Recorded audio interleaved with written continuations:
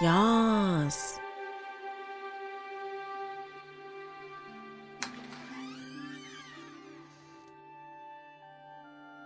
Welcome in. Good Sunday evening, or at least here it's Sunday evening. Where you are, it might be different.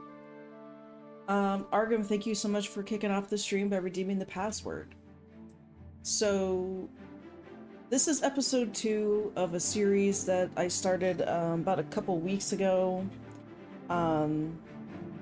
The idea was to hold it once a week, but November and December tend to be some of my flakiest months because it's a holiday season or, traveling that I need to do, and just schedules get all out of whack. Like, Thanksgiving Day, family didn't leave until like 1 a.m. And I'm the kind of person where I need to have alone time for a certain amount of time at the end of the day where it's uninterrupted. I'm not interacting with anybody, kind of time. So people leave at 1 a.m., but I need like 2 hours of me being awake and feeling alone. I say feeling alone because obviously my husband is here. But he's like the person that I can be alone with, if that makes sense. So I have to have that alone time. And so then it started off this whole cascade of being awake until 3 or 4 a.m. and that, I'm working on it. So I'm just happy that we're having a stream this week.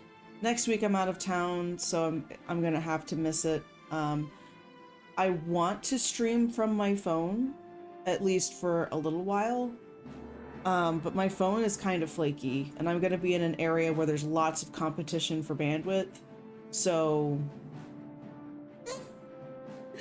I'll be lucky if I'm able to be in Discord and interact that way. So next week, there's not going to be a lot of streams. So this is the final week, at least until 2 weeks from now, of regularly scheduled streams. So anyway, that's just kind of a quick update. But this is a live stream where we talk about Guild Wars lore. So usually it's on Sundays at 2 p.m. Central Standard Time. I do a brief smattering of preparation, but most of this lore stuff is delved into on stream. This allows people who are here live to participate a little bit more rather than, here is my book report on the lore of Guild Wars, and I will just read this prepared sheet for the next 30 minutes to an hour. And I'm not super structured, and it's kind of fun to go on a journey and just see where things take you. Episode 1, we covered the early origins of Tyria. We talked about the old gods and the land that was formed and a little bit of the drama between the old gods. Later on, I think later that day or the next day, I actually played more Guild Wars 1, and I fleshed out that page more. So I also made a separate page for, basically I have a bunch of Google Docs, and as I find interesting things, I make notes of them in the doc. And these are notes that I'm getting from the wiki, that I'm getting from the original manuscripts, stuff that I come across in game. I actually have a document that's listing all of the people in Old Ascalon pre-searing, and I started cross-linking them on the wiki and making notes of which area of the map are they found in, and do they survive the searing, and what are they doing after the searing? Do they have a Wikipedia entry? So all of these things can give you certain contextual clues, and that's what I like to do in lore delving. rather than kind of taking something at face value. When I first played through Guild Wars 2, I mean, I played Guild Wars like many, many years ago. When I first played through Guild Wars 2, I was just going through the storyline and kind of understanding what was going on, but for the most part feeling lost. And I really wanted to start this series to get a better understanding for the races that are in it, the land that it is, because I believe that these developers and these writers have taken the time to put forth a very rich environment that has a story to tell. And so I feel that it's worth the time to make note of who you find and where you find them, and read the books and the manuscripts and like all of the printed materials and things that have come out, and see kind of where the pattern takes you. So that's what I'm interested in. So today's lore dive is all about the land of Tyria specifically. So there's going to be some then versus now comparison. Once we've chatted about the map itself enough, then we're going to probably switch into actually playing Guild Wars 1 and probably also Guild Wars 2, but we're going to explore and look at the maps and see what it's like on foot. Obviously, I'm not going to be able to explore every single map in Guild Wars 1 and Guild Wars 2 in the span of one stream. I could try, but that's a lot. So these live streams are more about, let's pick some interesting topics, or let's notice some things, or just see what we notice as we look at these maps and whatever. And then if you want to go explore and learn more about it and do your own investigations, of course, I invite you to do that. I have a special secret Guild Wars lore channel in the Discord that I created in the Speakeasy. So I'm going to link that Discord if you want to be part of the conversation for Guild Wars lore in the Discord. You can join us there. I share links to my Google Docs, or all these notes that you'll be seeing shortly. So if you want to be able to review the notes that I made, and then discuss something that you learned or something that you discovered, I'd love to hear it, because I want to know everything I can about lore. So, maps. Let's talk about maps. The first thing I have pulled up is the list of maps in the Guild Wars 1 wiki, but then there's also a Guild Wars 2 wiki, and there's maps in both. So we're going to look at some of the maps from Guild Wars 1, and then we're going to look at some of the maps in Guild Wars 2, and then there's also a link I have that will show you an overlay of old map on top of new map. So this is the wiki right here. And so we've got the underworld, we've got this Fissure of Woe. It's been so long since I played Guild Wars 1 that a lot of this I've forgotten. I have a character that's actually about ready to go into the post-searing world, so we'll be able to explore a little bit of post-searing, a little bit of pre-searing, and I think for sake of time, we'll just explore a little bit of Ascalon that's featured in Guild Wars 2. But we're going to look at all of the overall maps of each. So here we've got Ice Wastes, the Labyrinth, Forgotten Vale, Hall of Judgment, Twin Serpent Mountains, Bone Pits. So I'm really interested to learn about why these things are have these names. It might be mentioned in or referenced in the manuscripts. But I think for today's discussion, the Land of Tyria will probably carry over into maybe another episode, where it's talking about the history of the regions. And what I mean by that is right now we're just looking at, here's the maps that we have available that tell us about all the different areas of Tyria. And then the follow-up or the next live stream that we do might talk about some of the important historical events and the areas that they took place in and how they changed the landscape. And there's lots of little one-offs and things that we'll get to over time, but we're taking this from like a big picture perspective and then gradually zooming in that scope to get finer and finer details. I didn't do much dungeoning, so those maps are pretty mysterious to you. Gotcha. So the other thing that I'm going to do that I find super helpful, I like to use the snipping tool. So I'm just going to get zoomed in enough like this right here. And then we're going to use snip and sketch. I'm going to make a new snip just like this. Boop. And now we have this, and I'm going to paste that into here. Just like so. Bada bing, bada boom. Now, what did they call this? The underworld, right? So this is the underworld. And I don't think I'm going to do this for like every single map, but ones like this where there's several different locations, that's going to tell me something. I'm wondering if these exclamation points are actually like, for example, the Nightman Cometh or Servants of Grenth. I wonder if those are actually names of quests and we pick up those quests by going there. Whereas the white text is, this is a location and these are quests you can pick up within those locations. But things like the Bone Pits or the Forgotten Vale, I'm pretty sure that some of these things are present in Guild Wars 2. It's just their location might have shifted a little bit.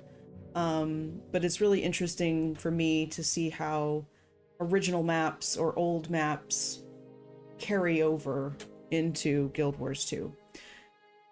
So what we learned about the underworld from the previous episode, the rift is where the serpents came from, under the category the underworld, came before anything existed, and there was only one thing in the universe, which is the mists. In the middle of the mists, there's a spot where time moves neither forward nor back. It's a tear in the fabric of the cosmos. And so that is what is the underworld. As the commander, you go, I should throw this out there just in case. There's going to be spoilers, okay? There's stuff that I'm going to get spoiled on as I talk about these things. So if you're concerned about spoilers and you're new to Guild Wars and you just want to like kind of figure stuff out on your own, please feel free. I'm not going to try to do a spoiler-free Guild Wars lore thing because it's hard for me to distinguish what is a spoiler and what isn't. So just take that with a big grain of salt. There's going to be lots of spoilers going forward from here.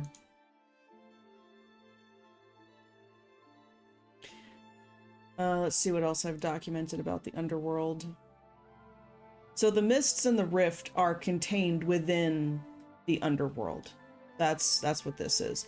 And then this is a map of the underworld. So there's Twin Serpent Mountains, spawning pools, chaos plains, bone pits, ice wastes, a lot of stuff. I think what I remember is they were talking about the Vale in Guild Wars 2. I don't think they called it the Forgotten Vale, but they might have just called it the Vale. Anyway, so that's interesting. There's this Fissure of Woe.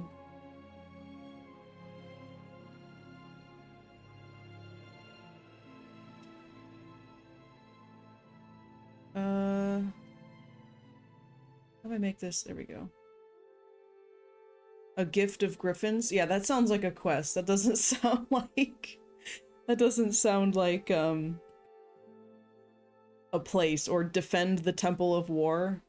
Not a place, that's gotta be... Then we got a burning forest over here. This also feels important, so I'm going to take a snip of this. And I'm going to arrange this not in order as the wiki presents it, but in an order that seems to make sense to me. So, for example, this right here. I'm going to put this under the underworld, because the underworld feels like one of those primary things. And then I can always rearrange it later if I need to. There's the Fissure of Woe. Lake of Fire.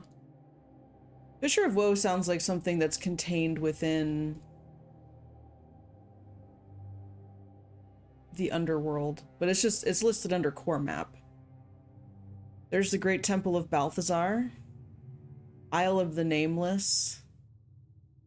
Zaishen Challenge. Zaishen, that sounds really familiar. There might be a Guild Wars 2 raid that takes place in the Underworld, but I'm not sure since I've not done it. Underworld was Grenth's domain, and Fissure of Woe was Balthazar's. Oh. And both are accessed from the Temple of Ages. I need to zoom out a little bit. See, this feels important because it has the Temple of Balthazar. So we're going to also snip this. Whoa, hello. It'd be so funny if I actually ended up snipping everything. I'm not going to snip every map. Oh, this seems important. No, that seems important. It all seems so important. We're going to put this above the underworld. That. Files.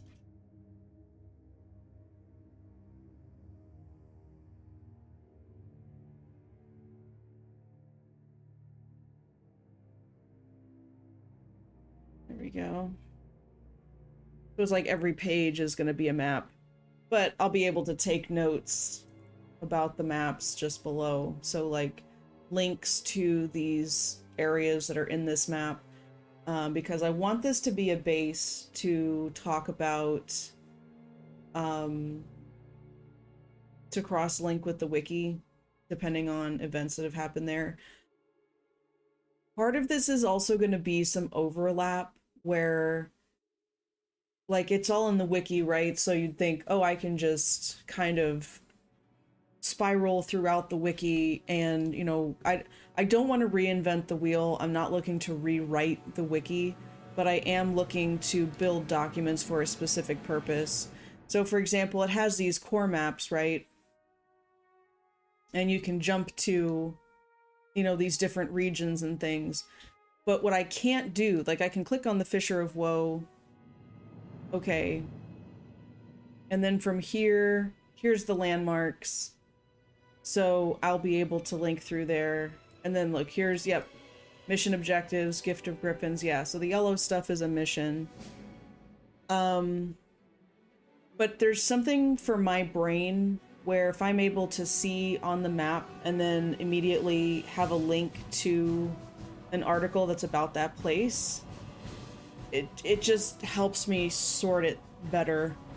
And then I feel like it also helps me remember it when I'm writing it down, even if it's already written down. So it's like, you know, by paraphrasing things or writing something in shorthand.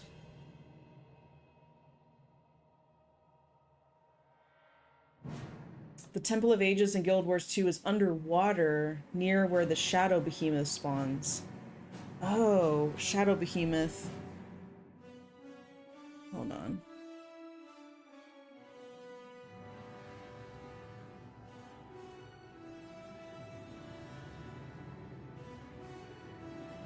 Have I fought the Shadow Behemoth? Yeah, okay, that's what I thought. Yes, I was right. That's interesting. So then it makes sense why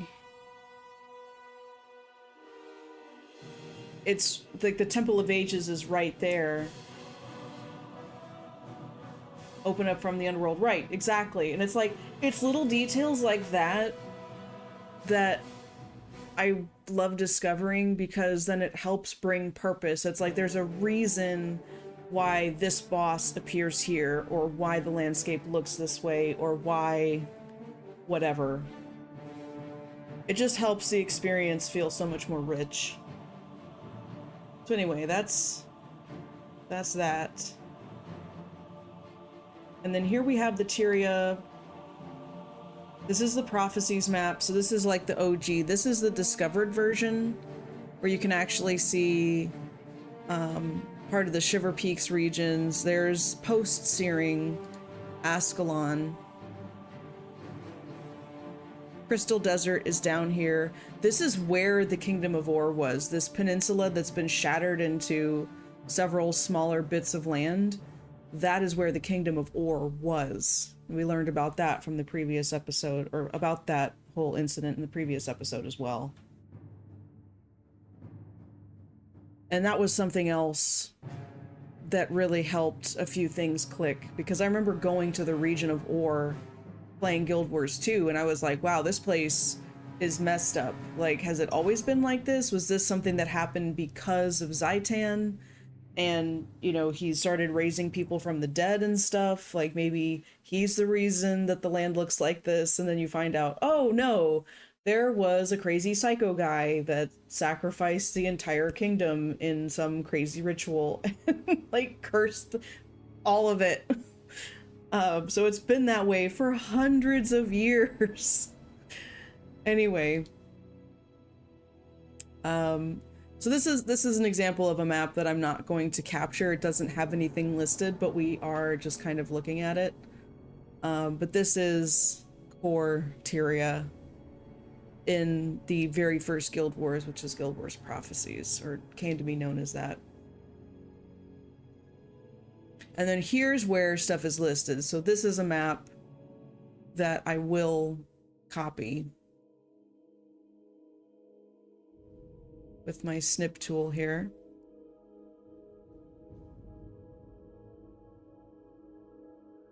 Amnoon Oasis, city of Amnoon. It's probably a city that looks like a marker for a city, but it would be so cool, right? To go to the Amnoon Oasis and see what Amnoon looked like hundreds of years before it became the city of Amnoon as we see it in Guild Wars 2. So that's something I'm going to look forward to in the future.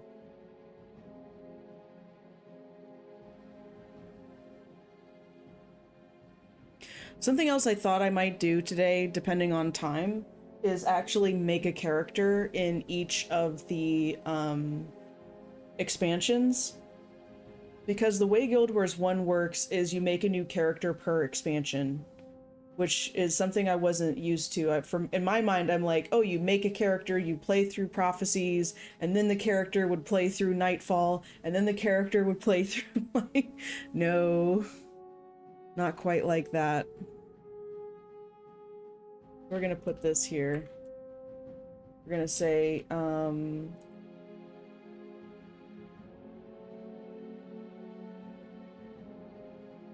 gonna say Tyria from Prophecies, because that's the game it's from. Oh, hi, Danfral. I can use a Prophecies character anywhere. Oh, that's so good. Because I was like, oh, that's so weird. Why wouldn't you be able to do that? It's interesting there's no Balthazar influence in God's Lost Swamp, since there's also a shrine to get to the Fisher of Woe there. Makes me wonder if it's because Balthazar was imprisoned in the mists and Anet had that in unreleased lore since the beginning of Guild Wars 2. Yeah, like that's something else that'll be really interesting to discover, because something else that we're going to do throughout this series is we're going to take, like I said, we're kind of coming from big picture and gradually narrowing in. So in the first episode, we kind of talked about all of the old gods and we got an idea, like a first brush look at what each of them were about. And then what I want to do next is, over time, it's like, okay, we're going to spotlight Balthazar, we're going to spotlight Cormyr, we're going to spotlight like all the different gods and kind of track them throughout history here's where they're first mentioned and the major points at which they are involved in the story, or where they're mentioned in the lore as this happening or that happening, and then up to current day. The only thing you can't do is Nightfall faction back to early prophecies. Okay. But like something I could do if I just wanted to peek at Nightfall and factions is make a character starting there just to like kind of get my boots on the ground and be like, oh, what's going on? Like, I'm not going to be able to explore very far, but I am curious to see where does it start you. I would assume that it's all starting you in post-Searing Ascalon. It's just that your direction of focus might be a little different, or like where you're going, the series of events that you follow is slightly different, but I don't know. So anyway, here is the original, and the other thing that really astounded me just from reading the first manuscript, there is so much lore stuffed into that first manuscript, which is also linked in that first document from the previous episode, is how many areas they talk about. I mean, Schiffer Peak Mountains and Crystal Desert and Maguma Jungle and Kryta, like it's all here. Lion's Arch is here. Like that just blew my mind, because I hadn't played Guild Wars 1 since I think 2006, so it'd been a really long time, but the main thing I remembered was humans versus Char in Ascalon. That was it. The battle for Ascalon. It's all about Ascalon. I'd completely forgotten that they mentioned all these other areas, and I was really impressed by that. I was like, they really put a lot into the lore to be able to grow into other areas and explore things depending on what people leaned into and which areas they were interested in learning more about. At least that's what I imagine they were able to do with that. I don't know if that's what they actually did, but anyway. They have their own tutorial start areas within their regions. Okay, really good. So I think it'll be worth the time if we get to it today. So that's the prophecies map. And then here's Ascalon. So this is obviously post-Searing Ascalon. There's an overlay map that we're going to look at in a little bit where it's pre-Searing, I believe, and then Guild Wars 2. But we haven't looked at a map of post-Searing just yet. So there's Diessa Lowlands, the Nolani Academy. They talk about that in the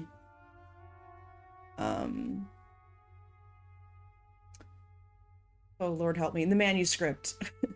Because they go to the Nolani Academy, they step through a thing in order to recover an artifact. Poor Ascalon, what a mess. I know. The Char really said, if we can't have it, nobody can have it. Like...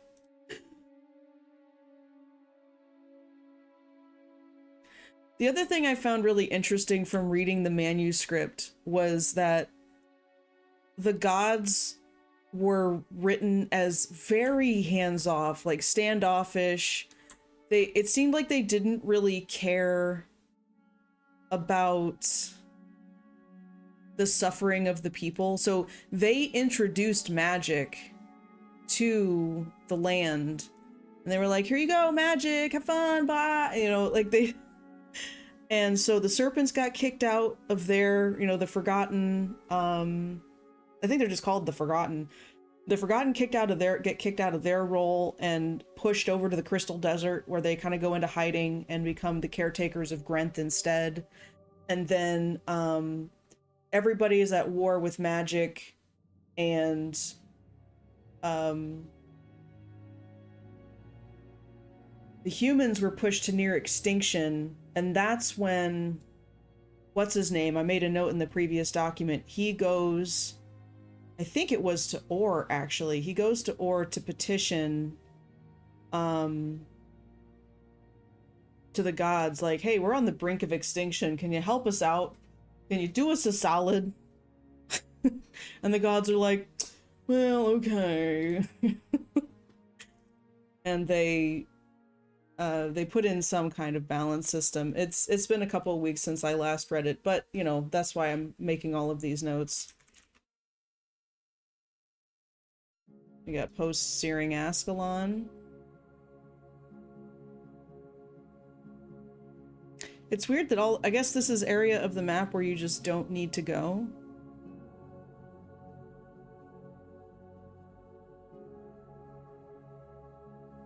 There's Fort Raynick, Regent Valley. Now the Sardillac Sanitarium, what I learned off stream as I was exploring everywhere and like writing down all the locations from or the people, well, the people and locations, like the people that you find, where you find them, and I was reading about the locations, and Sardillac Sanitarium is what the Abbey becomes.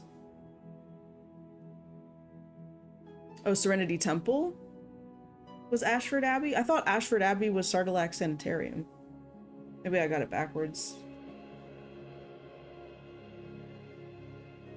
Oh, you meant what I said, okay. Searing is childhood trauma, I agree. Like, when I first started playing Guild Wars 2, I think the very first choice I saw for the different races you could pick was Char. And, like, I just wasn't expecting that, coming from a Guild Wars 1 background where I played it a lot for, like, 1.5 years, and Char were just, like, the enemy and these evil creatures that need to be obliterated from the face of the earth and whatever. And then I hop into Guild Wars 2 and was like, would you like to play as a Char? And I'm like, why not? And now I main a Char in Guild Wars 2. Oh, just Guild Wars things. And then we've got Northern Shiver Peaks.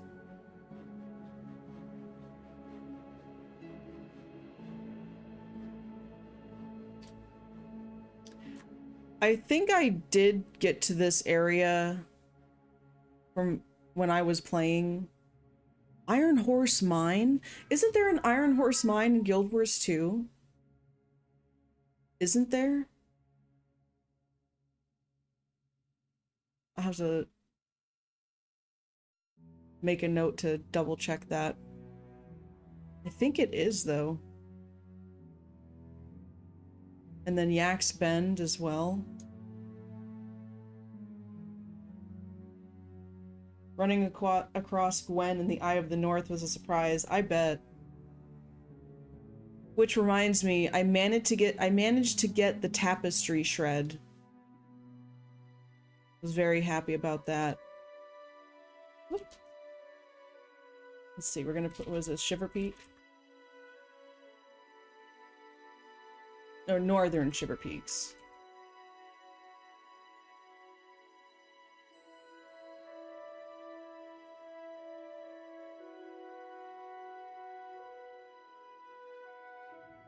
Now here...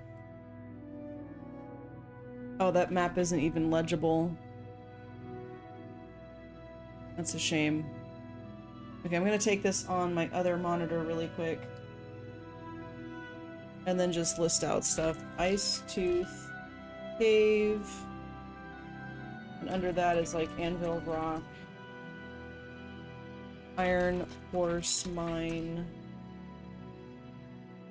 There's the Frost Gate, Boreless Pass, Deldramore, Bowl, Deacon's Perch, Griffin's Mouth, Shiver Peak Arena, Yak's Bend, Traveler's Vale. I almost read Yale. Traveler's Yale. Oh, and there's Ascalon on that farthest right thing. Right. Okay. So I wonder... I'm gonna try something. This might not work as well as I hope it will. Maybe I should use marker.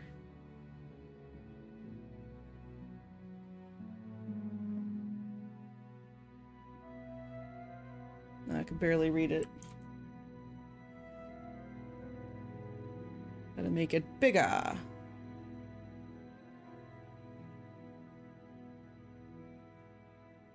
Ice Tooth. I love it. Thank you for the follow.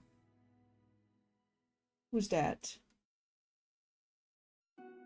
Danfrawl, appreciate you. There's Ice Tooth Cave. Can barely read that, but that's okay. Anvil. Rock. You like my mouse penmanship? Here we go, is a big one. Deldramore. Bowl.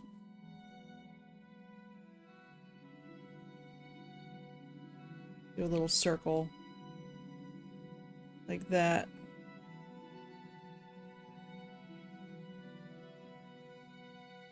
Iron. Force. Oh, that's really hard to read. Mine.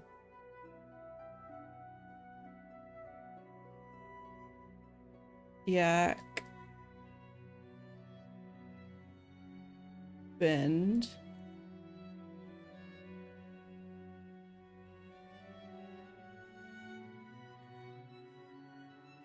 It has a little gold bauble, so that feels like especially important.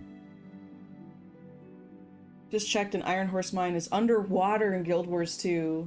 I'm thinking a lot of names in the Shiver Peaks change from Guild Wars 1 to the transformation of the dwarves and them going off to fight Primordus and the Norn moving in to settle. That would make a lot of sense.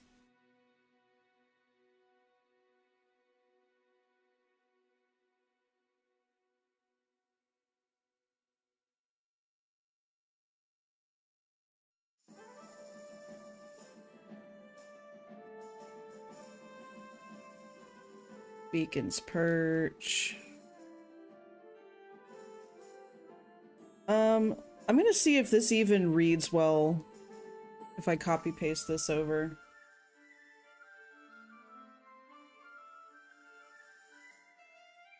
I'm good at writing with the mouse, thank you. Huh? Hey, that's not bad. It's a lot better than this other picture. I must say.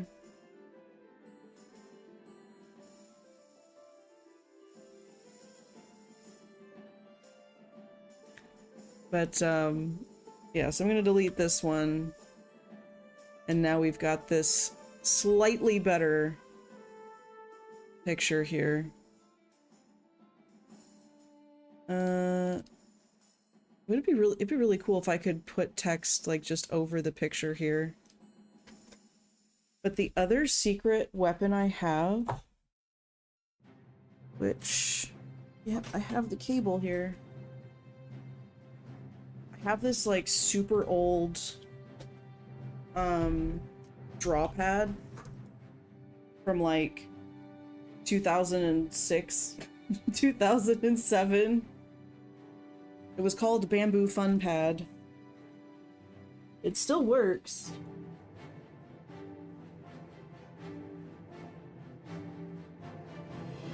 But this might be faster. Here we go, and I have the little pen.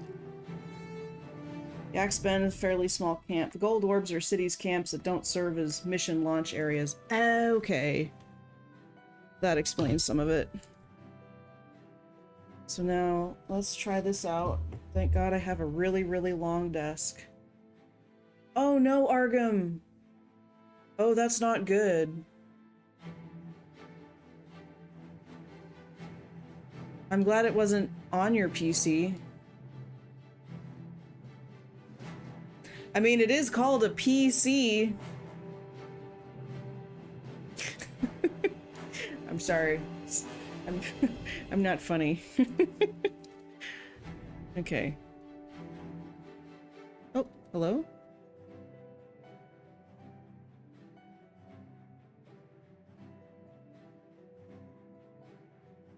Heck yeah! Let's go!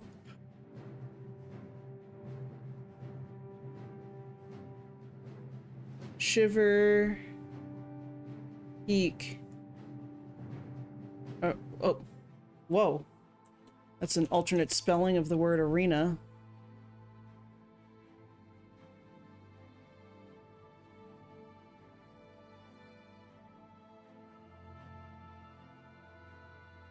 Not bad. And then we got Griffin's mouth down here.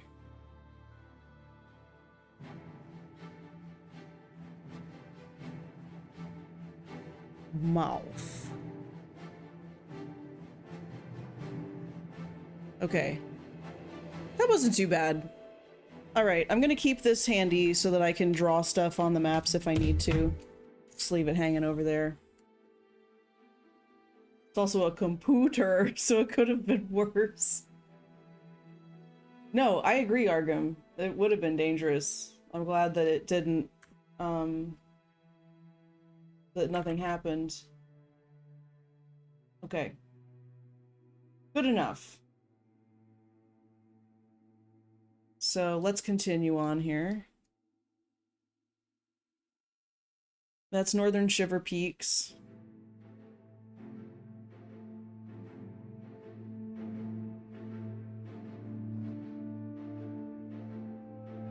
This is, oh, Kryta.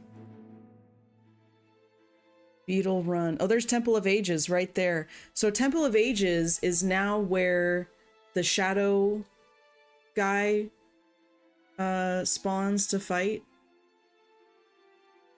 Twin Serpent Lakes, Riverside Province. There's Lion's Arch. There's an Asura Gate.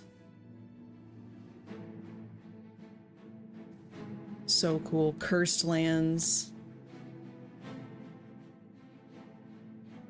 There's a hero point there? Oh, you mean in,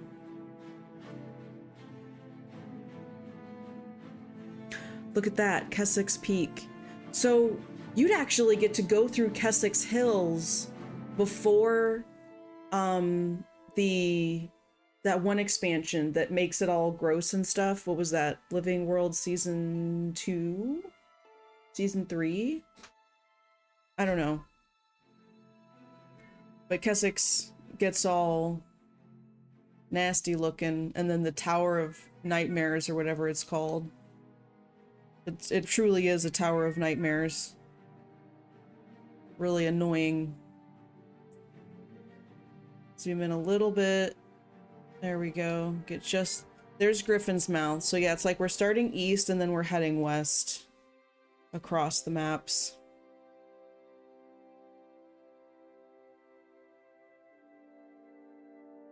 Just like that. Boop.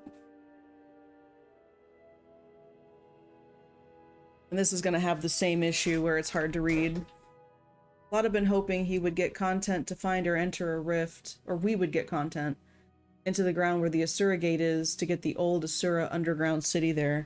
That would be really cool. Alright.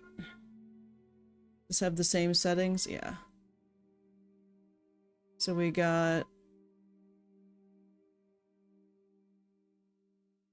Divinity Coast. Watchtower Coast. Beetle. Looks like it says Beetle Ton, not Beetle Run. I'm gonna say that's actually Beetleton. Giller's one, that's how you first get to the Eye of the North. In Beetleton. Oh! There's Nebo Terrace.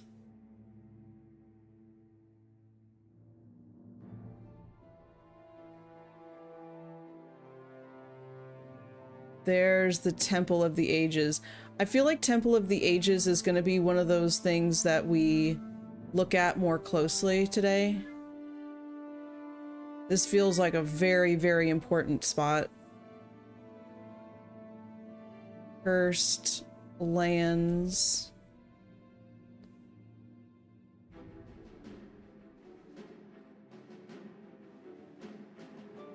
Bergen Hot Springs. We're just gonna put N, Kryta, province, Scoundrels Rise. That sounds so cool.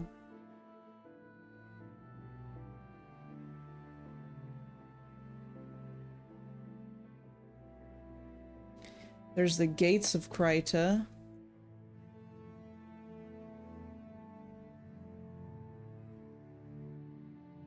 Lion's Arch is another really, really important one, obviously. I'm just gonna put LA. We all know. There's Lion's Gate.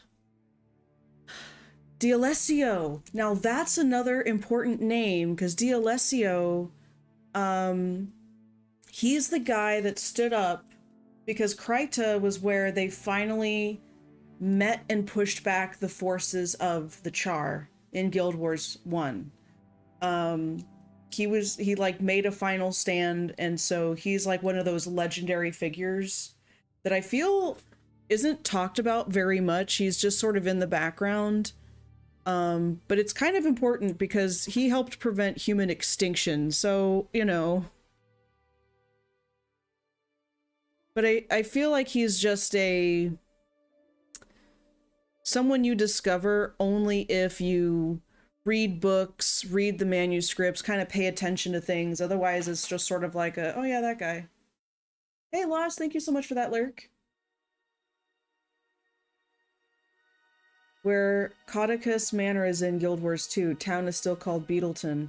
Oh, was that the manor that there's a dungeon that you go through?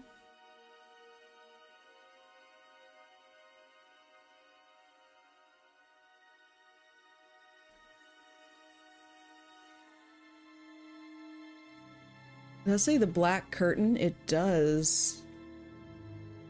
That's really ominous.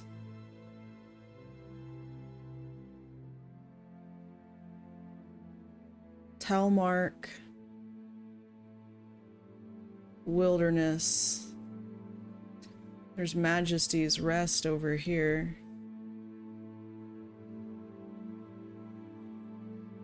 And then we got Tears of the Fallen.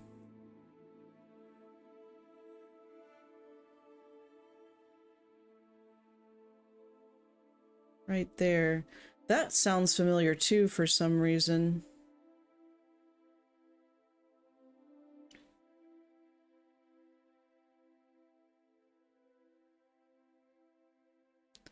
Fisherman's Haven.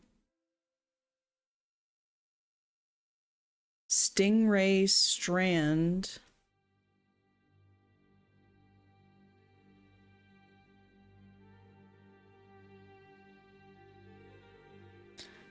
Sanctum K.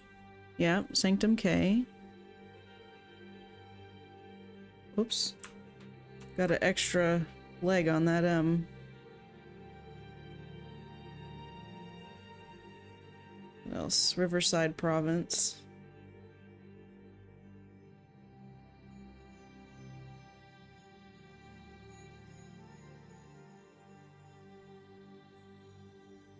Saul D'Alessio is the human that first encountered the Mersat. Interesting.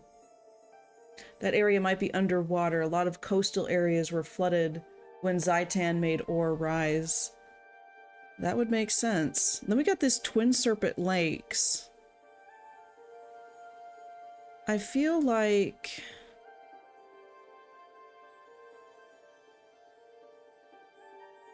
because in the was it the underworld?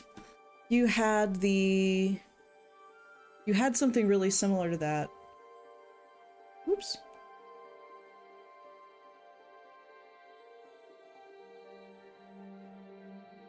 Twin Serpent Mountains.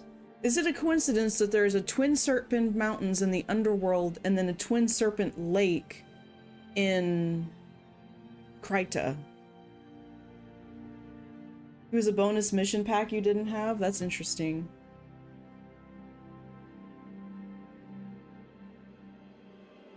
Alright, what is this place called? Kryta. Just Kryta.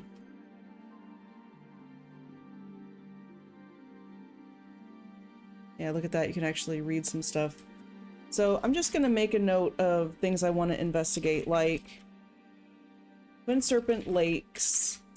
Of course, we have Lion's Arch. I also want to know about the Alessio Seaboard.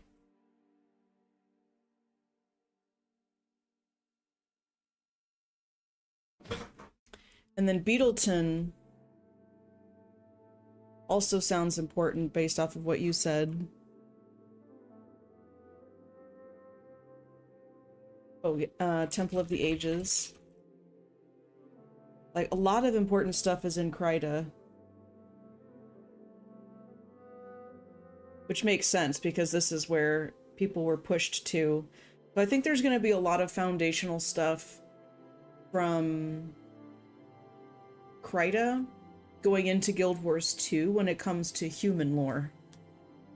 And then, same thing, Ascalon for Char lore.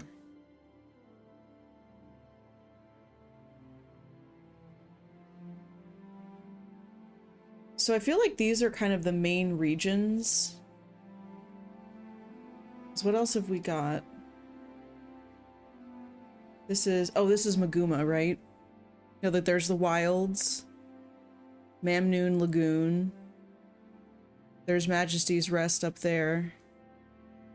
The Falls, Reed Bog, Maguma Strayed.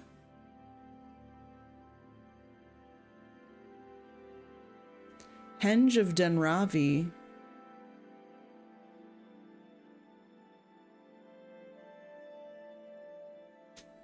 We're gonna go like this.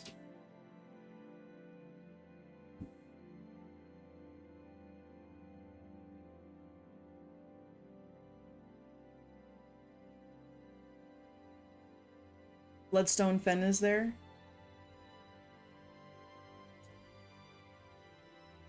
This is actually seems more legible than the other one was. But Sage Lands. Druid's Overlook.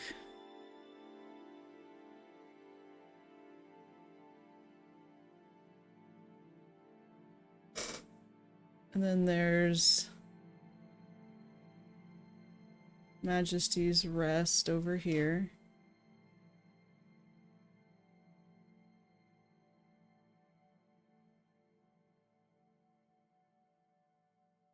Denravi. That sounds so familiar. Tangle Root.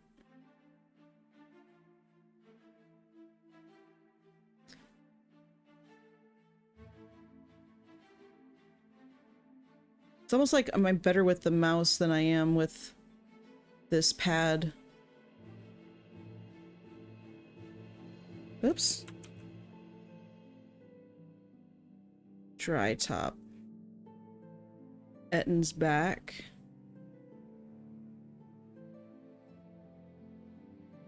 Aurora Glade.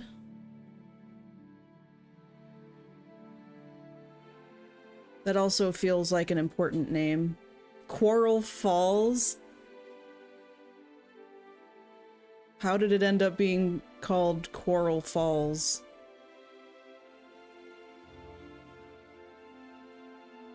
Whoops. We got Silverwood over here. Bloodstone Fen.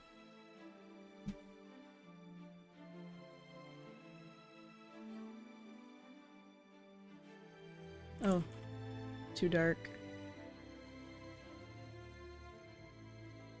Mamnoon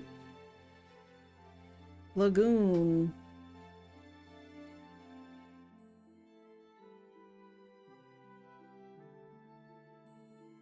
There's the wilds. Ventari's Refuge. That's also a familiar name.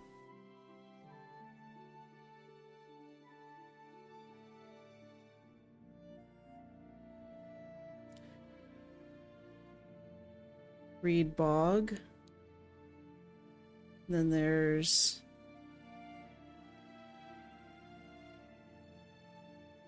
the falls.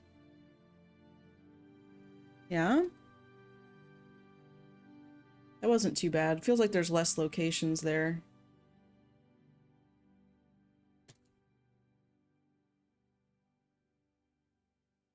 This is Maguma, right? Maguma. Maguma. So the areas that feel really interesting here are Aurora Glade, Henge of Denravi,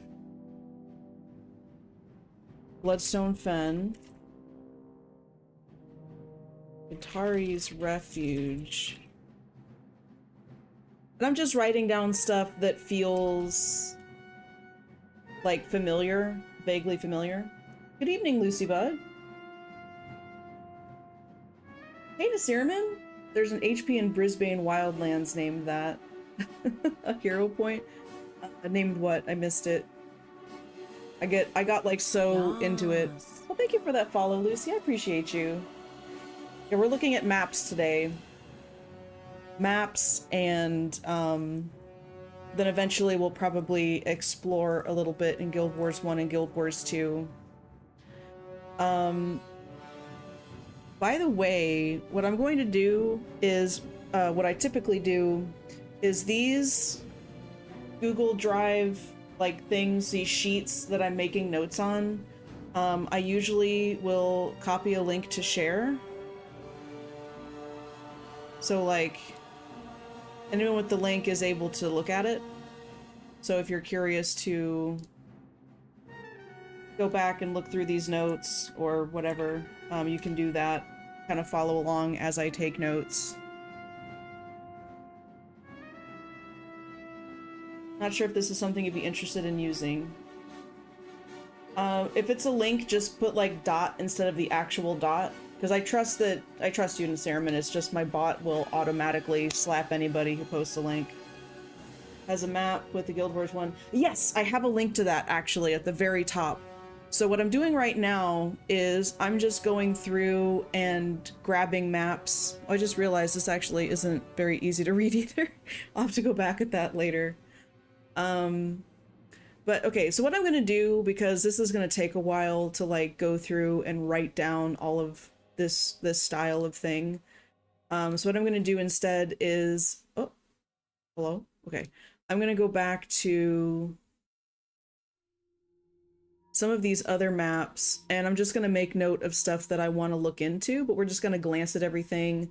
I'm just gonna do a really quick screen grab for a vague sense of reference, and then I'll go back later and make it look pretty.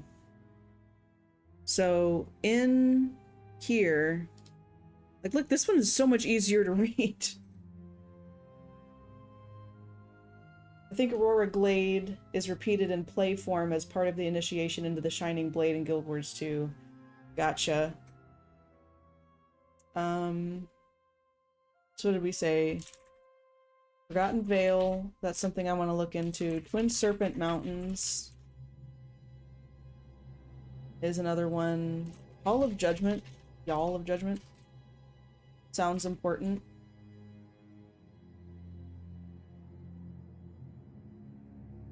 And then Temple of War also sounds important. Hello? Thank you.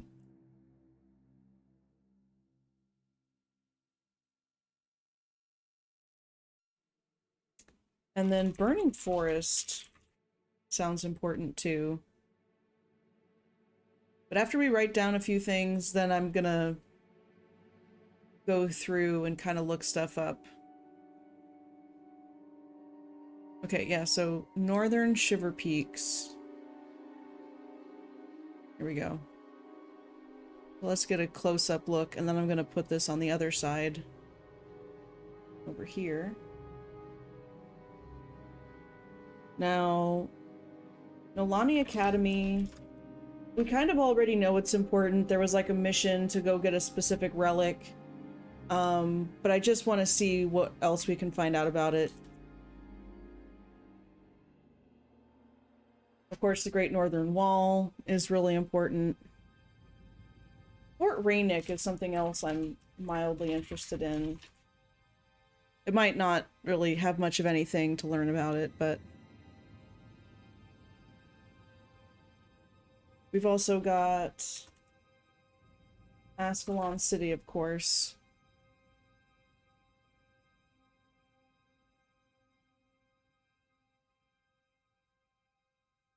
Yep, you can see the beginning of Yak's Bend up here.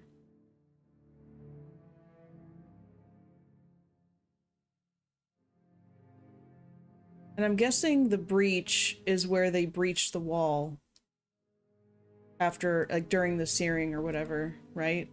It's like you can see where this wall is, and then there's the breach, and then here's more of the wall over here. And I think in Guild Wars 2, you can still see, yeah, whoops, come back. There it is. Is this not the Great Northern Wall in Guild Wars 2? Or maybe it was something like that. So that's why I'm interested in looking up the Great Northern Wall, because it occurred to me this might be the remnants of that wall. And they either just didn't bother to turn it down, or it is? Avadag, may I ask if in Guild Wars 2 there are some informations related to something called Arachnia? Arachnia. Well, you want to know if it's in Guild Wars 2? Well, let's find out.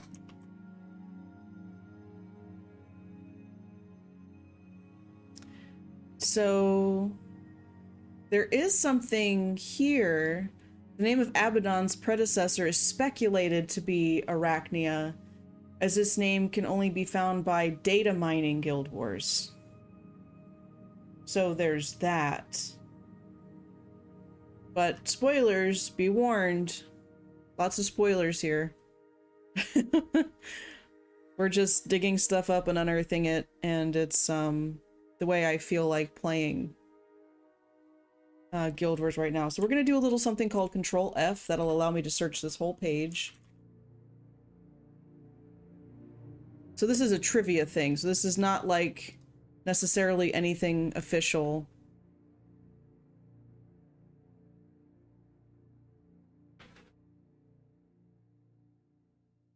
Flatly contradicted. For this reason, existence of Arachnia should be considered non-canon until confirmed by canon sources.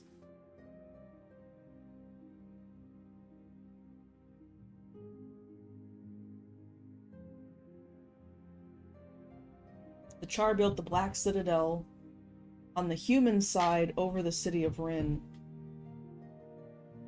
Yeah, it's always so challenging to pick a topic for a lore dive because there's so many interconnecting pieces.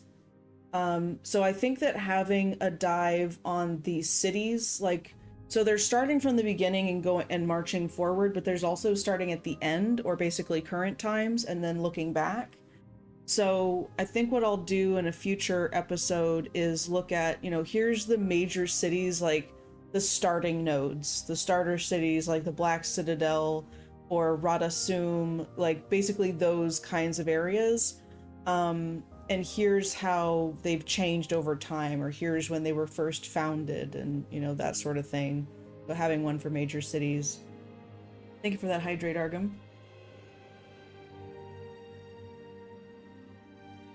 I think I went to ad break before I found this information about Avadag, so I'm just gonna leave this up. Oh, is ad break over? Can everybody hear me now? I hope so.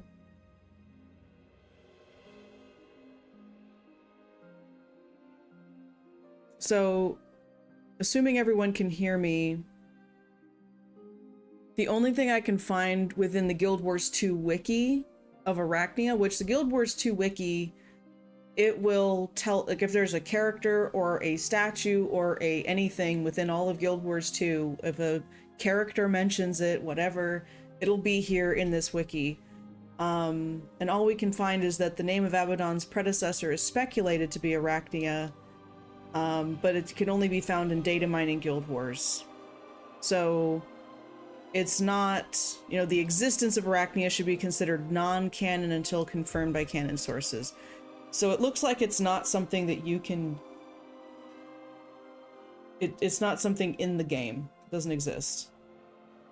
Let's see, if I click on Arachnia,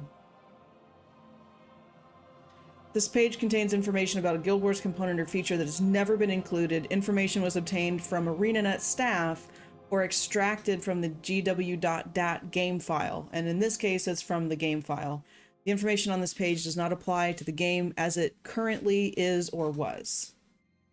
So according to the .dat file, Arachnia is the name of a now dead spider god said to be older than Abaddon and the other 5 true gods themselves.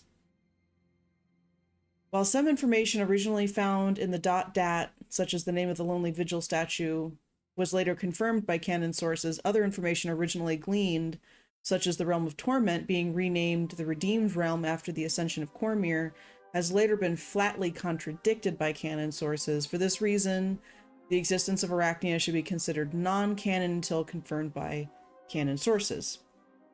Now we also have, though, Arachnia Plateau. And this, by the way, this is from the Guild Wars official. This is Guild Wars 1. So I'm frequently switching between Guild Wars 1 and Guild Wars 2 wiki. So if you're not sure which one I'm on, look in the upper left corner and you'll see which emblem. So this is 1. And then if I get out of this map, this is Guild Wars 2. Sadly, I hope these extensions released after I left Guild Wars 2 or devs could contain infos about it.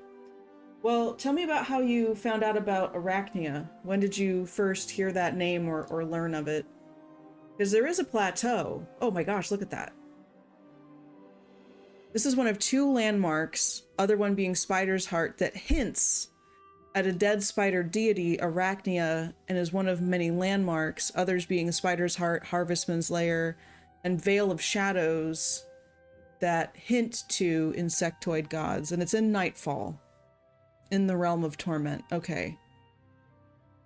A field of soft, leathery soil, broken up into rolling plates like the palm of one's hand, or the underbelly of a spider, gives only slightly when you walk on it and makes a soft sighing noise.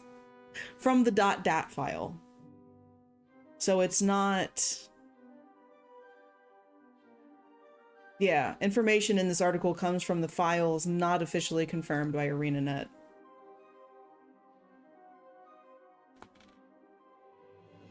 They haven't gone back to it, but who knows what might happen. Yeah, you never know. They've left so many dead ends. And this is the other part about the lore that I'm really interested in. So like, number 1, my mission is to have more context for all of the story arcs that you experience throughout the expansions of Guild Wars, all of them. Guild Wars 1, Guild Wars 2, like all the different things, because I just remember feeling so confused and forgetting who was who and what the stakes were and like the land that we were in and what anything meant. Like I felt kind of lost. I was barely holding on to the storyline as it progressed as I was playing through the expansion. So number 1, I want more context to feel more connection to the story. But number 2, I think it's really cool to understand storytelling through the environment and what the game presents you and what you can observe, like where people are, what the names are, like when you encounter them and where, and like all this other stuff, how things change over time, because that can tell a more subtle story if you're paying attention to it. It's not essential, but it's this enrichment of the overall experience. And thirdly, for things that are left like a dangling participle, for example, this Arachnia situation, this is something that I want to have an entirely separate document for. I'm going to have lots of Google Docs. I'm going to just be drowning in them. But I'm going to have one that is for those unfinished things, those things that were left as like a loose thread. We may never wrap back around to it, but it would be so cool if in an expansion something is referenced or something is explored, and to be able to say like, oh my gosh, that's one of those things that we read about as we were going through the lore dives, and here it is. Like, oh my gosh. Or maybe they hint at something in an upcoming expansion, and to feel more in the know of like, oh my gosh, could they be talking about this other thing?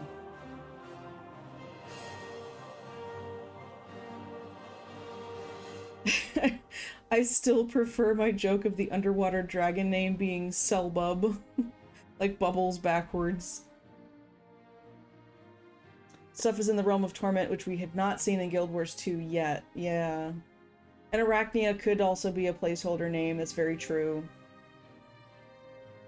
There's a random talk about people talking about a god that shouldn't be named. When Googling it, I discovered Arachnia's existence. Oh. That sounds like an Indemnatio Memoriae situation.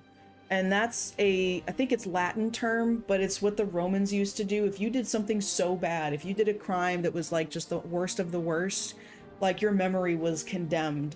Any proof of your existence was erased from the records. Your birth, your death, you weren't given a marked grave, or really, I don't think you were given any grave.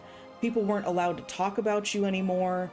Like, the memory of you was damned, quite literally. So that's sort of what this sounds like from that talk you mentioned. So that would be really cool if they did eventually circle back around to it, and it's like the old god that could not be named has come back to power, right? They've been reinvigorated from the earth.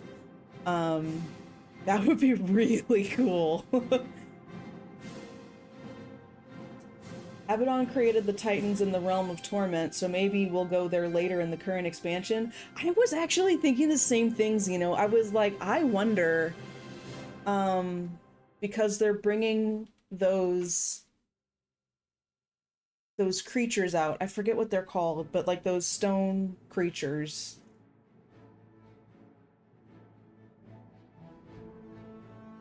Came across something along the lines of a community meme. Squats. 40k dwarves were called squats. Titans. Thank you, Zeno. The Titans. So now that the Titans are back, that feels like a really old thing. So anyway, okay. So, that was really cool. I'm glad we know about this, because that's one of those things I want to make a note of. Go to my... Alright, here we go. The dead ends of Guild Wars lore.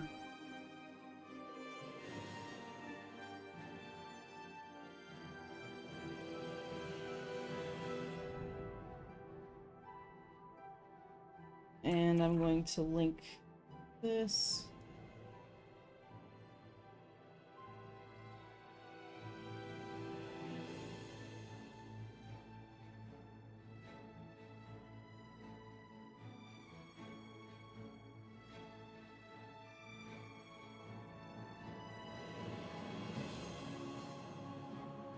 Okay. The only other thing I have listed in the dead ends, because I haven't spent a lot of time putting it together yet, is the Grand Patriarch Movil. And it's like, he's not an NPC that you can actually meet or interact with. He's just quickly mentioned that the calendar system of Guild Wars is named after him. But that's it. Like, he's just a breath in the wind.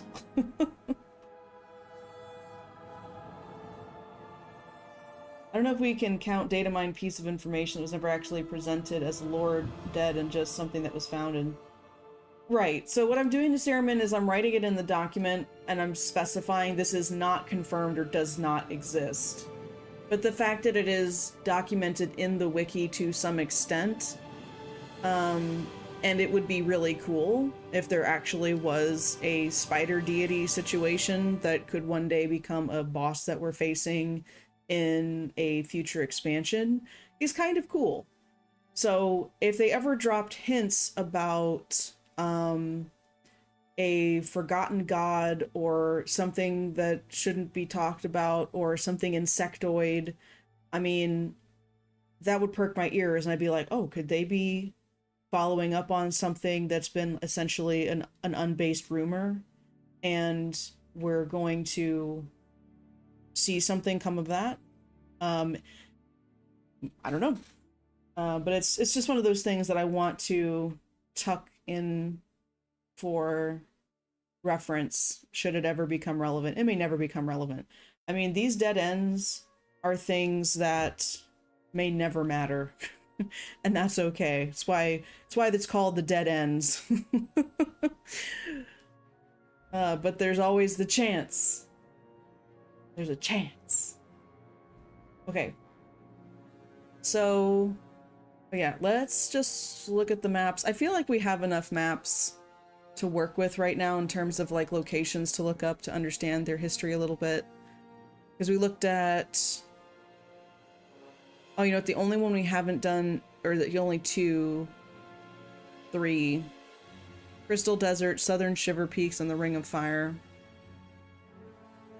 And then there's unlabeled maps. Oh, you know something else? Oh, here's pre-searing maps. So this is kind of helpful.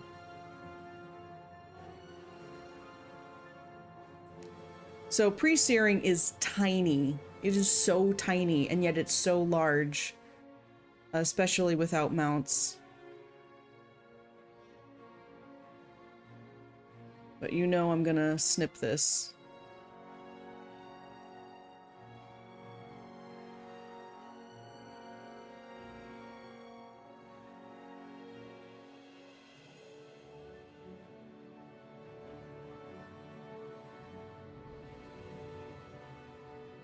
So, some things that I find interesting about pre-searing, like the Barradin Estate,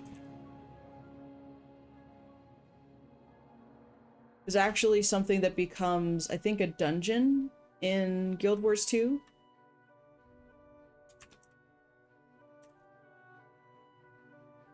Wizard's Folly is also interesting to me. And so are the catacombs, actually. See, the catacombs are really stick out to me for some reason because there are 3 entrances to the catacombs. One that spills out into Lakeside County, or Regent Valley, actually. Regent Valley.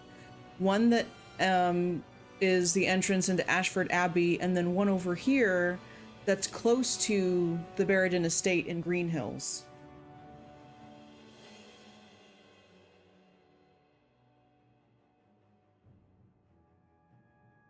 Something something E-Park the Spider Demon something something. Yes, that's true. I have not played Secrets of the Obscure, but one day I will. Wizard's Tower in Guild Wars 1 is pre-searing, maybe reappears. Yeah, I have read that as well when I was reading about Wizard's Folly. It's not a tower that you can actually get to, but I think it's something that you can see from when you're standing in a specific spot. But I think in post-searing you can't actually get to it.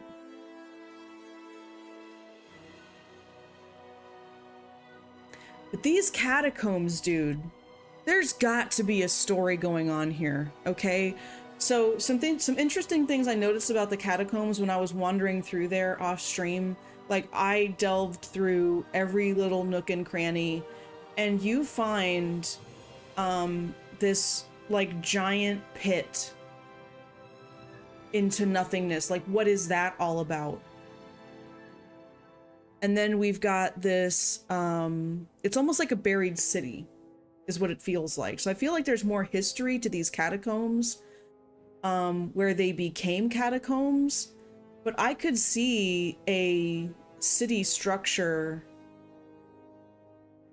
from this area. I mean, there's ruins under there, ruins that don't look like they were built as part of the catacombs. It's just things began to collapse, but it was sturdy enough that you could go in there and bury people. Yeah, exactly. The catacombs is so cool. And this area really intrigues me. It's like this huge area that is a graveyard. It's its own graveyard within the catacombs. That's why I'm saying it feels like something that used to be a city that got buried in some kind of landslide, or a volcano erupted, or whatever, but it's in pre-searing, so it wasn't caused or created by the searing. And I also don't know that you can still get into the catacombs post-searing. It's like the entrances to it get completely sealed, melted shut, but you find statues in here of Grenth. You find statues of Grenth. You find murals of, I believe, Melandru and that other chick whose name I can't remember off the top of my head. That's why I have this. I think Dwayna. Balthazar is also in there. Who I didn't find, though, is Lissa. I did not find Lissa anywhere in the catacombs. Not a statue and not a mural. Or maybe... was Balthazar in there? Maybe not Balthazar. No, wait, yes! Balthazar was in there. He was in one spot. Did you check Wiki to make sure you saw everything in it? Oh, yeah, no. So, I feel like there's stuff that we're going to reference as we go forward. So this is stuff that I learned from episode 1 of going through Guild Wars lore, and everything we talked about was based from the first manuscript. And the focus of the first episode was just the creation of Tyria, like the old gods, how the humans came to be, and all the other creatures that walk Tyria and stuff like that. So that's why at the very top, you know, important elements to the creation of Tyria. And it includes some maps. And I thought that it would be cool to have the follow-up, you know, the next episode talk about the lands of Tyria and like kind of where they are and then and now kind of stuff, and see if we notice specific areas that continue to be important between Guild Wars 1 and Guild Wars 2. But I have no doubt that we will learn more and more things about the regions. So this episode is like a broad brush. Here's a bunch of regions, here's some major points of interest, and then as we go forward and learn about prominent figures or groups of people like the Sunspears, for example, or races like the Char and the Sylvari, it'll be really cool to, because we're also going to learn more about the lands that they're from and more specific things. We're going to do dives on cultures and all that kind of stuff. So we'll zoom in that that lens as we go. But I love these catacombs. They are so fascinating, and they're just like this background of that's there, but no one talks much about it or says much about it. When you're even in Ashford Abbey, it's like, oh, go into the catacombs and do this thing. Like, it's just taken for granted almost. I haven't come across any NPCs or books or anything that talk about the catacombs or the origins of the catacombs. And it's just such an interesting map to me. Since you never did all of Guild Wars 1, I'm gonna hit so many lore bombs you'll recognize from Guild Wars 2. Yes, I am excited. I am ready. I can't wait. Alright, so here we go with this right here. Because we gotta save a picture of this.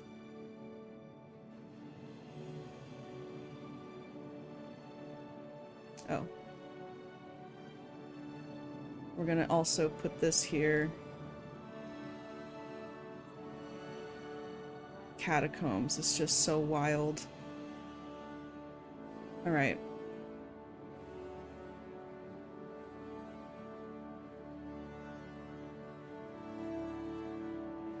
And Sorrow's Furnace sounds interesting. I don't know what that's about. That might be something that I follow up on later.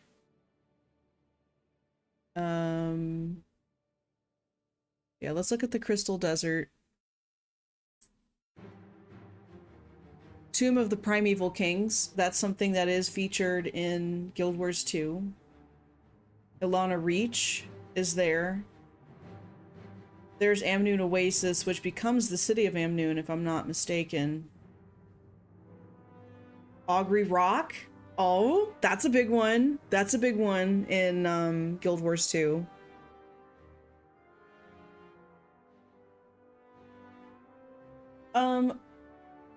I think that feel away stuff is in the bedroom, so if you want, you can crate him for a little while. Like, use the spray in his carrier. And that might help him calm down. I'm wondering if he had an accident because he just had to go, but he didn't. He couldn't get to his litter box. He's not a spring chicken anymore. Okay.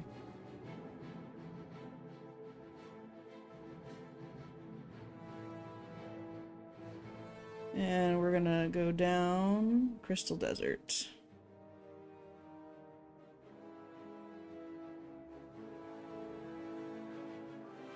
So obviously, the things I want to look up about the Crystal Desert: Augury Rock, big one, and the Amnoon Oasis. Whoa, Oasis. And the Tomb of the Primeval Kings.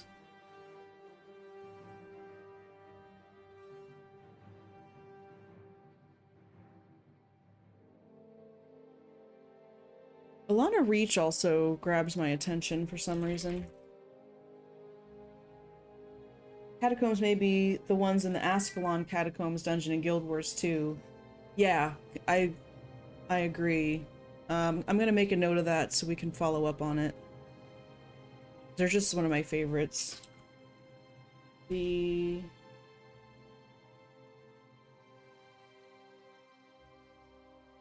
Oops.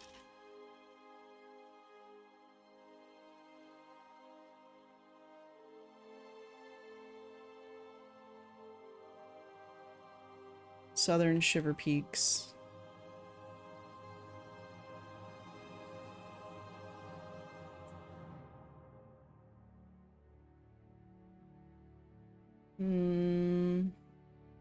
Hey, Thunderhead Keep. I know that name.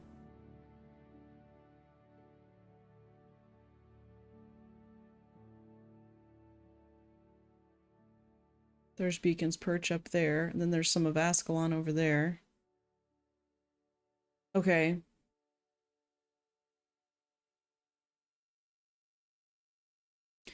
Iron Mines of Moladoon. That also feels significant for some reason. Oh, this map is like super tiny.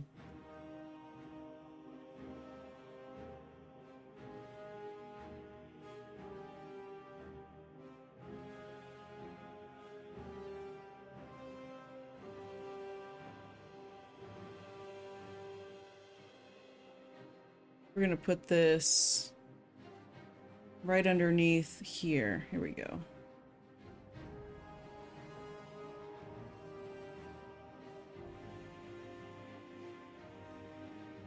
And then the regions I want to look into are... It's over here. Iron Mines of Moladoon.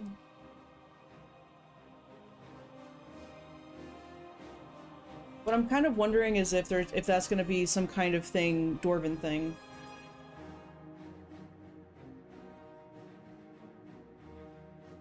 Alright, and then we got Thunderhead Keep. And that's good enough for this. And then finally, the Ring of Fire. Oh, look at that, Abaddon's Mouth.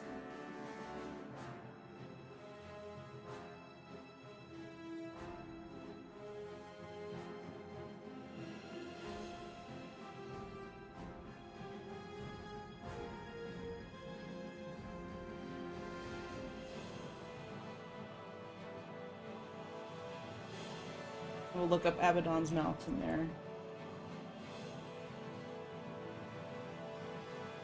Okay. So now we've looked up all these different regions, including the catacombs and some other bonus ones. There's even more. But like, look, Char Homelands, we'll save that for a future episode. We'll have other things in the future where we talk more in depth about specific regions. And then there's also, look at this, Kining City. I mean, that's Cantha. There's Cantha. Right there.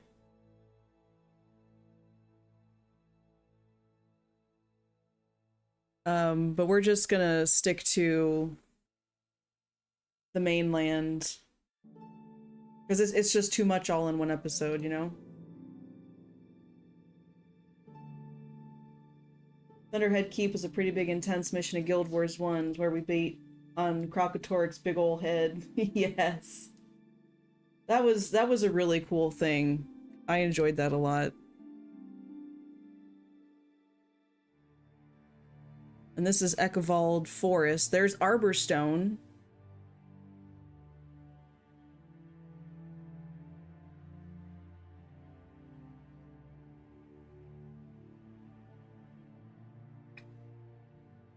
The Eternal Grove.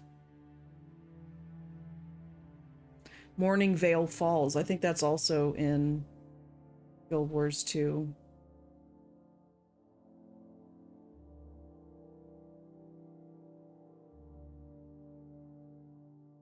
About half of Kining City was pretty much wiped out by the wave from Ore Rising. Oh, wow.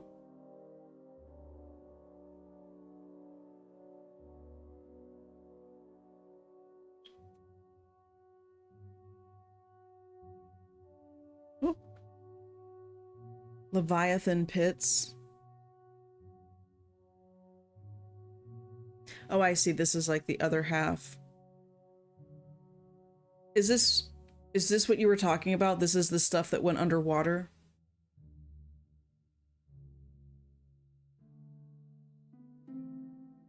Because it looks like it.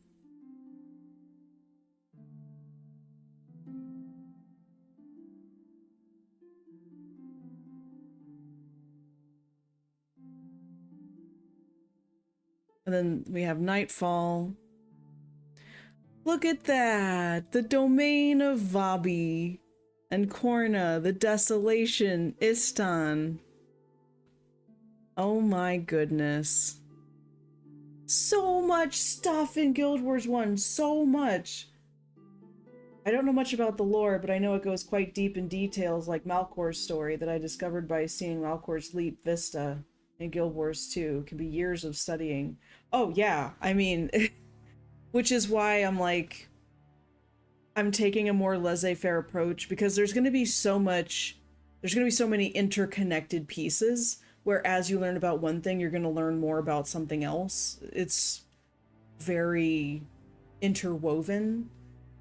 So I feel like for the depth that we can get to today is going to be,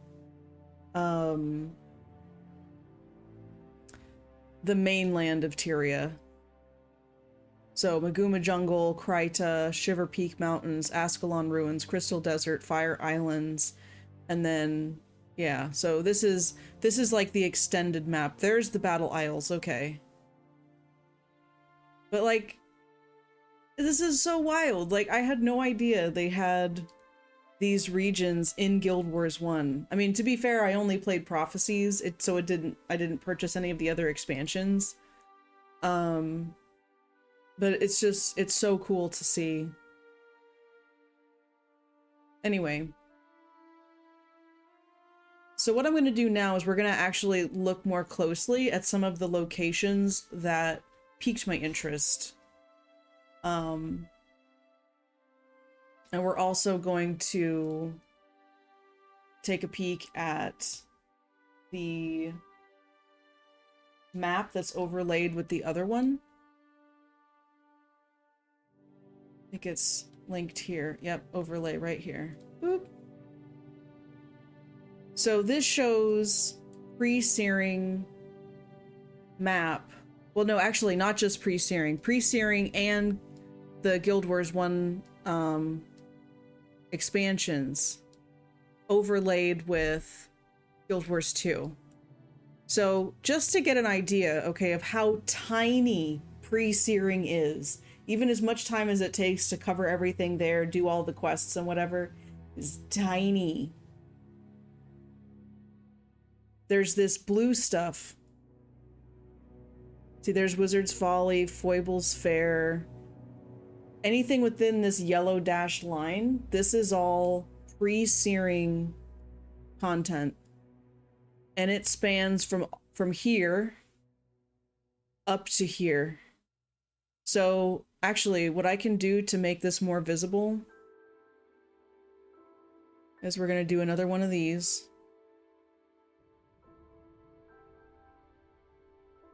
So you can get an idea for how small this really is.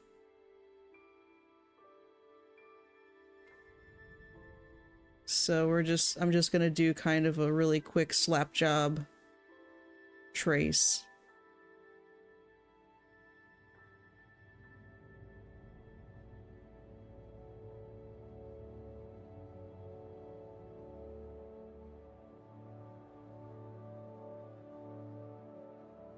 Oop.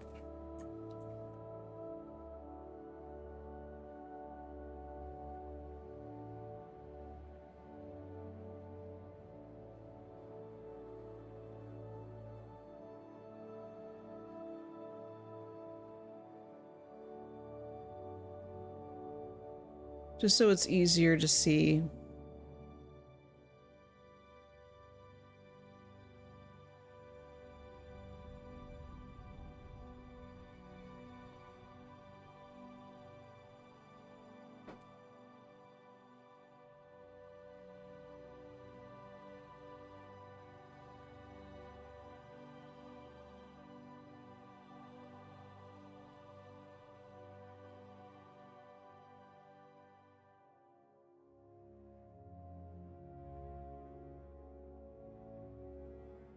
It comes down over this way too.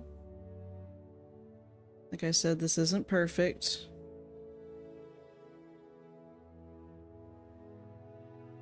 There, oop. Here's Fort Rainick.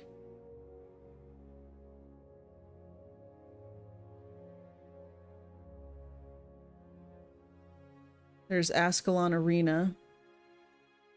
And, that's it. That is pre-searing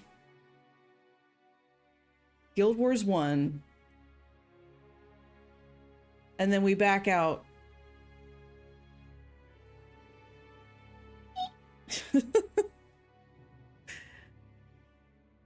It's just wild. It's just wild to me.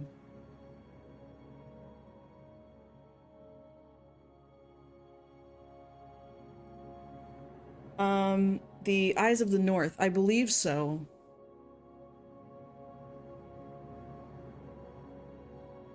The Flight North, Eye of the North. Yeah, right here. Right here.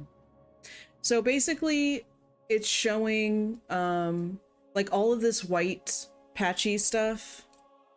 If you can see it very well. It's hard for me to tell sometimes how well you can see something on stream because of how it is, right? But, oh, I can't draw on this. But like here's a map of in Guild Wars 2, right? And then here we can see this is Verdant Cascades. And so there's a little bit of this map within this map. But then there's also some stuff in undiscovered territory that you can't get to in Guild Wars 2 that is in Guild Wars 1. Some characters have lived out close to 20 years in pre-searing. Wow. And if my guild had discovered a few players that are fond of lore, at some point they made a guild to talk freely about lore and a Discord to share stuff. Oh, very nice. Are they still doing that, um, or not as much anymore?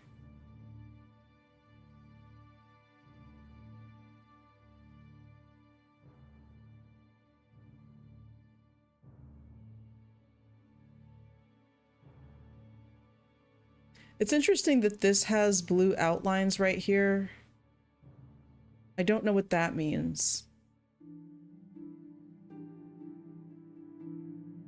But then, for example, here's some stuff that I think would be kind of cool to run around in today. I have a char main. I've discovered everything within this Ascalon area. But like here, look, there's Nolani Academy, which has been built on top of, and there's Rin that Xeno was talking about. Oh, that's so cool. I can just click to it. Rin is the capital kingdom of Ascalon's located south of the Nolani Academy alongside the south side of the Great Northern Wall, became the capital of Ascalon when Draskir fell into the hands of the Char. Since the searing, Rin, like the rest of Ascalon, lies in ruins and is one of the last two cities in Ascalon, the other being the largest city, Ascalon City. King Adalburn still holds his throne in Rin and organizes the war against the Char from there. Since during the Char invasion, Rin fell to the Char forces that were led by Bonfaz Burnt Fur. I love Char names. It is seen at the brink of falling into their hands during the Nolani Academy mission. With the use of Stormcaller, that's the artifact that you go to, that the first manuscript talks about, and the storm that it summoned, Rin was saved by Prince Rurik, and the Char's fires were extinguished and their forces weakened. During their attack, the Char stole various relics, which can be recovered in the Cathedral of Flames in the Char homelands. Rin is one of the 3 destinations to which the Lich Lord sends his army of Titans during the last 2 missions of the game. However, the actual invasion of Ascalon seems to start from Char territory in the eastern frontier and Dragon's Gullet during quests The Last Day Dawns and the Titan Source. Rin is the birthplace of Divana, who is one of the prominent characters in the manuscript. She goes on the mission to recover Stormcaller, I believe. And then there's the Rin Blade. And I think Divana uses the Rin Blade, but it didn't really, I don't know that there's like a legendary item you can craft in Guild Wars 2 or anything. It seems like they were probably going to do something with it, but then decided against it. Because in the original manuscript, it talks about her using Rin Blade, but then when you actually can hire her as a companion in Guild Wars 1, she's using daggers or something. Like she's using a different weapon. Maybe it was a hammer. But she's using a different weapon. She's not using the Rin Blade. You can see a small Discord channel in my Alliance Discord. It's just the tip of the iceberg. I don't have their guild's Discord. Oh yeah, no worries. That's cool though. I really love talking about lore, as you can tell. That mission when Bonfaz and his troops chase you back to the wall really got the adrenaline flowing back in the day. Yeah, what I really want to do is take that post-searing ready character and go through that part of the story of going into post-searing. Because I do want part of the experience of the lore delving to actually be playing the game, to either research things we read about in the wiki or experience something about the story firsthand. You know. So that just makes sense to me. They made a website in Guild Wars lore, but not in English. Oh, okay. I got you. Now that would, even if you did have the Discord, it probably would be difficult for me to participate, if they're, because I barely know any Spanish. And that's like the only other language that I can speak to any degree. So depending on what language they speak, I'd be like up in Google Translate.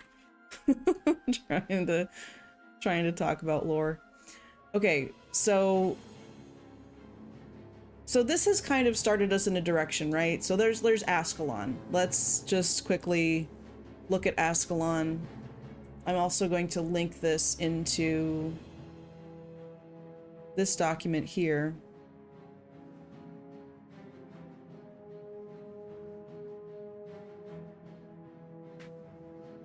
So we're just going to link this here.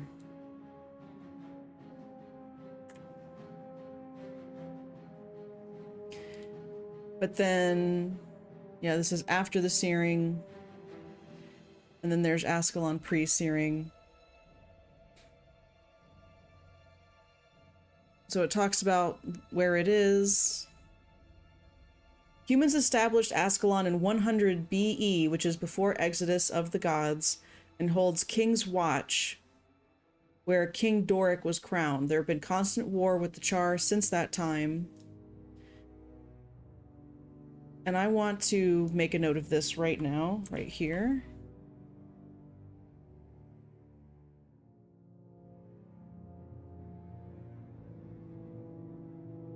Boom, just like that. Then there's pre-searing. Get ready for death by tabs, because there's going to be a lot of them. So be prepared.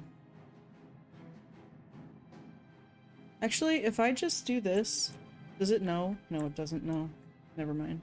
It'd be so cool if you could highlight text, and if it knows you're copy pasting a link into some text that you've highlighted, if there was a setting to be like, oh yeah, if I have a link that's copied and I'm pasting over text, I want you to like link it, like establish a link. But anyway.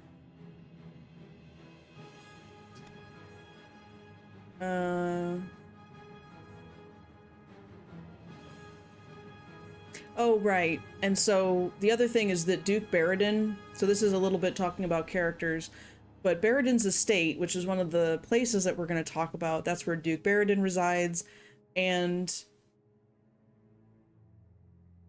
there was a group of royalists who believed that Duke Barradin should be sat on the throne, not Adalbern. Because he was supposed to be next in line. Duke Barradin didn't want the throne, but other people wanted him to have the throne. But I don't believe that the Royalists are a group that carries over into Guild Wars 2. It might be quickly referenced in Guild Wars 2, and there was only one bandit that was ever given a name as like the leaders of the Royalists or involved with the Royalists. I don't remember what her name is. But that's one of those things that's not really, you know, just kind of feels more like a set dressing, but it's not like explored or built on. You can do that with the link button, can't you? Highlight text, press link button, paste link URL. Oh yeah, that's what I'm doing. It would just be nice if it saved me a couple of clicks. So here's pre-searing wall. This was something I wanted to look at. That's really tiny, but okay. So we're looking at this map here, and then we'll go ahead and use this historical guide here so we can all see kind of how this lines up. So here's that actor stage where Althea is. There's the Great Northern Wall right here. We're gonna zoom out a little bit. All of this is that wall.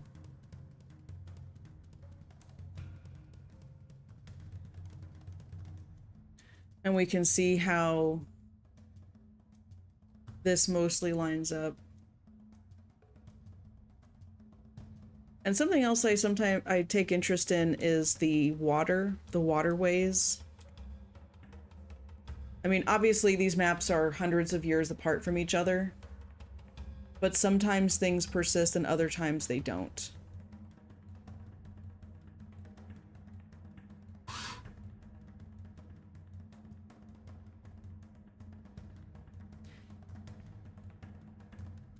I feel like we've got a better picture. This is like super duper high res.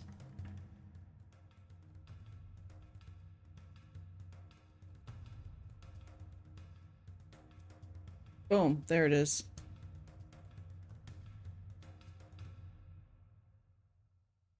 Yeah, so they've basically kept this same shape. It's interesting that there's like some offshoots that have grown from it. And it definitely looks different, like the char either built over it. So that's something I want to look at more closely when we log in today. Hey, Crit Kraken, what's going on?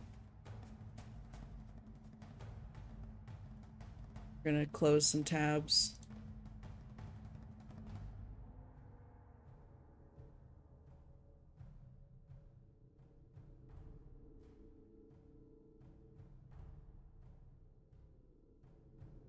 Now,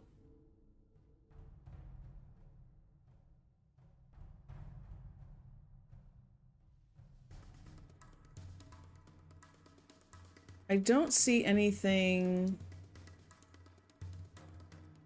aside from like Diessa Lowlands, and then there's an Alani Academy. But yeah, that's interesting. I had no idea that the Char built the Black Citadel like on top of Rin and Alani Academy. Where's my notes? I think I minimized them somewhere.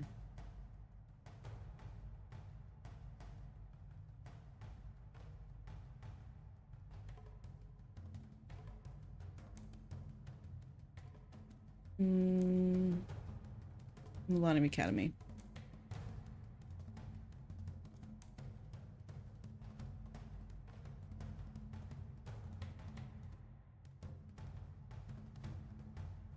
Maybe use rubble to build other structures? Probably.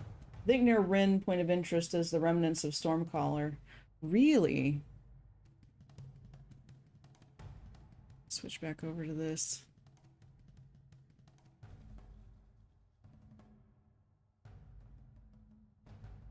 Let's look at Alani Academy.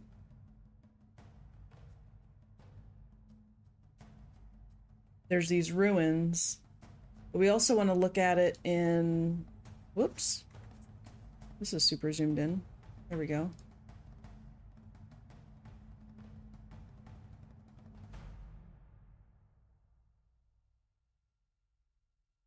Sneak out and destroy besieging Char, help Rurik push to Rin, and sound the horn Stormcaller. So this is a mission, it looks like. Any character can walk into the outpost from Diessa Lowlands and start the mission. Completing Ruins of Sirmia also brings the party here.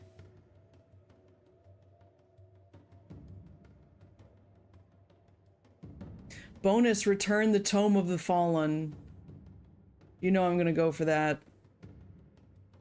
Okay, so this is just straight up a mission.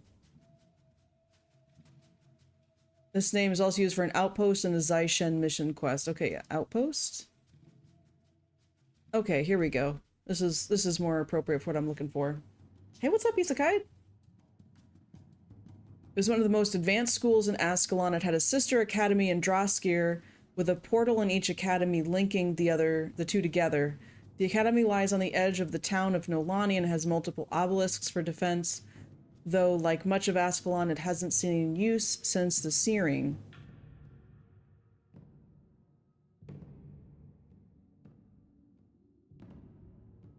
And then you have some merchants.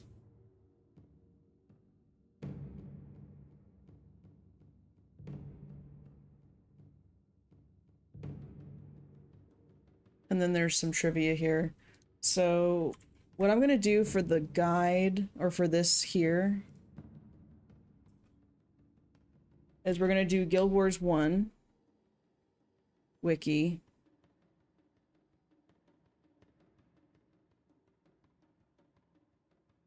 And then we're also going to do a Guild Wars 2 wiki, because it sounds like there's one for both.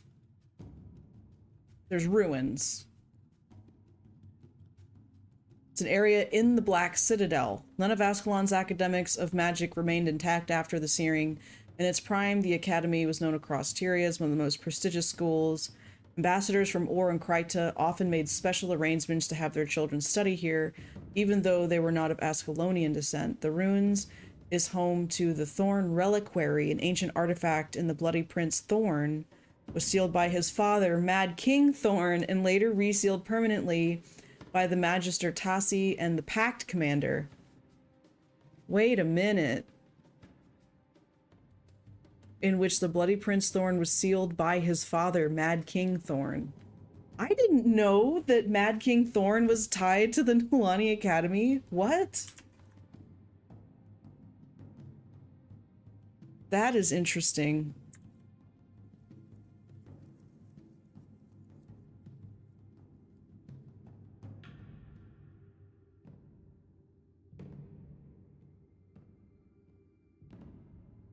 That is cool.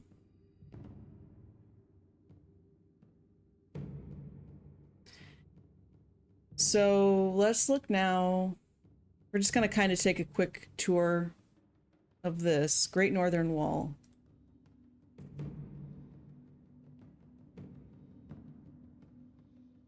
Once again, this is a mission, but we want the outpost. Great Northern Wall is the last line of defense.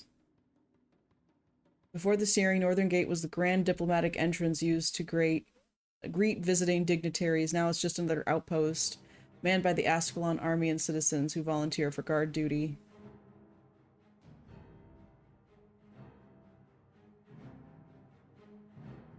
This mission is the first mission in the Prophecies campaign and the first mission in the Ascalon region. Very nice.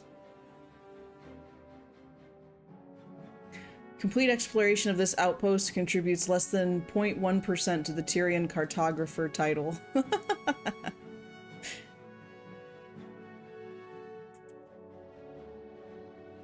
Have I made my character yet? Oh yes. I've been playing Guild Wars 2 for a little over a year now. And I've played through most of the expansions and the lore and everything, but I just was always feeling confused. And so I decided to dive through lore and stuff to get a better idea of how things are related to each other.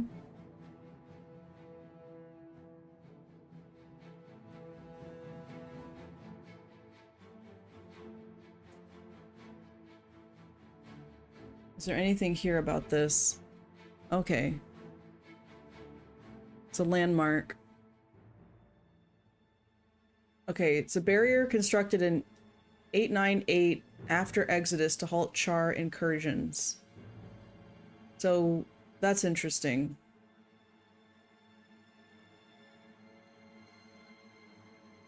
Though several cities stood north of it and quickly fell. Yeah, raised the kingdom without ever crossing the wall. So they never dismantled the wall. They just basically lobbed an attack over the wall. And I've also, I'm sorry, I said I played Guild Wars 2. I've also played Guild Wars 1, and I have some characters there. Stormcaller is further north than I thought. It's within the city instead of outside of it. Gotcha. The wall breached in some areas. Char gained the upper hand in long-standing feud between the races. Parts of the wall still exist, overgrown by 250 years worth of plant life. The Ascalon city ruins, now controlled by the ghosts of Adalbern's guards, is situated near its center. Yeah, that was also a really cool experience, having played some of Guild Wars 1, and then deciding to main as a Char and going through the Char starting areas and seeing the ghosts of humans and having to fight them. I was like, this is so weird. This is so weird. Like, I could almost feel like I was fighting my own ghost.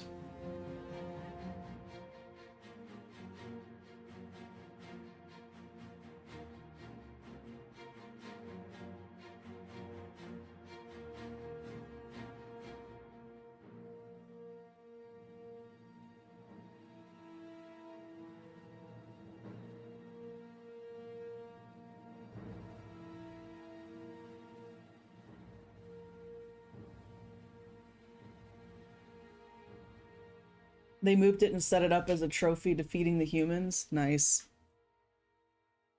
They would do something like that. Do they have anything about Fort Rainick?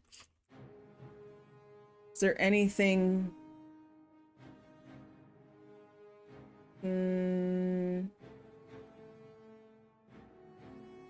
Oh, not really. All right.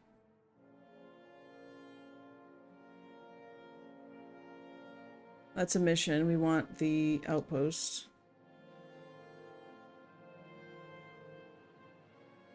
Once located within a forested area, since fell to the Searing. After the second Char invasion by Bonfaz Burnt Fur, Fort Rainick became the staging area for a counter-assault. Okay.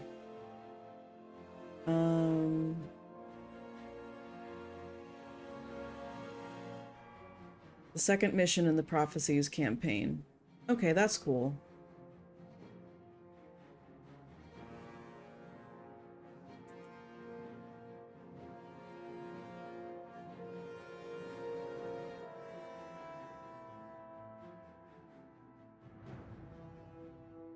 So where could someone possibly see this?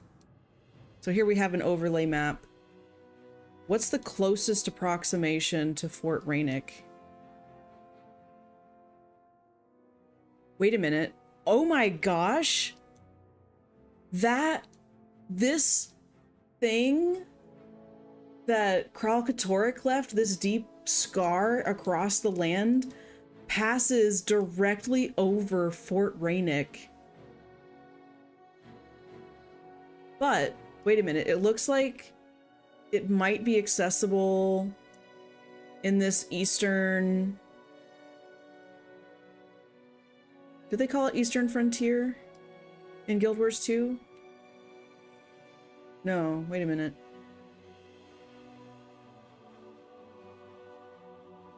Look up Fort Kanar.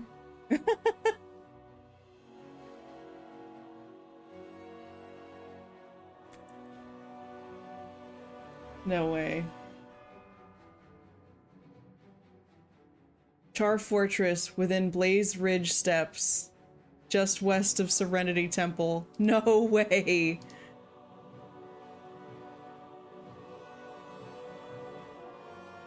Oh my gosh. I mean, in this, it would be south.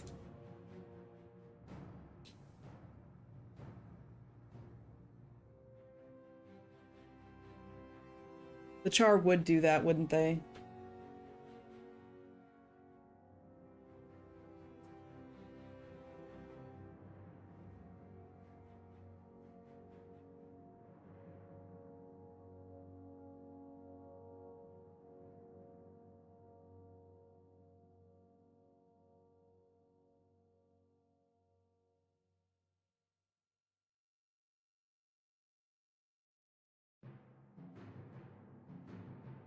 All right.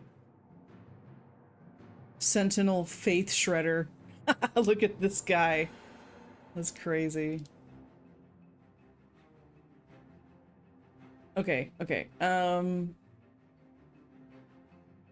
we've read a little bit about these things. And this is post-Searing Ascalon. I want to know where the Barradin Estate is in relation. So Barradin Estate is...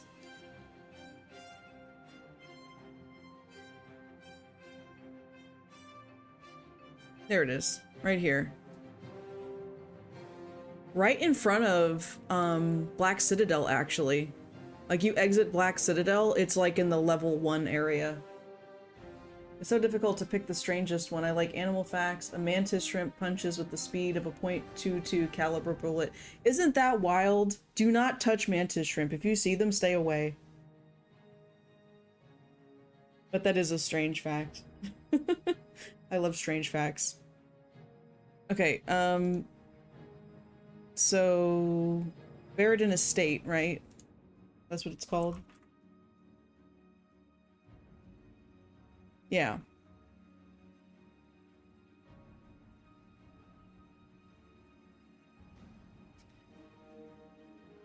The estate covers nearly 200 hectares of Green Hills County The vineyard is known throughout Ascalon for the exquisite grapes it produces, which are used to make amethyst, the most coveted wine in the kingdom. It's the smallest outpost. Yeah, it's like tiny.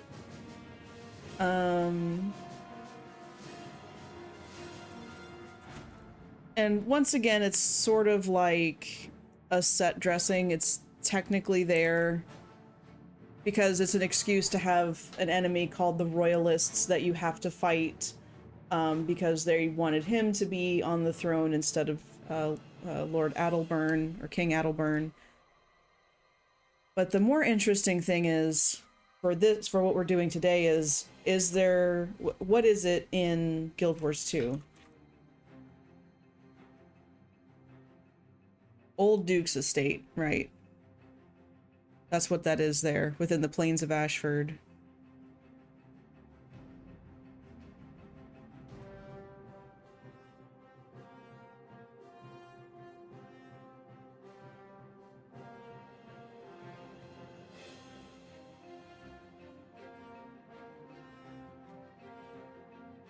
And then you're helping deep mine, thin out ghosts, destroy wine casks, kill ghosts, assist Iron Legion patrols, light torches in the ruins. And it's interesting that it specifies to destroy wine casks when Duke Barrigan was known for his wine. So they even bothered with that detail. It's like, yeah, kick over the wine casks, because that's what he was known for. That's what he did. Guild Wars 2 Char tutorial mission goes into catacombs of Barrigan's tomb and the statue that his ghost inhabits you have to fight, right? Yeah, I think we talked about that last time, actually. Events. Capture ghost. That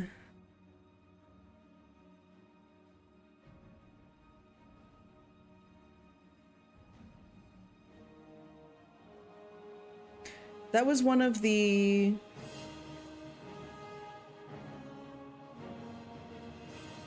Hey there, Hit Point Game to Go.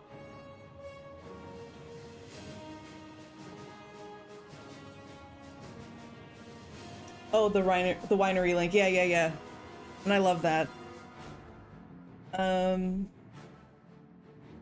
we look at Barrigan's tomb then? Ghost War Musket. Vault Guardian. What is it called? Because I want to link it. It's interesting.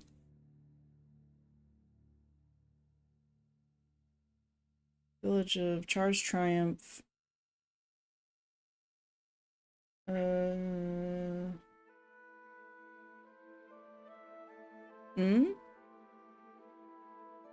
Vault is a meta event that takes place in the Plains of Ashford under the Old Duke's estate inside of Barrigan's vaults. Is that it?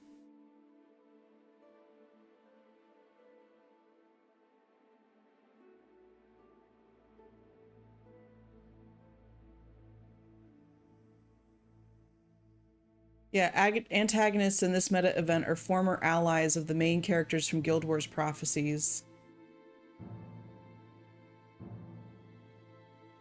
Possess statue, got it.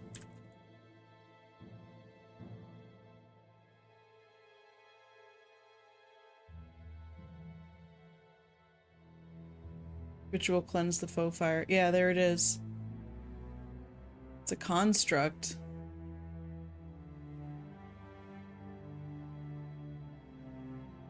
This is the same statue that gets possessed in the Char personal story Fury of the Dead. It also has similar but upgraded attacks. However, it is possessed by Duke Barrigan in Fury of the Dead. It is possessed by 2 Vault Guardian ghosts in Plan of Attack. Okay, so then let's look at this.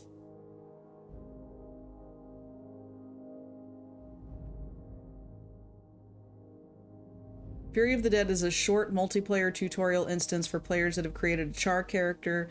Tutorial concludes with a boss battle against the ghost of Duke Barrigan.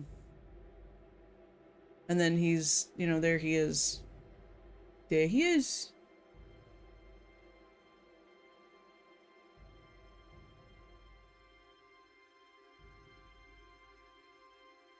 It is so cool. that when you start as a char, your very first thing is against the main character, some of the main characters from even pre-searing Ascalon. I don't know why, but that feels so cool.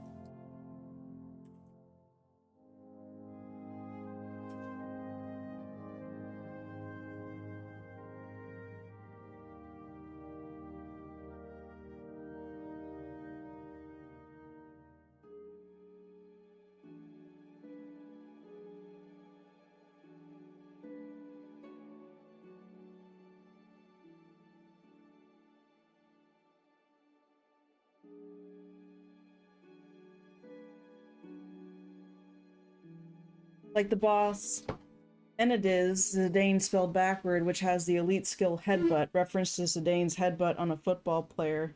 Oh my gosh. That is funny. Okay, Wizard's Folly. We're just getting a smattering of a bunch of things, otherwise we'll be here all night, which would be a lot of fun, but I do need sleep. So there's Wizard's Tower. Ah, Beacon of Ages. What is this? One of the structures used by the Wizard's Court to assist in overseeing and defending the world of Tyria from threats from the Mists. The ancient structure has become known to Tyrians as Wizard's Folly Tower, though it was not by any choice on the Wizard Court's part. It was moved to the Horn of Maguma immediately after the searing occurred. So it was moved. What? And then here's from the Guild Wars 1 wiki.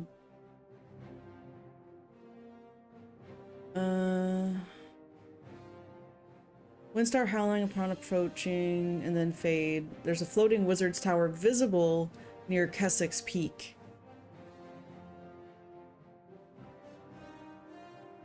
And I think that's the Keswick's Peak that's you get to in post-searing.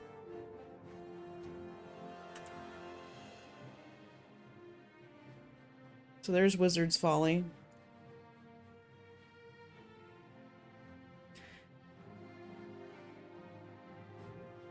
But then here's the Beacon of Ages.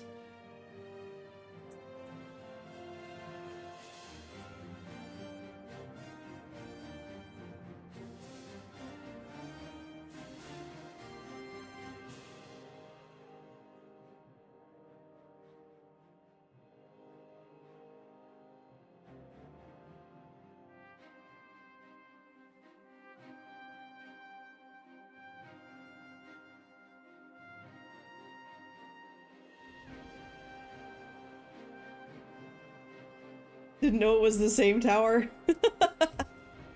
I mean, it sounds like it, right? I think it is.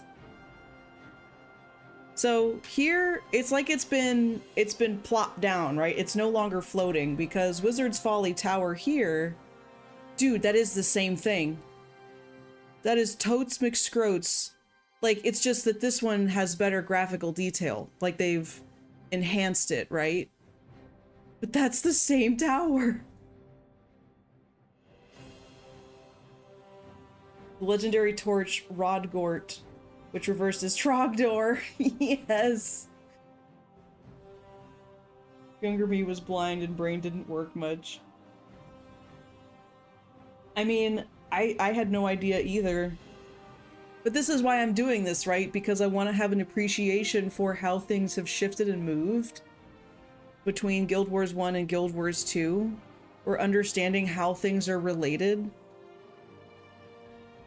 So yeah, it went from being like this magical floating tower, because it's not attached to anything. In Wizard's Folly, when you go there to check it out, it's just like, it's up there. You can't go into it, you can't interact with it, it's just, you know, woo. But then after it was relocated, it looks like it's actually set in, but here's the arch. Here's this walkway, and I mean, it's got the spikies going on. It's just, it's redesigned a little bit. But I mean, there it is. There it is. I'm gonna close some tabs for better. What's that word? Resources? Okay, catacombs. I've got to know about the catacombs.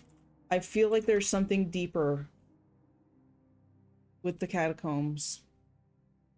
Large network of tombs and pre-searing. They connect to several places, have been used as a way of transportation. They're infested with undead spirits, making them dangerous. Poisonous swamp water is also found in certain areas.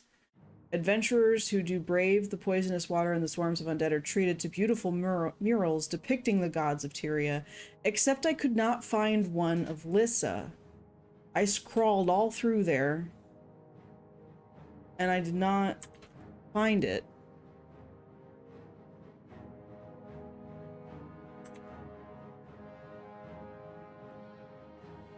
There's the statue of Grenth. There's actually two. There's two statues of Grenth. And one of them looks like it's being overlooked by a mural of Dwayna.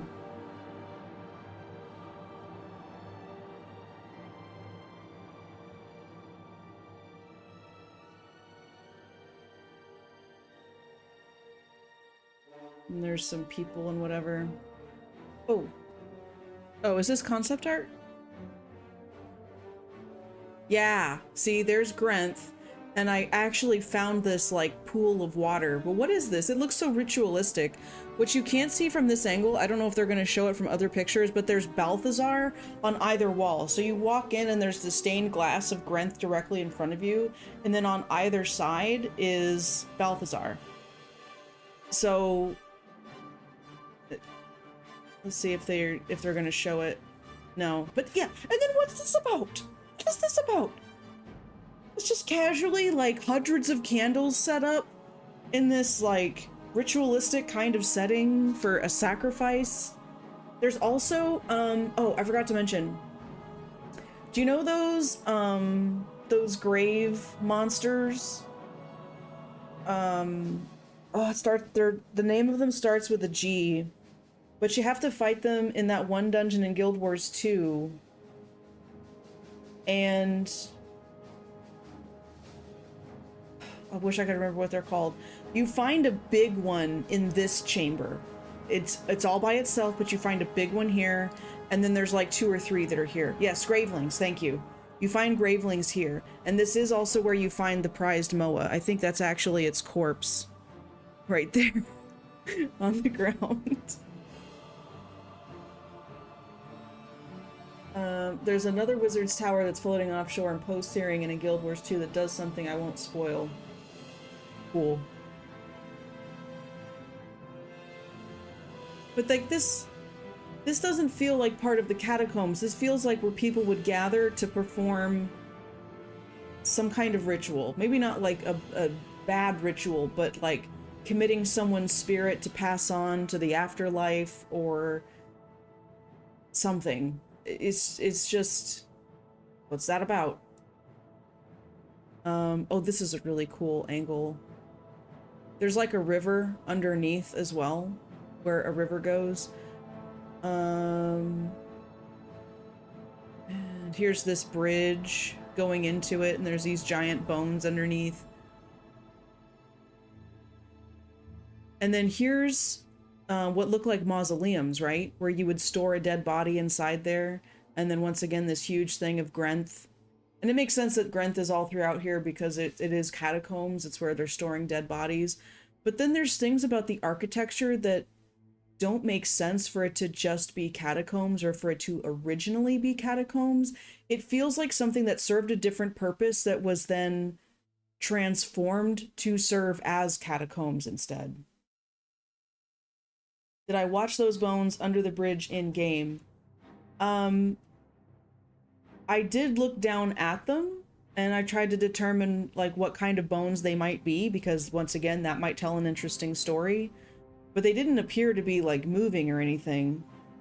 What have you noticed about those bones?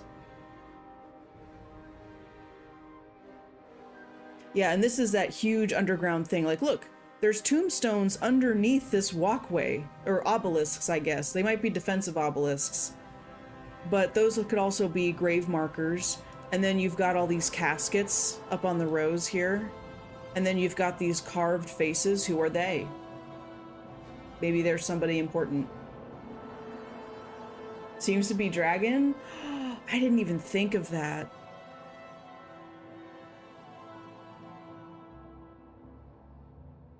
And then there's all of this. But you see what I mean? This looks like it could be the wall of a castle. Or maybe not a castle, but like a city that had a wall around it. And this would be the area where you're walking like in between the walls, the outer wall and the inner wall kind of thing. But they've decided to put up shelves and put candles and light them for the souls that have passed on or whatever. Oh, that's true. It has bone dragon enemies. It's been so long since I've like played anything post-searing. And look at this! What is that about? A giant pit into the nothingness? Into the abyss? Why would you build that into a catacomb if it didn't have some other purpose before? And it's in the deepest part of the catacombs, like... Huh?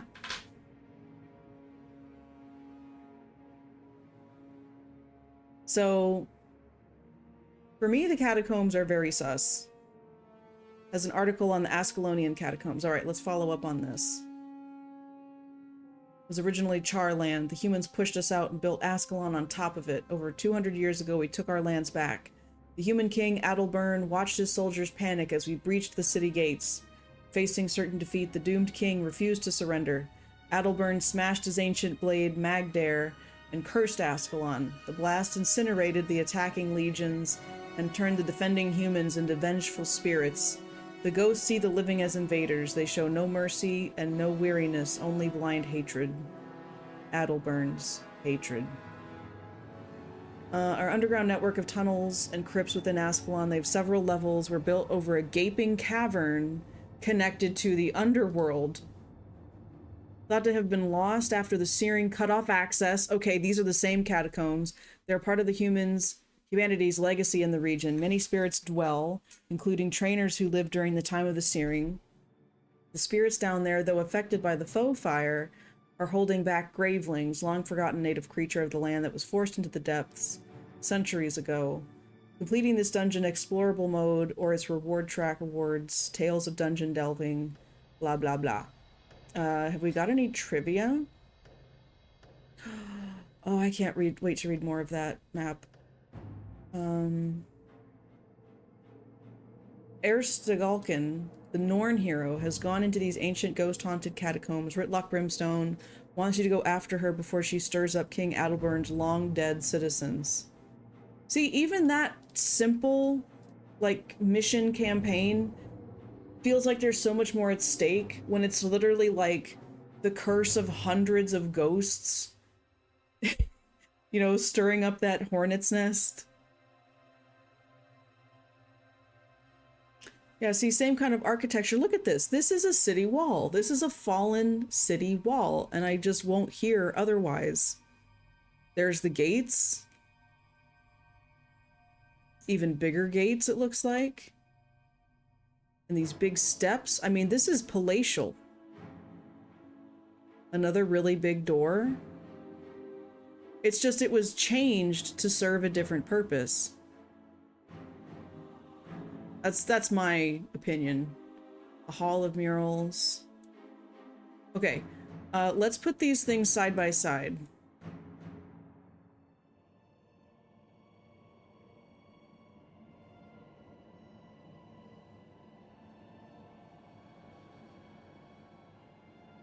Rotwing and a bone... Rotwing, a bone dragon lich that has a chance to drop Rotwing recurve unique bow. Ooh.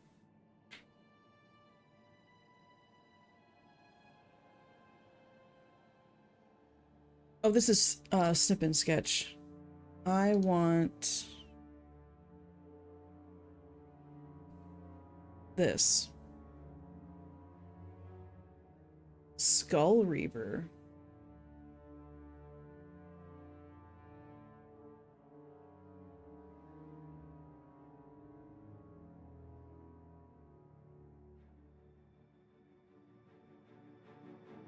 So we're looking to see if there's any commonality between these two. Whoops. Oh, uh-oh. There we go.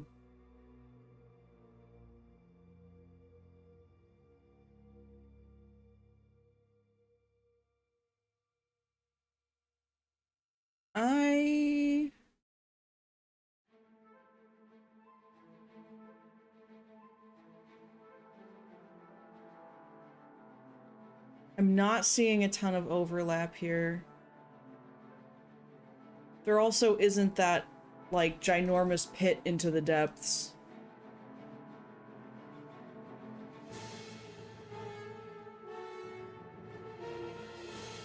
I think under a number of big cities are catacombs made from earlier incarnations of the city, like Rome. Yeah, okay. There's the votive cathedral. Now, a votive is like a candle, right? So that could be that chamber where you find the Moa, the prize Moa that goes missing. And I think that was this chamber here. That could be where those candles were. The flooded temple. That's like where the poison stuff was over here on this east side, where you got to go through and help that monk, or you have to light those candles. It would be interesting at some point if I did a deeper dive on these catacombs to play through that dungeon, or this dungeon, I mean, to see different areas, see if I, you know, what I can see that has possibly carried over. Because obviously the searing probably shook a lot of stuff up, and on top of that, then 200 years of life doing its thing. Stuff will shift around. I'm sure many of these little tunnels and passageways collapsed, or other ones opened, and all that kind of stuff. But like the Hall of Murals is interesting. I want to see which murals are there. I'm wondering if we can find any remaining statues, like the statue of Grenth. Votive is an offering. Often a candle is used as one. Right.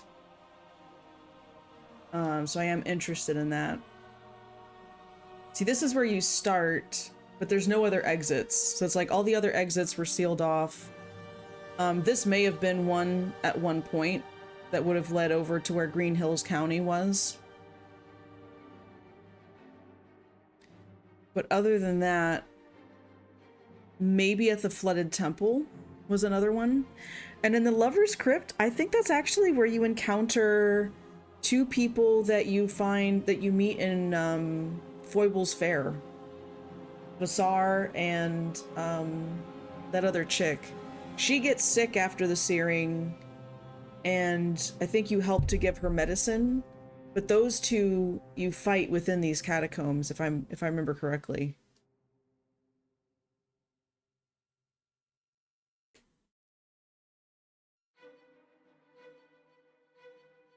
Searing destroyed the catacombs. Yeah, that's probably how it went down.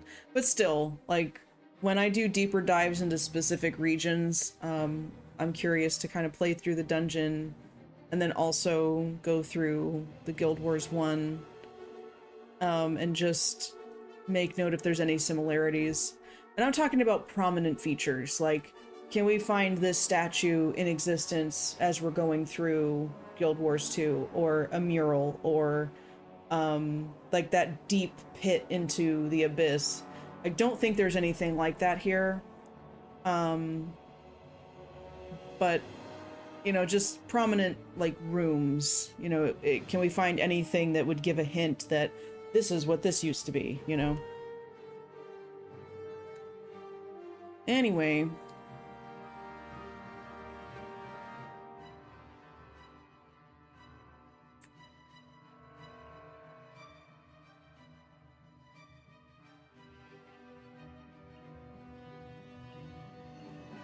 Can we see pictures?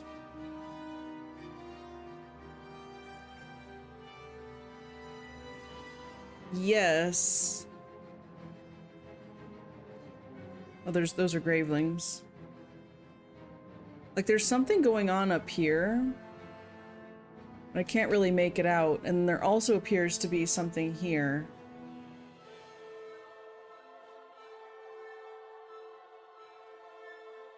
But something that has stayed the same is that this looks like the ruins of a fallen city, not just catacombs.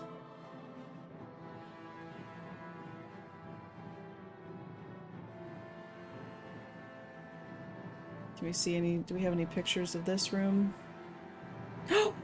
Yeah, look at all those candles. And that might be... That's a statue of somebody, but I can't quite make it out from here. It might be Balthazar, but the idea of like there's this pit that you walk down into is somewhat similar to that other one. You know, same, but different.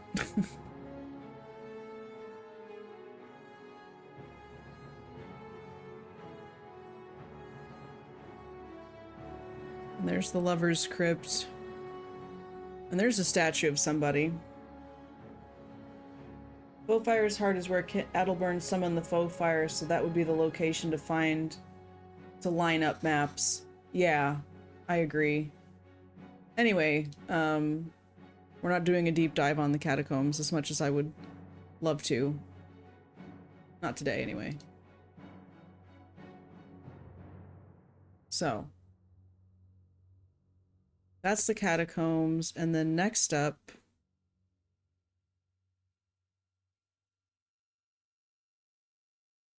on the list of things.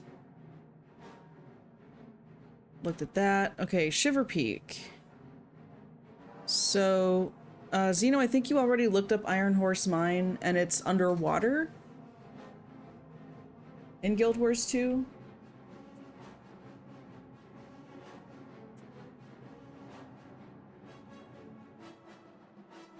Oops.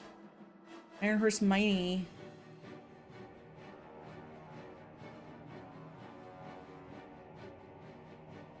Okay.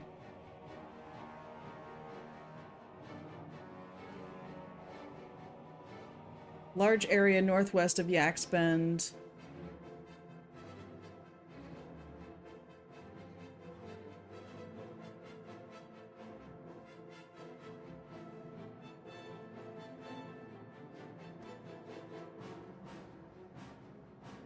Let's see, here.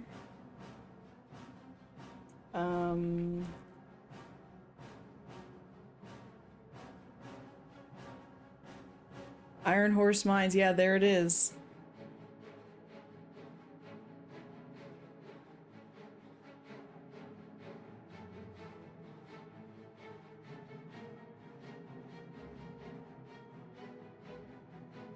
Underwater. That's cool.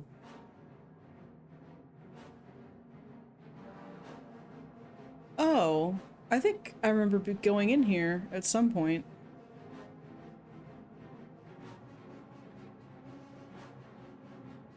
The legendary bloodstone crazed shark can sometimes spawn inside here, making it difficult to find and fight. Oh, and then the bloodstones were the things that they broke up into 5 pieces with the magic thing, right? Like they had the magic stone or whatever, or they imbued the magic into stone and broke it up into 5 pieces, and there was the keystone, and it was all thrown into what, the Abaddon's mouth? So now calling something bloodstone crazed makes so much more sense, because it's like it's gone crazy from the influence of magic.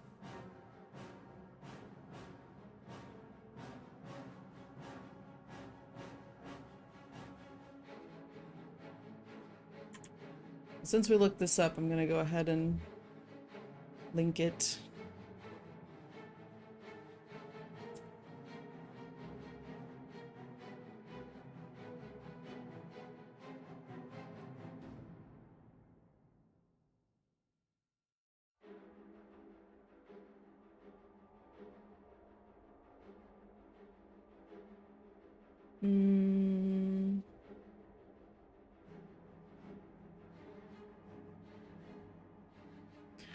I wanna... The Deldrimor... Was that the,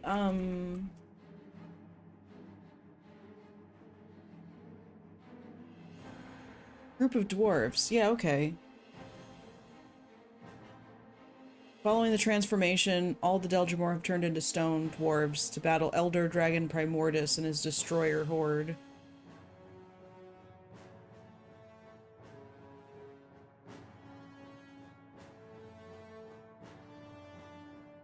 And Thunderhead Keep.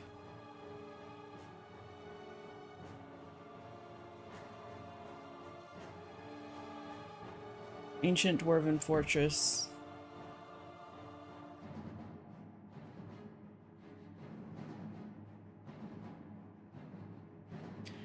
I want to know what... Oh, has an article. Here we go. This is what I want to read.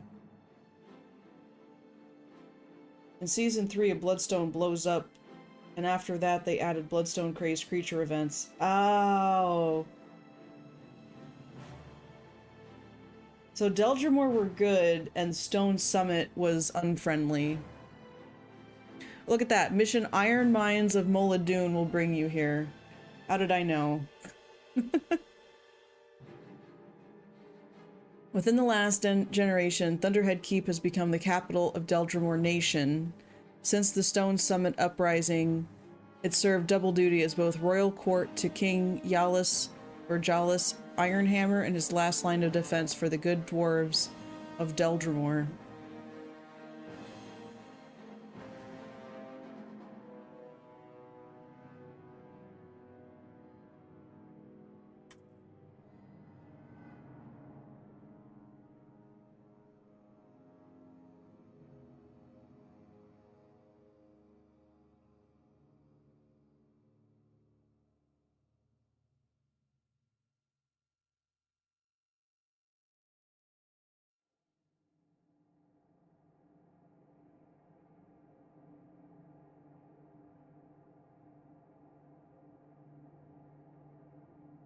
Outpost.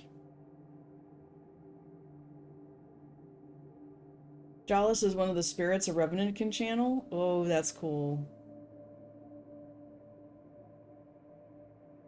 I'm so excited to, like, in the future, doing a deep dive on the history of the dwarves and, you know, or the history of the Char, the history of the Sylvari. Like, I'm really looking forward to that.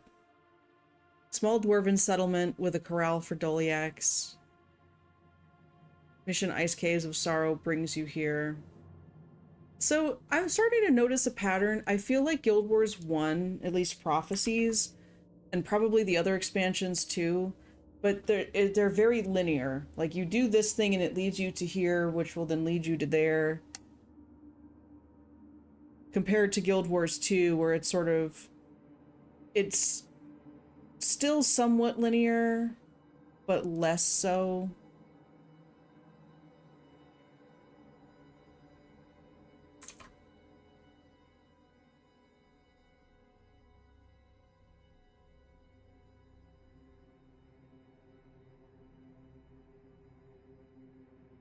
Ooh, Lion's Arch. That's a big one.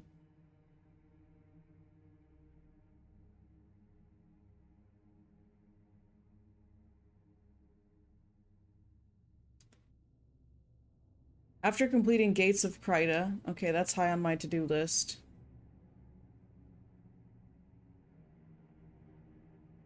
Oh, look at that. White Mantle. Mm-hmm.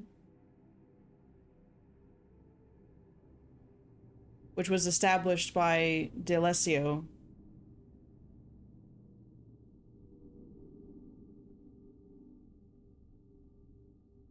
Winter's Day. Halloween. Looks like New Year's. There's the lighthouse. Guild Wars 2 is huge on open world exploration. Guild Wars 1, most places were accessed by doing missions. Yeah. There's that thing. That fountain. It reminds me of where you go to discover things or whatever. Because this is also Old Lion's Arch, right? So there's a good portion of this that ends up underwater. Or just forever changed. Oh. Glad they included the picture of that little symbol.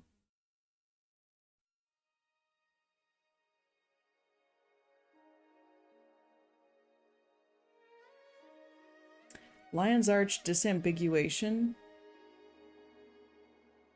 Lion's Arch, the normal city. Lion's Arch sun spears when it's under attack. Sun spears in Kryta? The sun spears launched an attack on Kryta?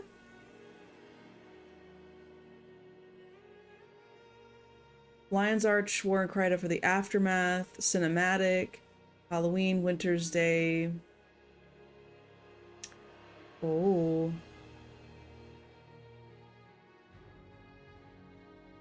And that's the Nightfall campaign. Interesting. Well, let's link this here.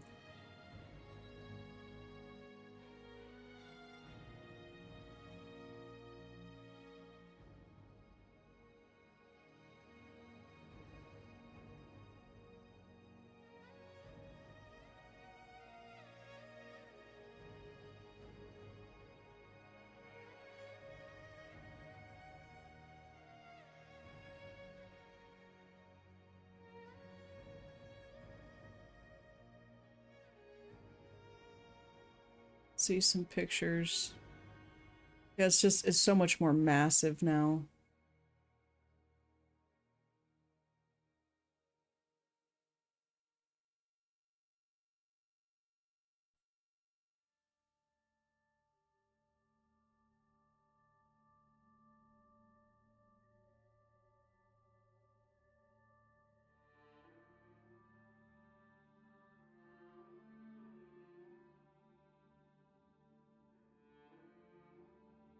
It's been destroyed and rebuilt a couple of times.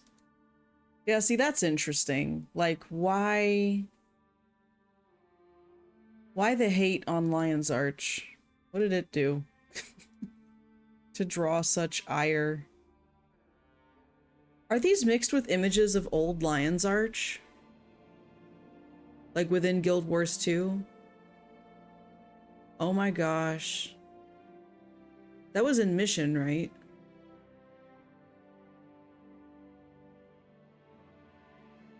Oh wow, yeah, look at that.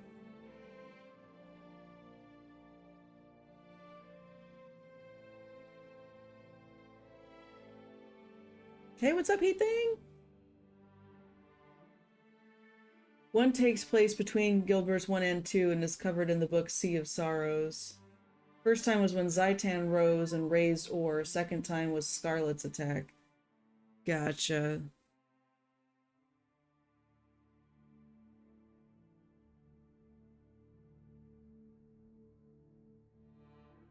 Wow. It's cool to see the destruction was so well documented.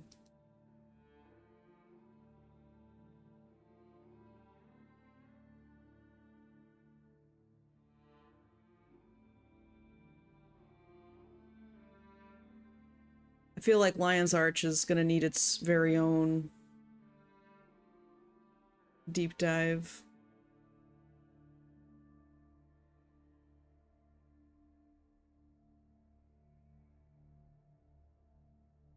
Oh.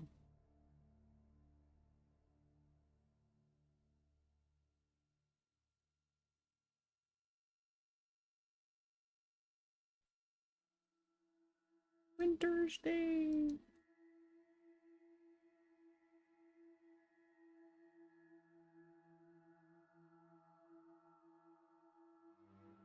It makes me feel like it's just not safe. Like one day Guild Wars or ArenaNet may be like, all right, time to raise it again. There were other damaging attacks, but not as extensive. Okay.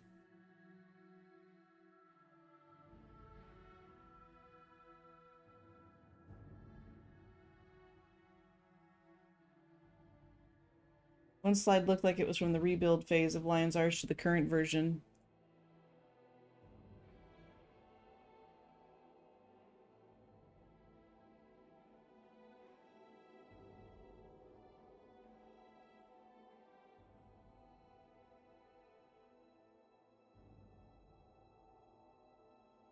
Let's see. Temple of the Ages. It's where ascended characters assemble to form parties for ventures into the realms of the gods. Sometimes before his disappearance, Saul de Lesso formed a special edict for the Temple of the Ages to be unchanged by the White Mantle's faith in the Unseen Ones. This area functions as a lobby for organizing parties and includes convenient access portals to elite missions.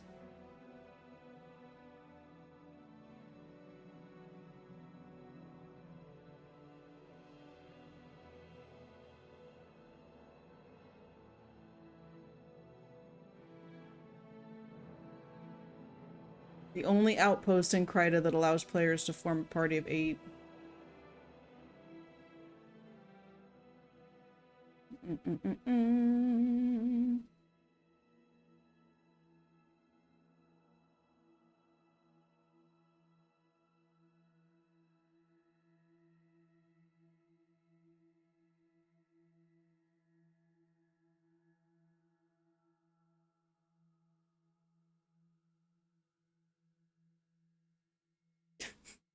It's so tiny.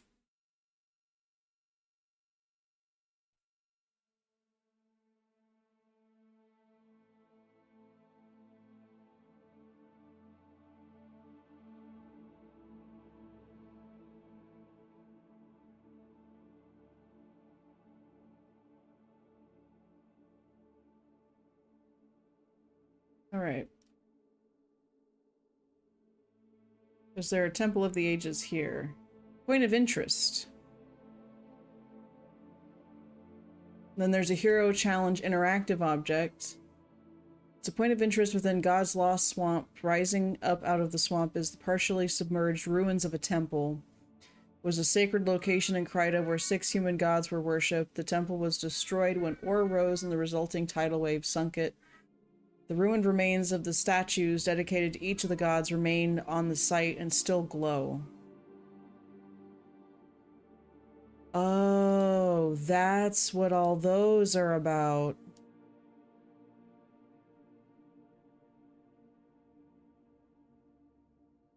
Interesting.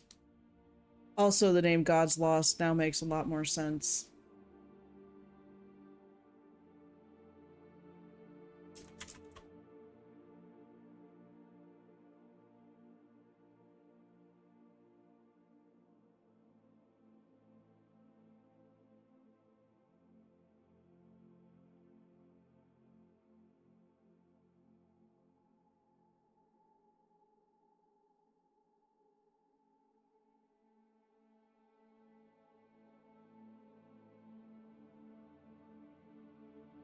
Nobody likes you, Cormier.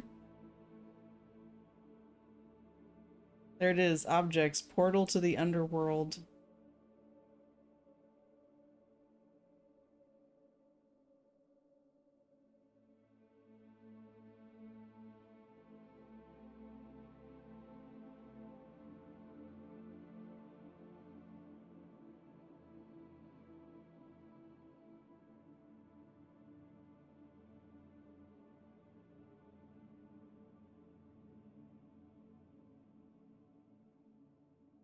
I'm gonna say, oop, turns to ruins. And then we're also gonna link God's Lost Swamp.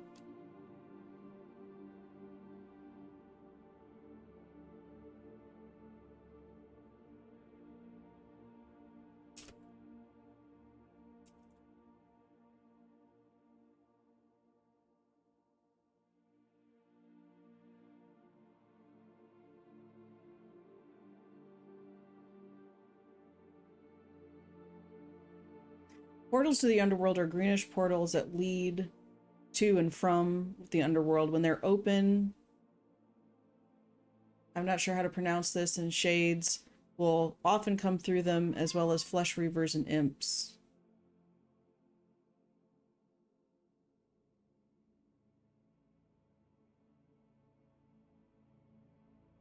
It's interesting.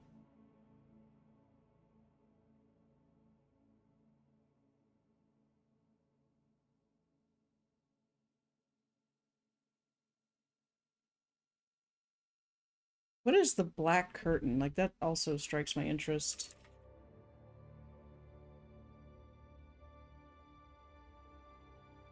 Largest part of the marsh that covers central Tyria.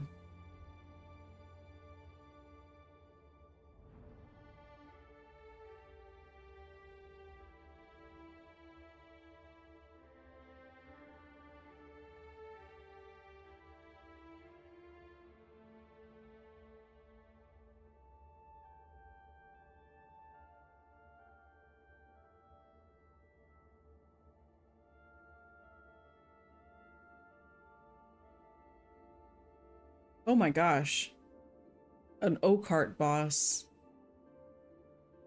It's spooky. Rage Maul Hoof. There's Keswick's Peak.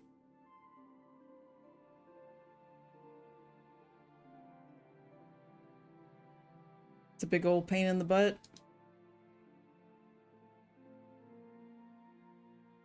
Seems like it. There's really not a lot of information about it.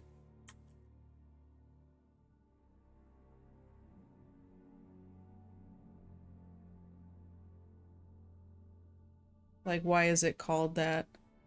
Let's see. Where is Black Curtain?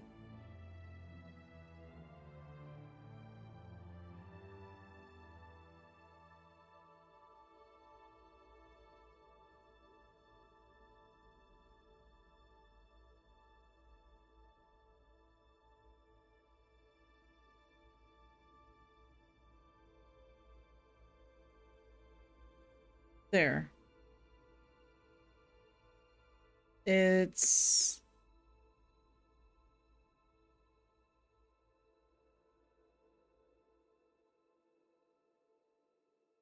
kind of in between two different spaces in Guild Wars 2.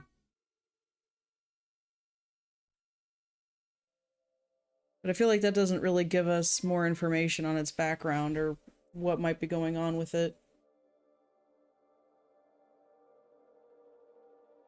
But there we can see God's Lost Swamp.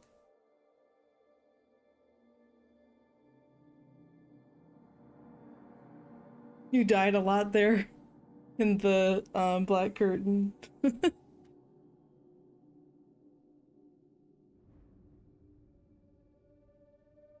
Oh, Twin Serpent Lakes.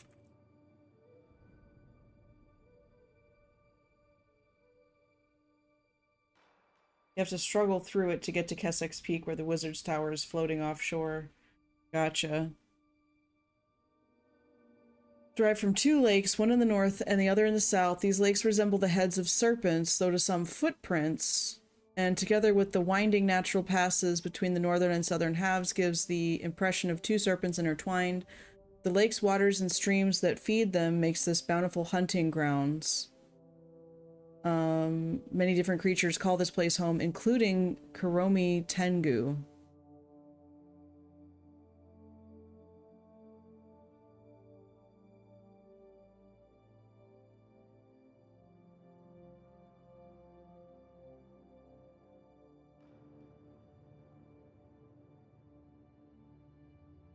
I see. I wish, is there more of an aerial view?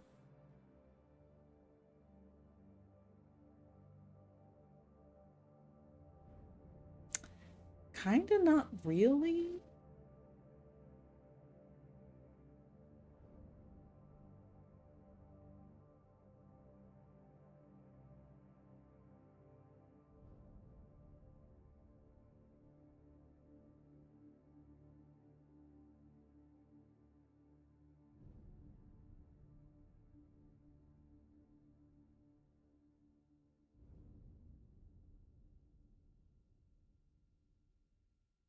You remember collecting Kuromi scalps? Oh my gosh.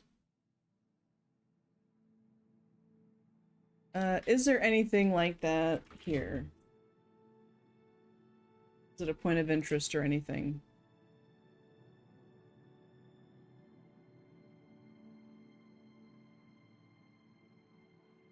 Twin Serpent Lake.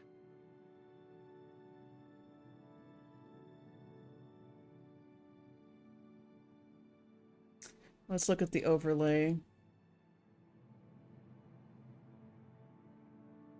So Twin Serpent Lakes.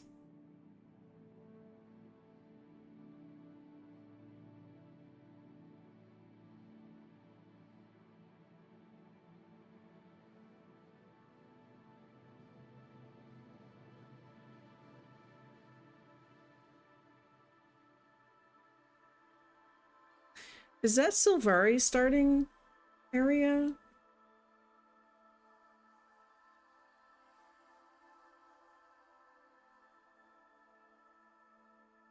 Or Asuran?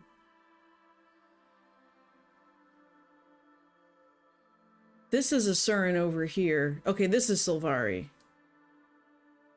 So Twin Serpent Lakes would have been within Silvari territory, although it's also kind of in that in-between area.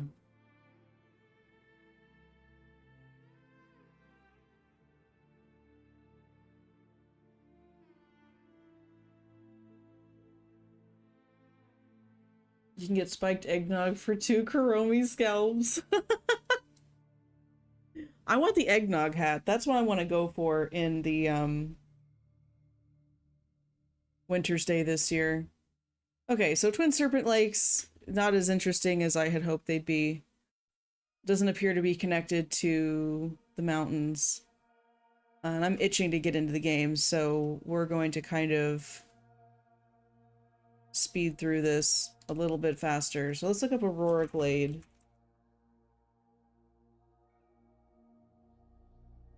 Outpost. A tribe of human druids ventured into the jungle to make peace. For many years they lived in harmony, making their home in Aurora Glade. Though there are rumors, no one has actually seen or heard from any of the druids in over 100 years. Okay, so that's interesting.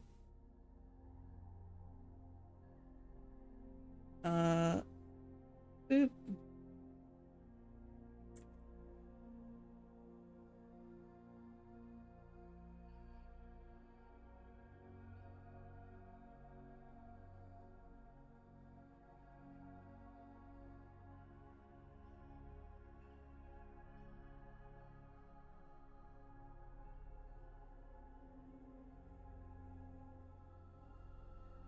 That's just an in-game description.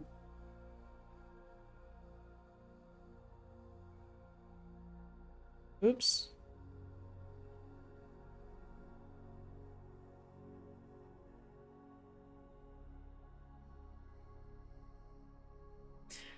Oh, there's Aurora's remains. Southwest of Brisbane Wilds. A tribe of human druids. Yep. Okay. So this is one of those things that feels like it might become relevant in a future expansion where they bring druids into it.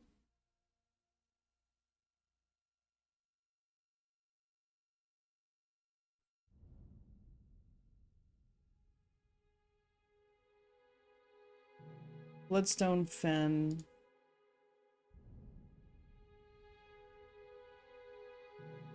Ventari's refuge has some importance since Ventari is essential Silvari philosophy. Okay, that's good to know. I will look that up.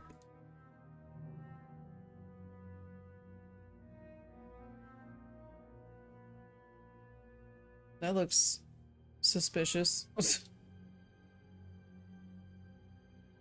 floor of the jungle is damp and uninviting. In one particularly deep chasm lies the remnants of a powerful magical stone said to be a relic from the time when the gods walked on Tyria. Not even the voracious vegetation of the Maguma will grow upon its surface. Yeah, I think anything that dies upon it, or something that the lore said was anybody that dies while on the stone or something, their spirit is cursed or never passes on.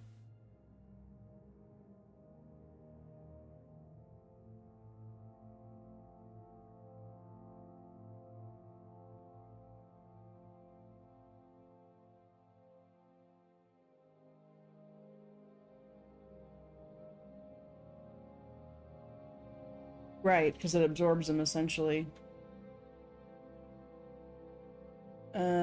Bloodstone Fen, is there one here? I feel like there is.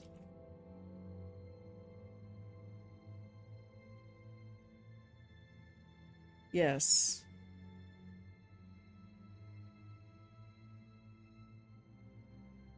And it looks like it's a season 3 thing.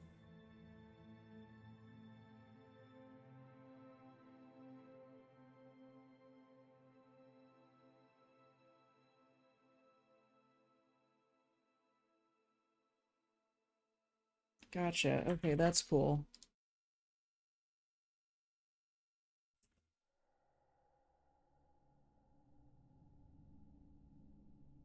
So it remains Bloodstone Fen into Guild Wars 2. I haven't played Season 3 yet. Hey, Ghosty! I haven't played 2, 3, or Soto. I also haven't played Nightfall, and I haven't played Factions from Guild Wars 1. Bloodstone Fen is cool for such a small map. Yeah. Alright, Ventari's Refuge.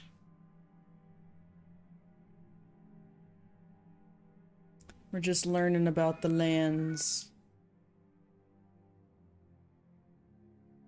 Named for a wise old centaur with a penchant for peaceful living, visitors to this outpost do their business among the roots of a gargantuan stonewood tree, the largest known specimen of its kind. It's a small outpost named for its peaceable resident centaur. It does not serve a different purpose than any of the other outposts.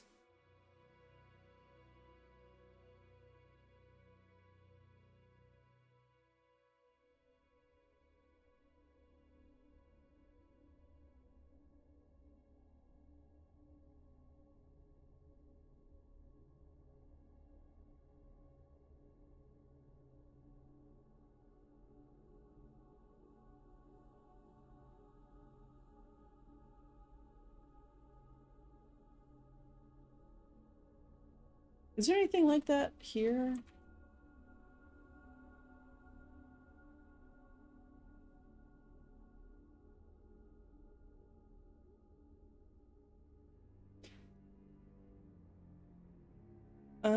Well, there's the Grove. It's part of Tarnished Coast.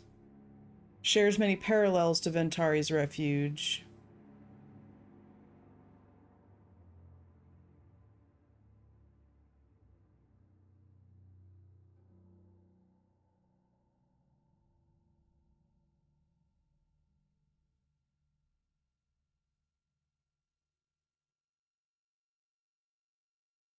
Is there an overlap?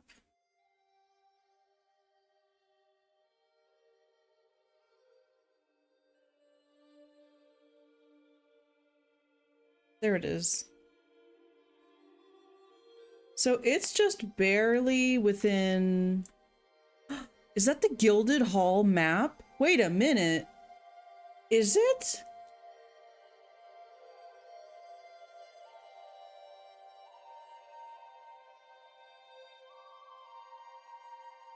Get it in gear, the world awaits.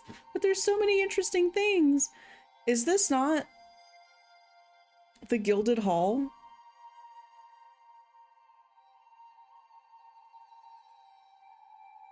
I think it is. That is so interesting.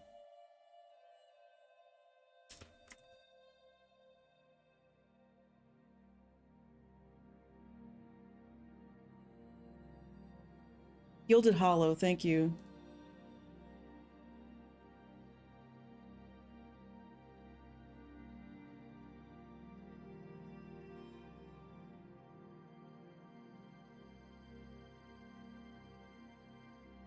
All right. We're not gonna visit Crystal Desert today. I basically want to bounce around the pre-searing a little bit. Just enough to get into post-searing. And we'll kind of experience the change of the land. And we're going to see Nolani Academy. And then maybe the Great Northern Wall. And then the other thing I want to look at is the Great Northern Wall in Guild Wars 2 perspective.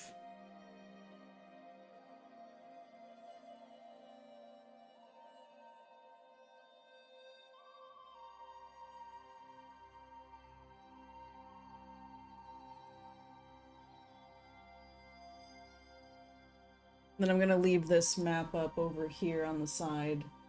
I'll be able to look at it. Oh my gosh, you guys, we're going to play a game now. Can you believe it?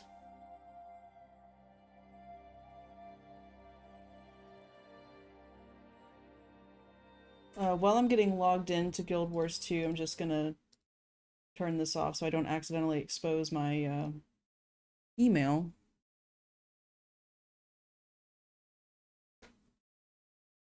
I remember that too, Zeno. The other thing I remember was that I hadn't finished all of the side quests. Like, I did not understand I was going beyond a point of no return. And I was very sad. I was very sad about that.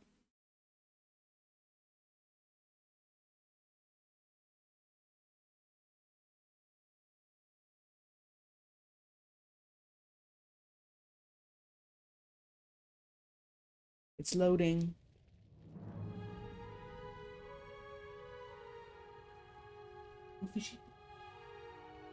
Oh, I was like, I thought you were giving me that to eat, and I was like, I'm not gonna eat a freeze-dried minnow. So they say hello because he's been very needy. It would be nice if he said hello.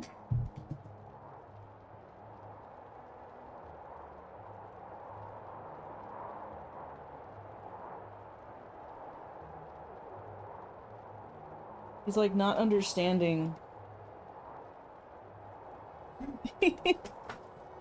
Come here.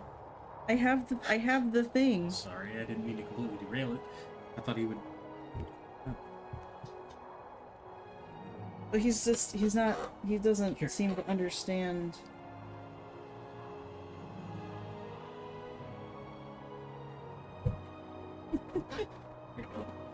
Fuzzy man. Old man kitty. Snap.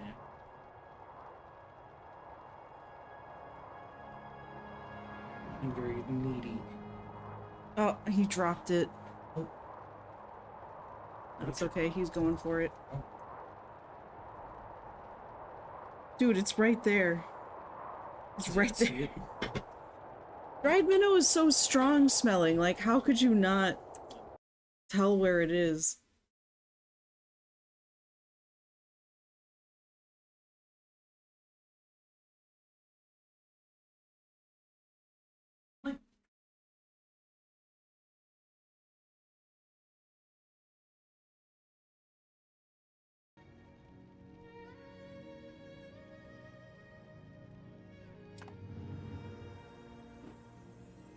Was it this character? I think it was this character.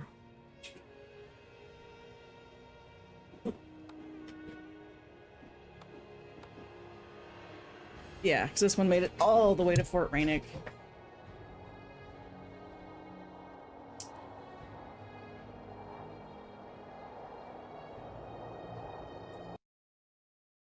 Oh yeah. Adding a marker for my stream. Because we're going to play the game now.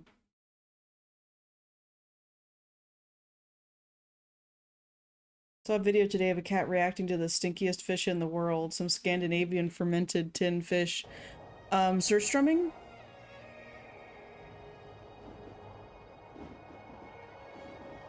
Look at all these characters I can have!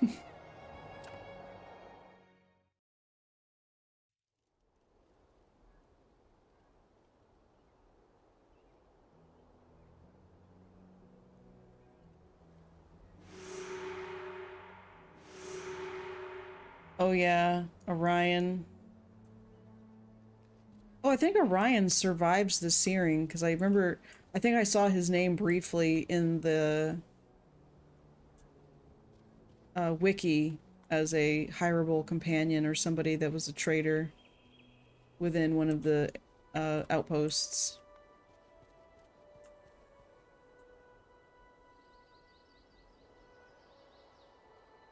Yeah, we're all the way over here. But I've pretty much discovered, like, every area.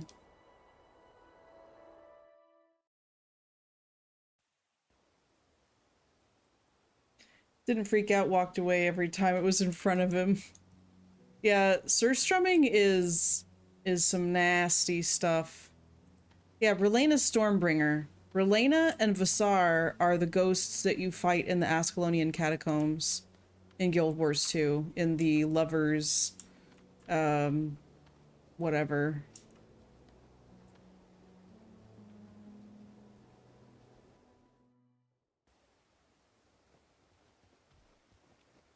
So this is a,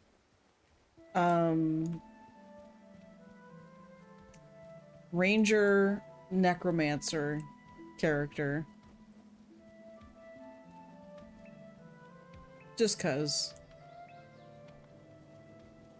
Now the funny thing is, I ran into Orion before I spoke to the lady at Foible's Fair, and it wouldn't let me progress the mission, even though I already knew, like, oh, I need to talk to this guy and talk reason into him. It doesn't let you do anything until you talk to Relena Stormbringer first.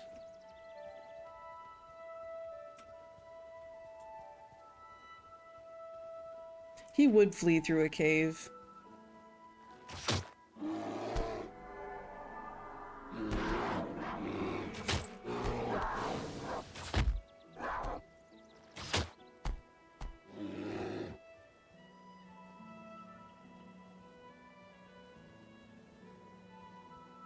The other thing that's so amazing going from Guild Wars 1 to Guild Wars 2 is your ability to traverse the map is so different, and much better in Guild Wars 2.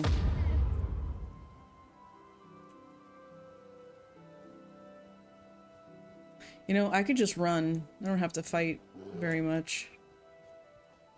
They'll eventually lose interest and go the other way.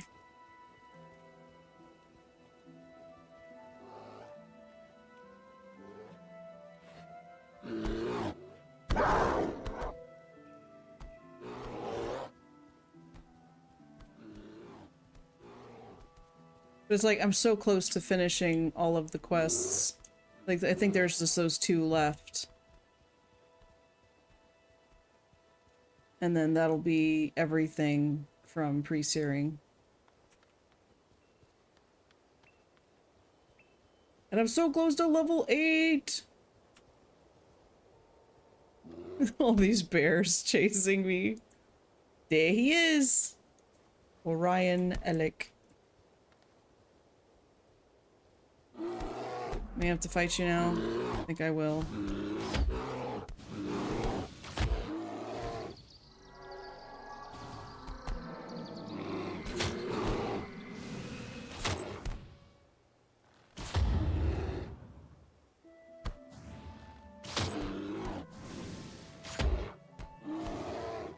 It'd be kind of hilarious if he dies.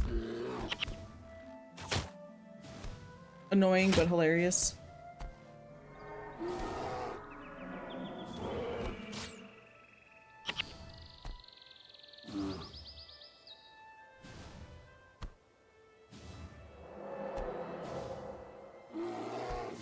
He's looking kind of rough.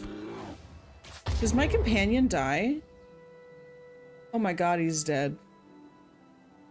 Whoops. Cookie, no. Alright, we'll go back and get him. How dare you come here and threaten me? State your business quickly. Vasar is at the fair cozying up to Relena? Curse the day I was born. What am I doing out here? The revolution will have to wait. Okay. Where is my pet?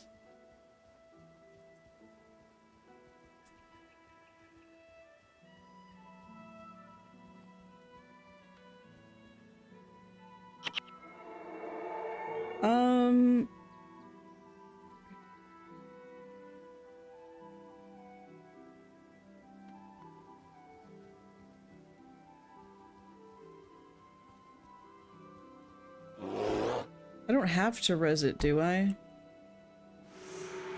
Enter the catacombs and destroy the blood fanatics. Oh. There's an entrance right over here, actually. Very convenient. We're just gonna go do that. And hopefully my pet will be with me.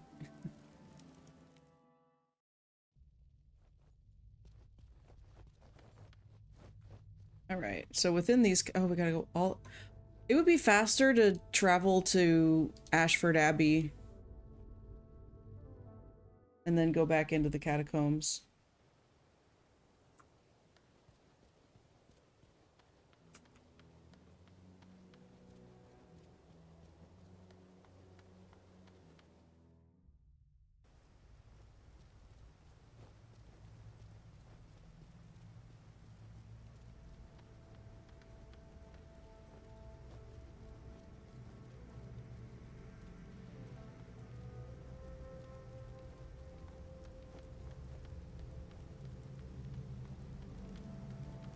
And we gotta go this way.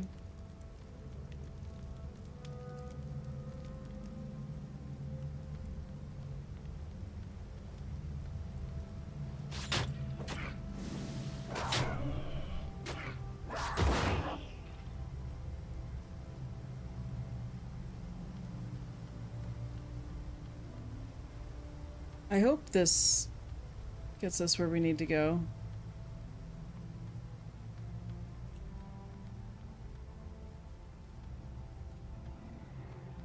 A gargoyle.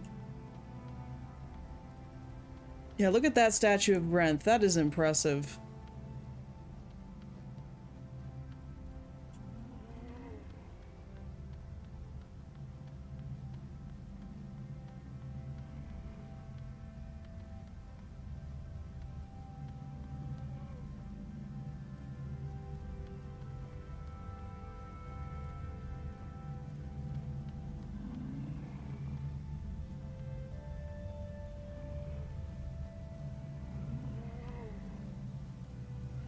Oh yeah, the guy who was in here gave me this quest, I think.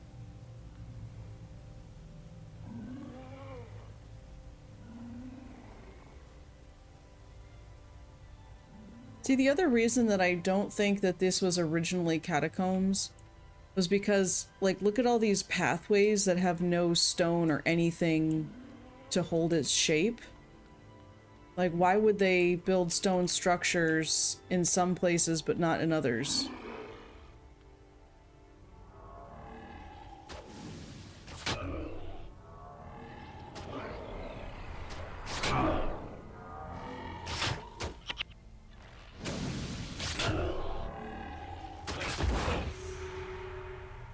Cookie? My pet? Are you gonna do anything to help me out here?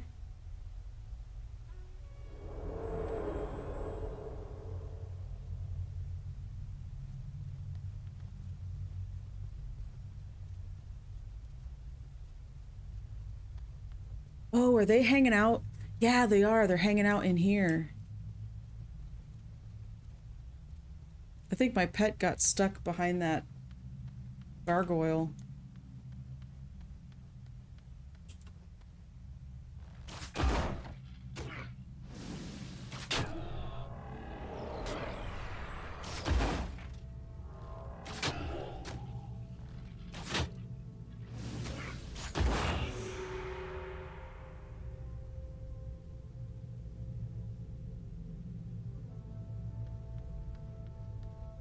But like, this place is massive.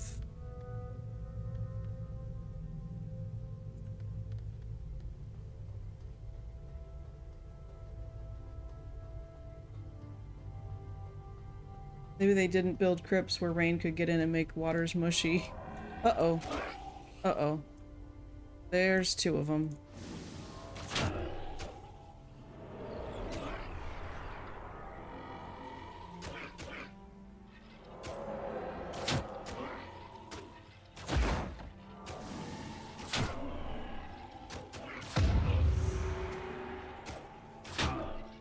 I'm almost dead.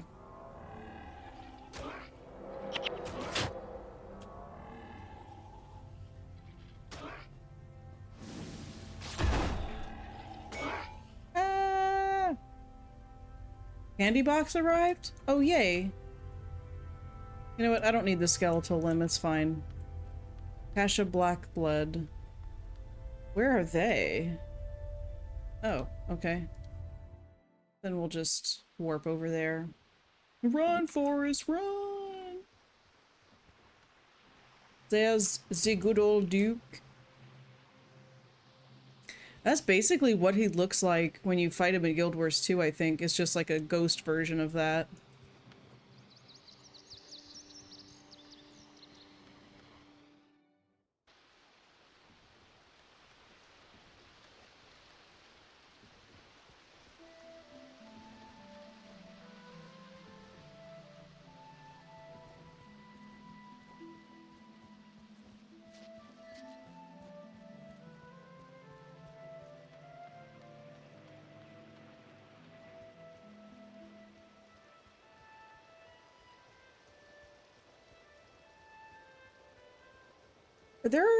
Are there candy bars called 100 grand in that candy box?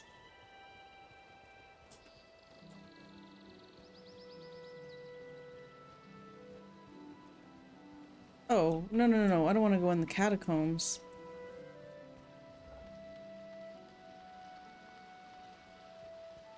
I think that's the heavy heritage armor set you can get in Guild Wars 2 if you have enough Hall of Monument reward points from Guild Wars 1. Oh.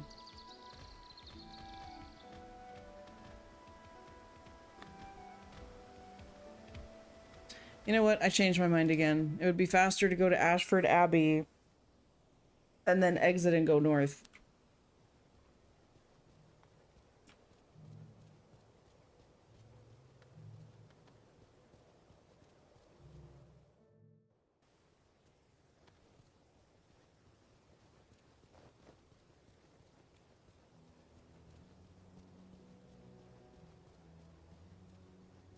You know, Argon, when you said candy box had arrived, I instantly thought of the snack box. I miss the snack crate. That, like, monthly sampling of snacks and stuff from around the world.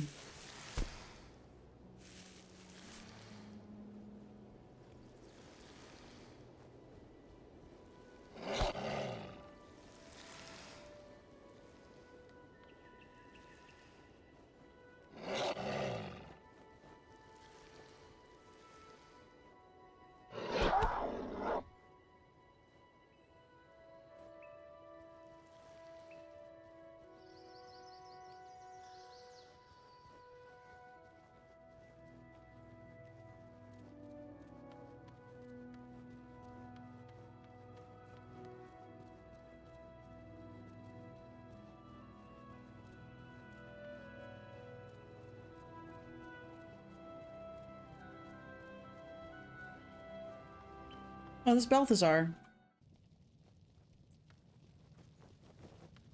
The statue of Balthazar.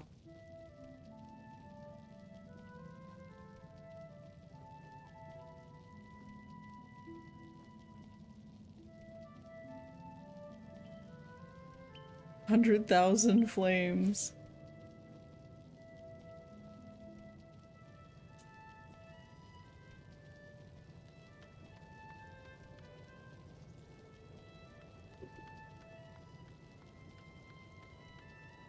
There's no 100 there. Oh.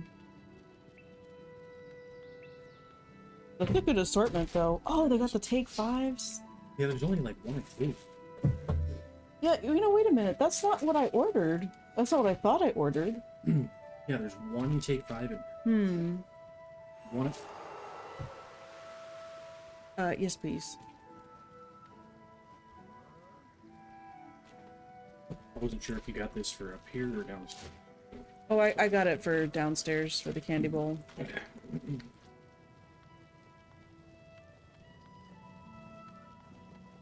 Thank you. You want anything else? Oh, not right now. Yeah, there's Farrah Capo. I'll put him back in the room for a little bit after the snackies. Now we go to Ascalon City. Oh, she's a ghost in Guild Wars 2. Yeah, I remember reading something about her, but I had forgotten what it was. Wayward Wizard. So we got a Sandra Ellick, and then we will have finished everything possible. Well, almost everything. I probably missed one or two things, but...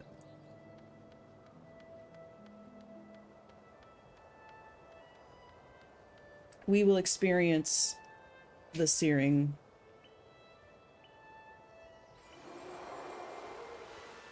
Now it's just this one.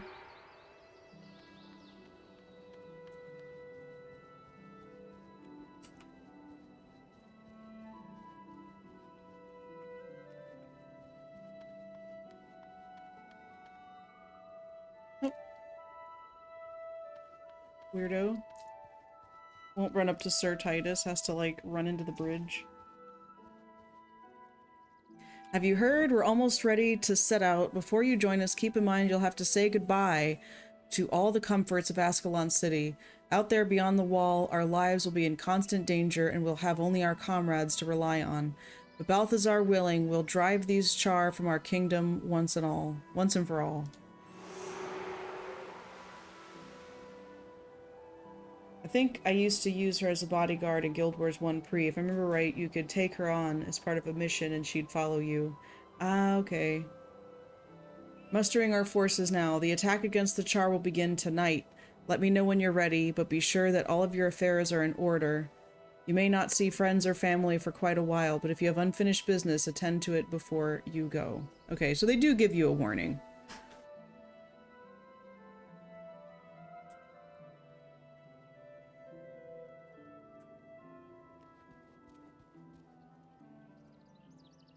Isco. I've already forgotten what my guild is. Imperial Sweet Roll Company. That's right.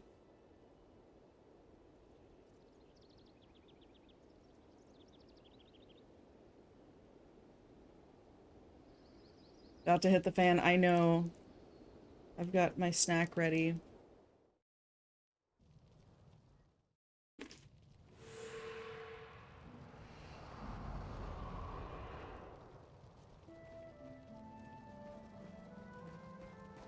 Is that Orion?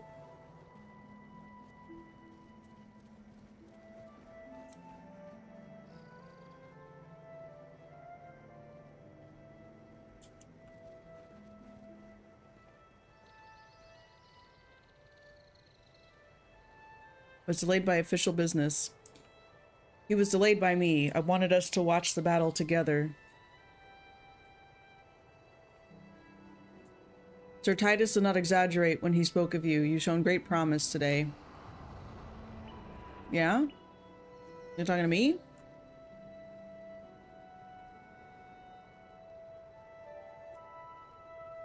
I've been keeping the prince informed of your deeds. After seeing your courage, I've come to Wait. It's happening so fast. Oh. I've come to induct you into the Ascalon's vanguard. We are the elite protectors who guard our nation when threatened.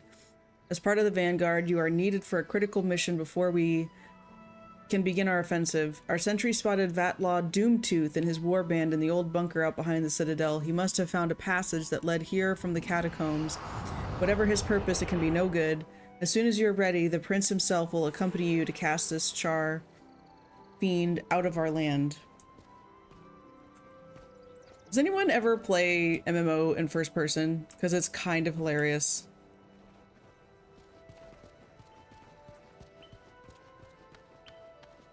We're on a mission, you guys. My Sweet Roll Company. I wonder if the henchman will dance with me? Oh.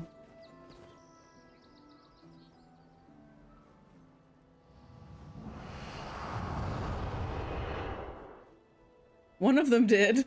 Stefan knows how to get down. These other two spoil sports. Oh? Elysia, maybe? Oh yeah, look, they're doing stuff. They're playing instruments. I get it. They don't dance, they just play instruments like you're dancing to them. Yeah.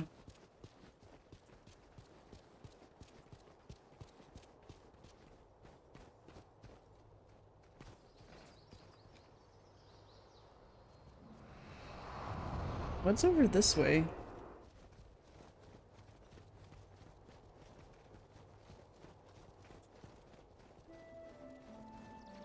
Oh, this just loops back around. Oh, pretty little house. It's all so pretty. And it's about to be all so ugly.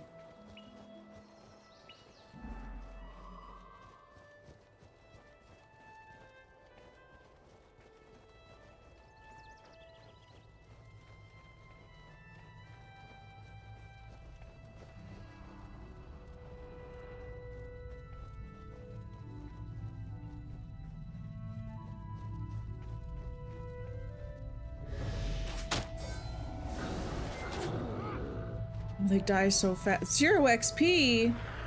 Is it because they're so low level?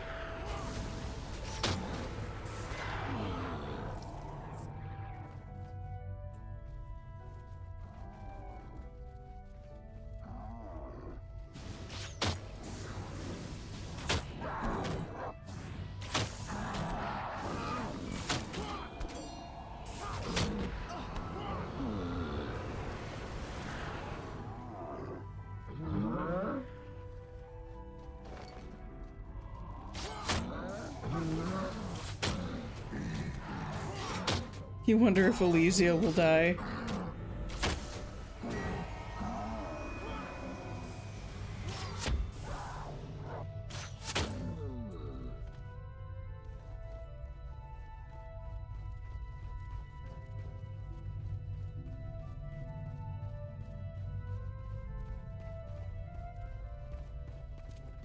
I forgot about this whole little mission stuff that you go to do. Like, I thought once you clicked the button, it was like, oh my god, we're under attack! Whoa, what's happening? Oh no! You know, like...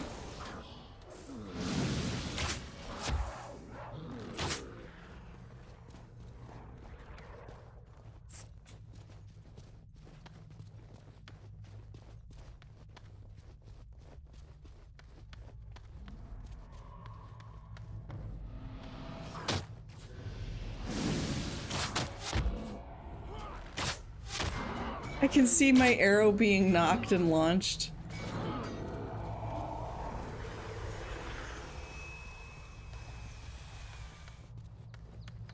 Oh my.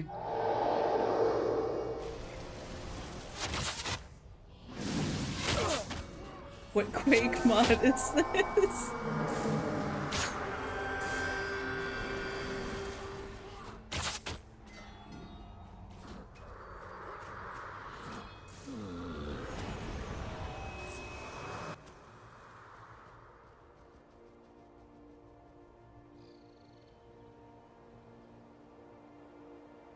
No, Gwen.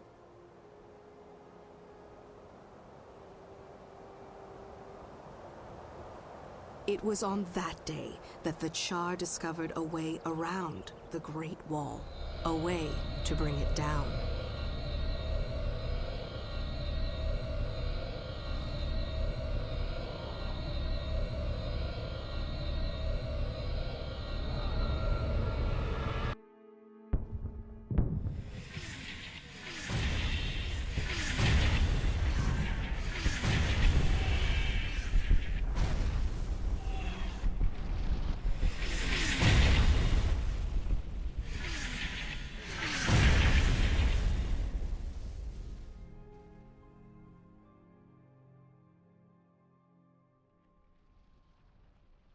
This is where the true story begins.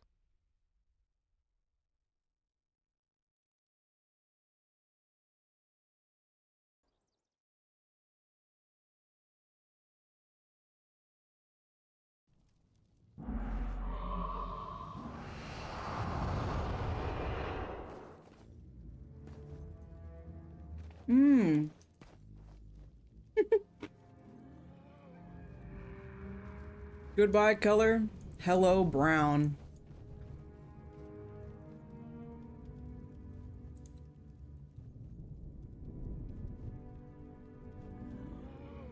Oh, is that the searing crystal? Did you see that? There's like a giant crystal over there. I don't see it anymore. But yeah, this is where you start from. And here's Captain Osric. Looks like the patrol went well. You're still in one piece. Prince Rurik sent me to ask you a favor. You've been in the field, so you probably haven't heard, but an ambassador's arrived from our old enemy, Kryta. They can help us fight the Char, but the king won't even talk to him. The prince hasn't been able to make any headway with his father, but he knows the king trusts Titus. And Titus trusts you. Would you perhaps talk to War Master Titus about this matter? Time to kill 500,000 devourers. I know.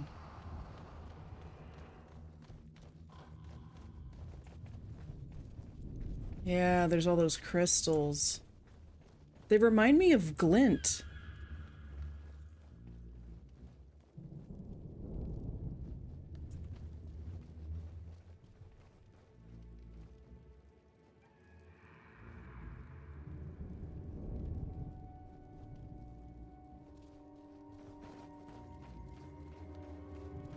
Who are you? My name's Blanston, Melka Blanston. What's on your mind? I'm so worried. My husband is a soldier stationed on the Great Northern Wall. I hope he's alright. Yeah, you know we gotta wander around and take in the landscape. I haven't seen this in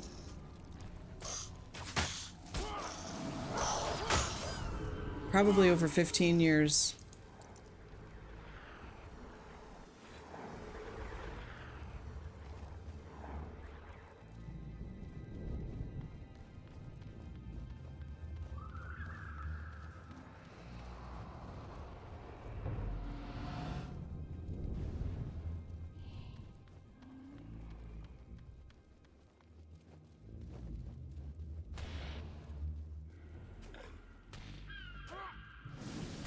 Am I obstructed? Okay, good.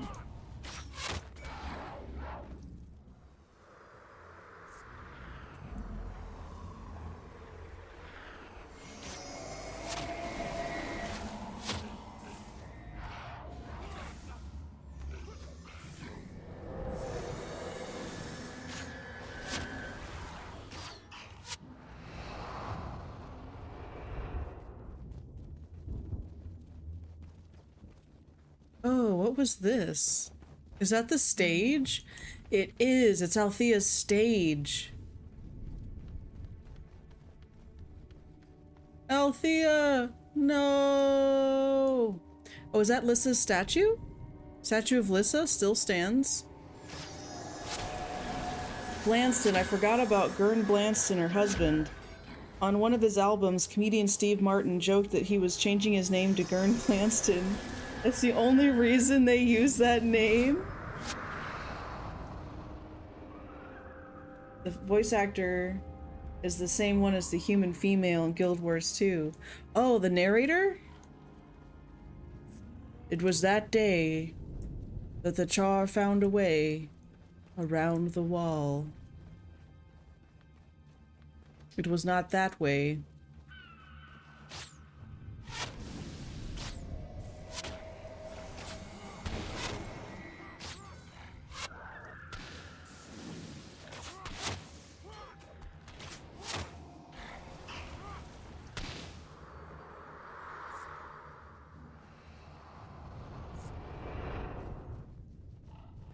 It just barely missed this statue. Wait a minute, was it always covered up in thorns like this? I don't think so.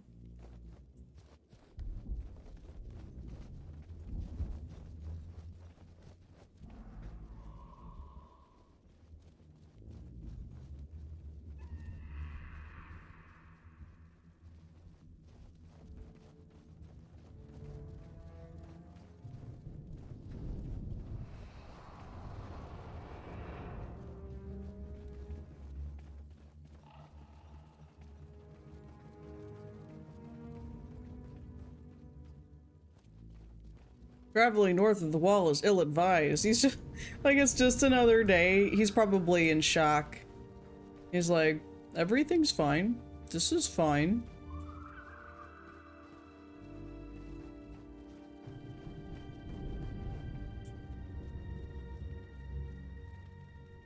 Oh, there's the statue of Balthazar over there.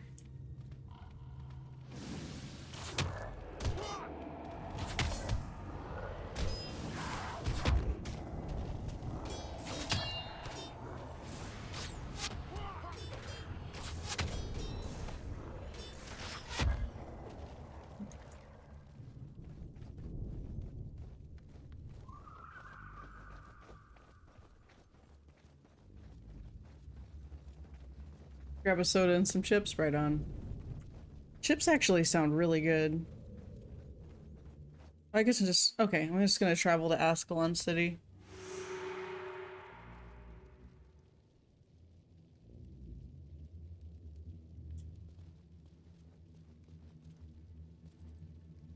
Oh, I don't remember this fountain. Wait a minute. This is the other side of that lake. Yeah. See, remember how there was that, like, that weird spot where you could come down these steps and there's all that water there? You could kind of just wade through the water. This all had water, but it's receded back. Like it's been burned up.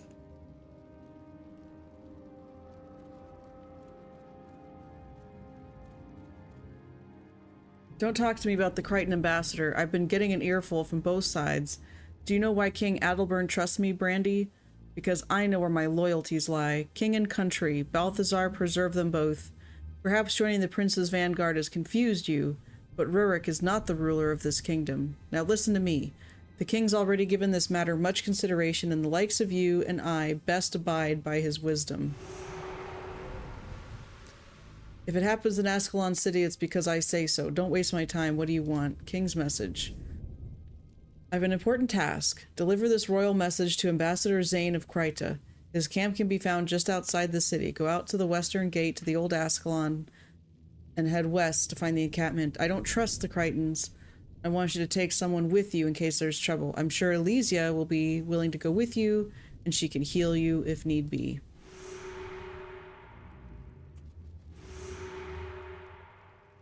I can't read this statue or anything.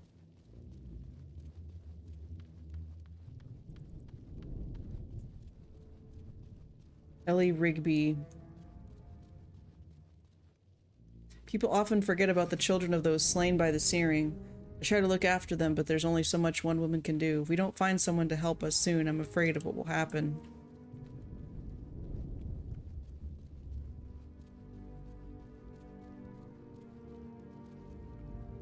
What is that bellowing noise? It's like this deep sound. Ah, Captain Arn of the Vanguard. Is there something I can help you with? What do you want to know? How do I get better weapons, better armor? How can I best serve Ascalon? These are troubled times.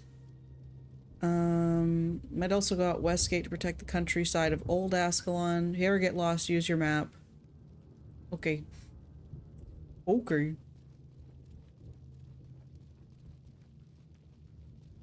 There's Corrin with armor. Sedgwick for weapons. Benoit, shield. Crafter's Corner.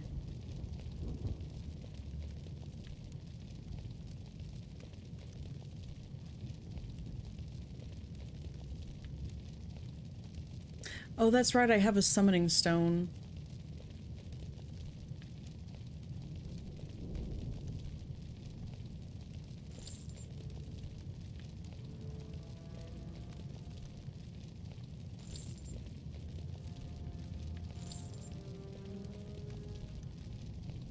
Oh, was aloe root? Aloe root's a quest item, but I probably don't need that, have that quest anymore.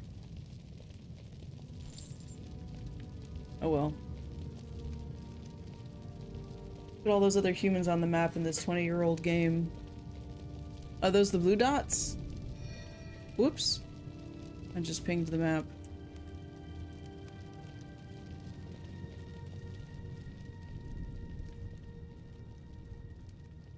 What are you collecting? Char hides. Oh god.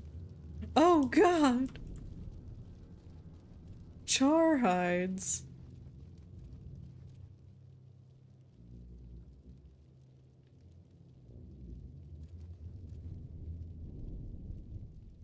Oh. Select an item from my list below. Request quote by. I see.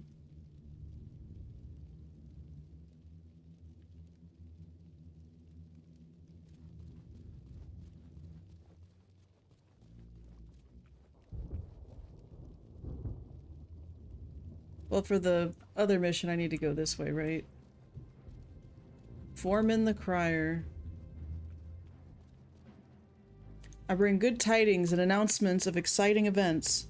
Right at this very moment, you could be taking part in Zishan Vanquishing Bonus Week or Competitive Mission Bonus Week. Okay. While the bonus is active, you'll receive double copper Zishan coins for completing Zishan Vanquish quests. Strap on your foe stomping boots. Check out the signpost in Embark Beach. Don't forget to check back each day. Oh my goodness, this is Lion's Arch music. They play this in Lion's Arch. I'm tripping.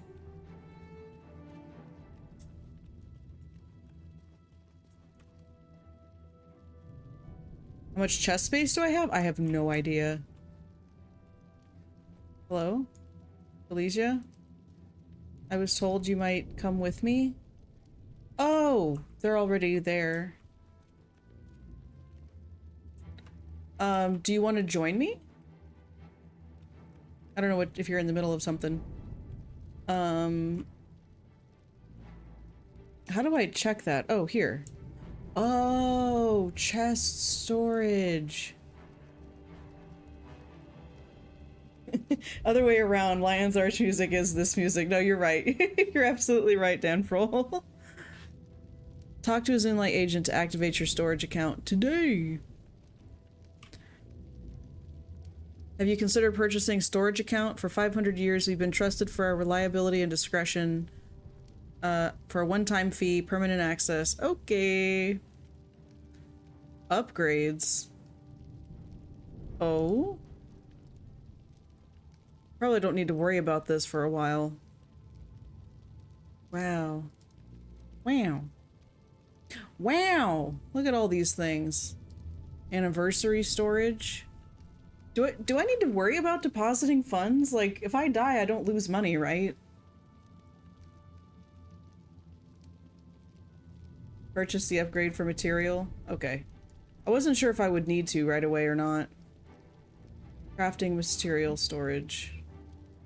Oh, there's the little hammer. Okay. Whoops! Oh no, don't run that way.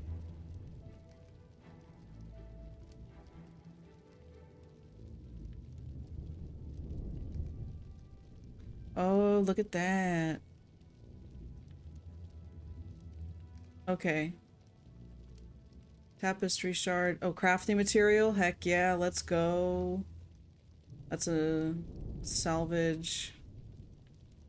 I'm gonna put my victory tokens in here. And this as well, why not? I don't think I'll ever need that, but whatever. Identification kit. I could stuff that in here, right? I don't need to carry it with me everywhere. Victory tokens. Bada bing, bada boom.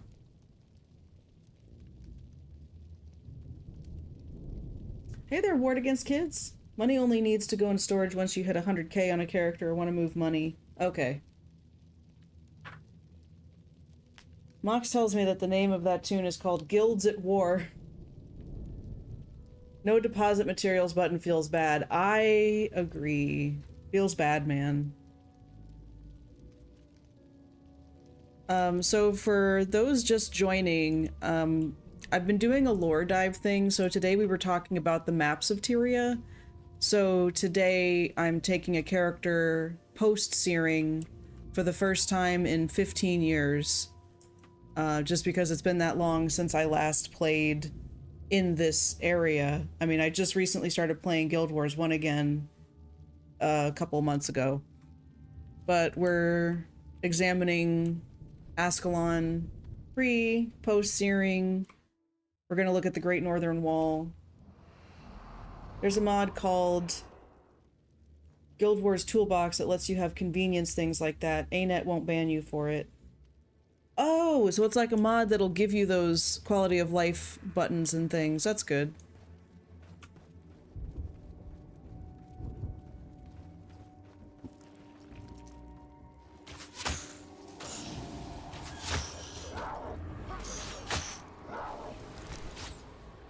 Oh no, the healer! What is 3? Be coist. Got it off the healer. Control click on items instead of drag and drop is godsend. Okay. So if I control click, it'll automatically go to storage?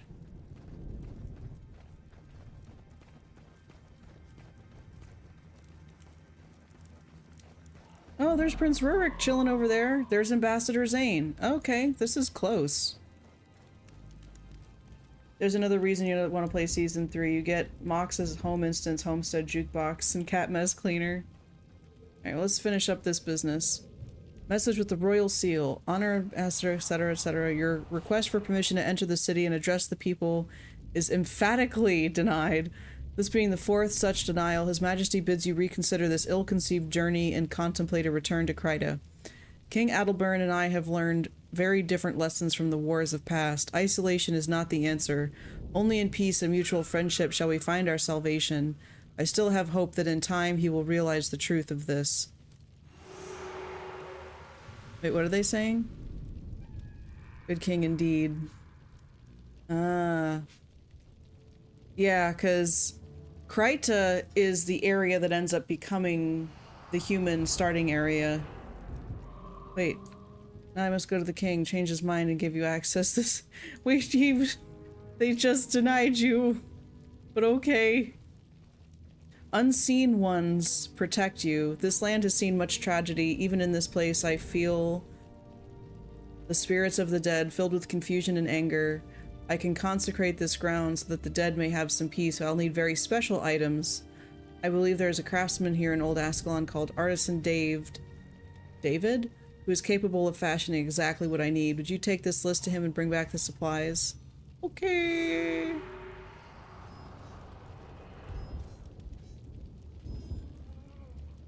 Oh, with the toolbox mod. Identify all, salvage all, move all materials to storage. Oh, that sounds so good. Oh, okay. But identify all is bugged right now. I'm Ambassador Zane. I have the honor of representing the White Mantle. We know about that. It's my hope that we can be friends. What's on your mind? Helping Ascalon. I don't understand the hostility that my presence generates from your king. I seek only to help. You could help me in this cause. I have a shipment of supplies to deliver to an Ascalon woman called Ellie Rigby. We ran into her, actually. She runs an orphanage for those who've lost their parents. King Adalburn, however, will not allow me to deliver these supplies. Oh my god! I'd rather have the orphans starve than receive help from you, Cretans. More like cretins. Despite the current peace between Kryta and Ascalon. Are you at peace, though? Are you at peace if you can't come into the city in dire circumstances like this? King Adalburn still chooses to view all Cretans with distrust. He respects the old laws too much to anything to do anything untoward, but I must take care not to give him an excuse to expel me.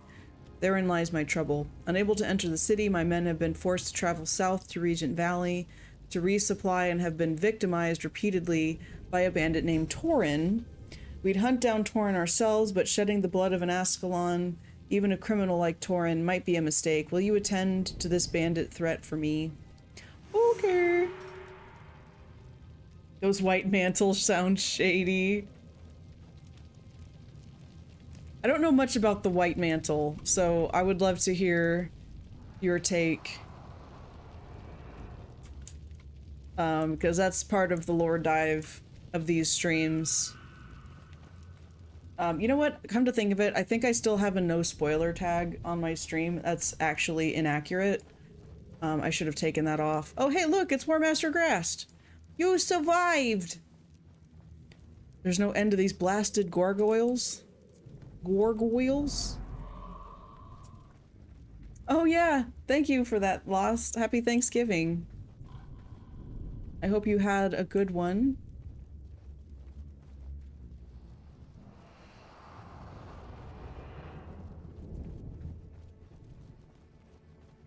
It's all just so burnt. Burnt to a crisp. How far into the game did you get when you originally played it? I think I got to the end of Prophecies. And that was that. Like, I didn't purchase any of the other expansions.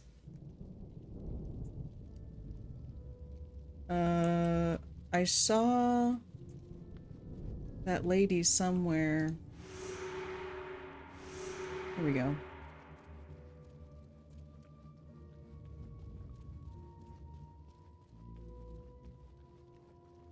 And you should already know about the white mantle. Well, I played all the way till the end 15 years ago, or more than that. So it's a long lost memory. What I know about the white mantle is that D'Alessio founded the white mantle. That's what I know. People often forget about the children of those slain by the Searing. Oh, right. Here you go.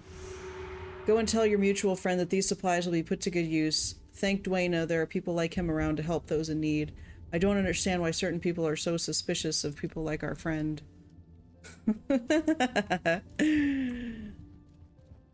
She has to be so coy. They're big on community values and sacrifice. Oh, the white mantle?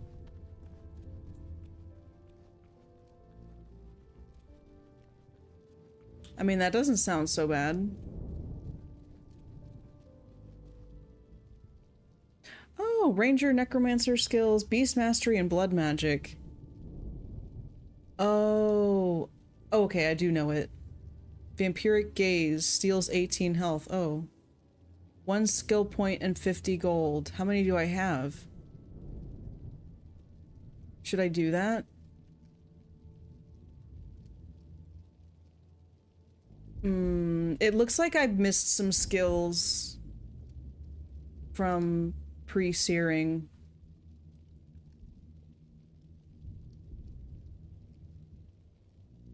Ellie Rigby is a Beatles Eleanor Rigby reference? Really? Hey, what's going on, Jibby? Good evening. If I go to this... 6 unused attributes. So it'll use one of these points if I purchase one of these things.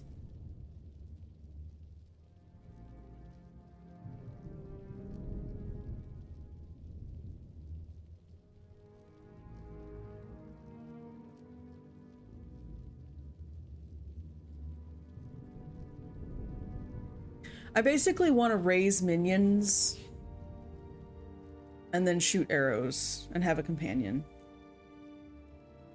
Oh, they're unlocked after sealing. Okay, searing. Our H window? Oh. Alright, well I guess I'll buy them. And then I'm gonna switch some stuff out. Is this a blood magic? It is. I don't have any attributes in blood magic. And I don't know that I'll do that.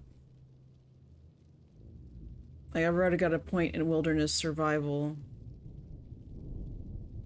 Can I do that at any time? I can. Look at that. What else is... Because I might put that in blood magic instead. There.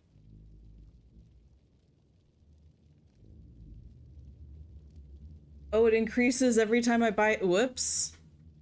Did I make myself poor? Oh yeah, look, 70 gold. I might wait on the vampiric gaze because I already have touch. Although, if I'm gonna be ranged, then that would probably be a good investment, right? Steals 21 health or 32 health if I'm touching them. That is so cool that I can respec anytime I want. I really love that about Guild Wars. We're gonna get rid of this. We're gonna move animated horror. We're gonna do that here.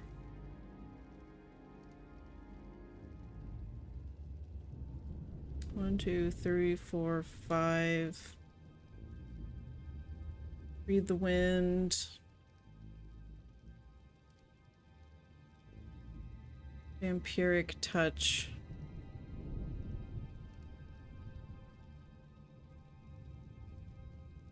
Oops.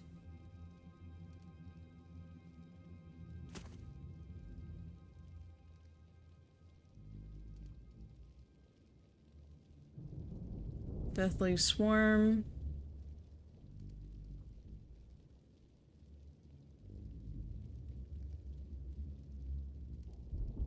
And then dual shot, I think. There. Did I pick up Ignite Arrows in pre? I did not. I just bought them. So I feel like I could have gotten them.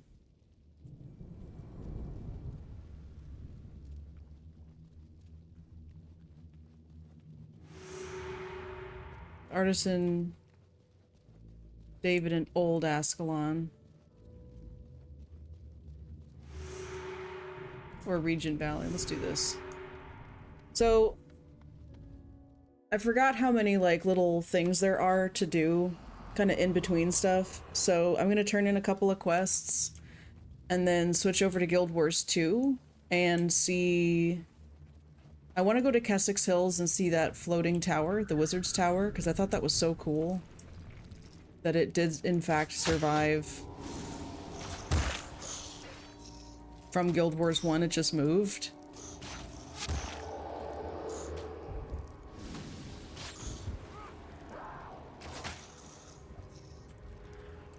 Mia's blade of grass before my mighty storm. Okay, Alicia, whatever you say.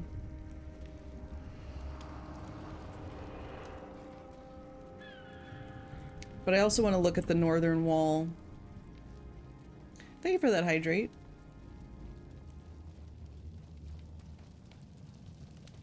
Well done. You've great merciful deed this day. Oh. Vile touch, thank you. I'll equip that later. I'll equip that later. I didn't realize you were going to give me skills.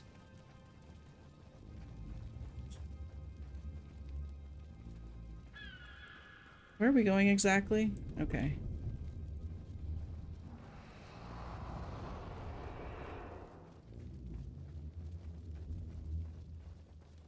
Might look up Touch Ranger at some point. Since you want Necro Secondary. Oh, it's the... I get you.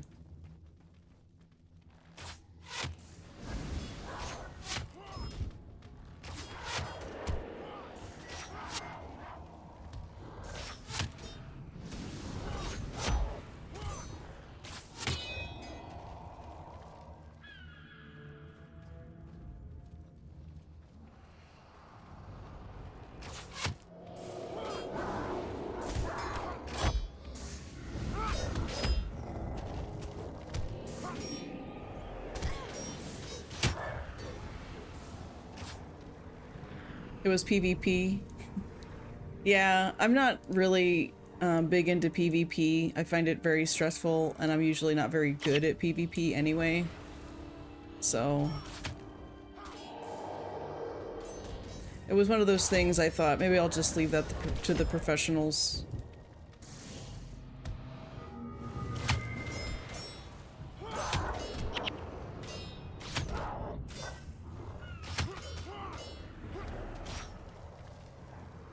Yeah, PvE is chill.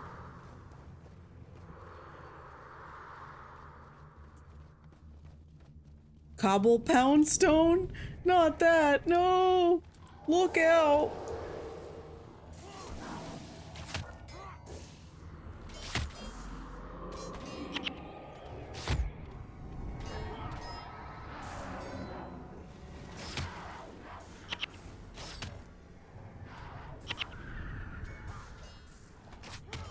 Is he regenning somehow?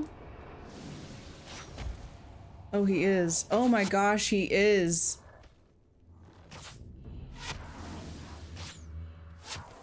And he's going hardcore after the healer.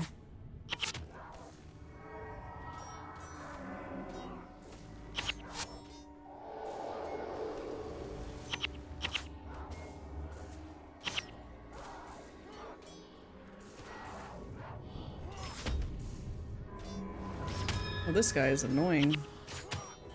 Oh, finally. He went down.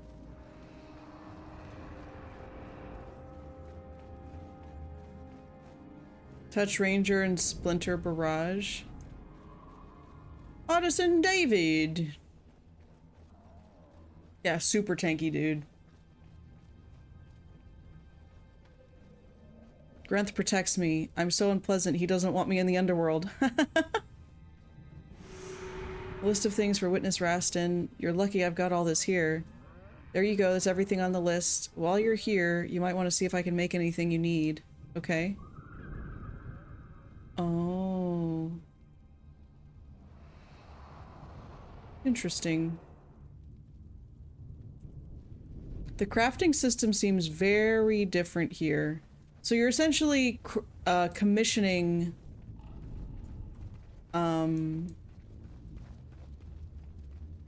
artisans to craft things for you, and then taking those materials to a different artisan to build something for you.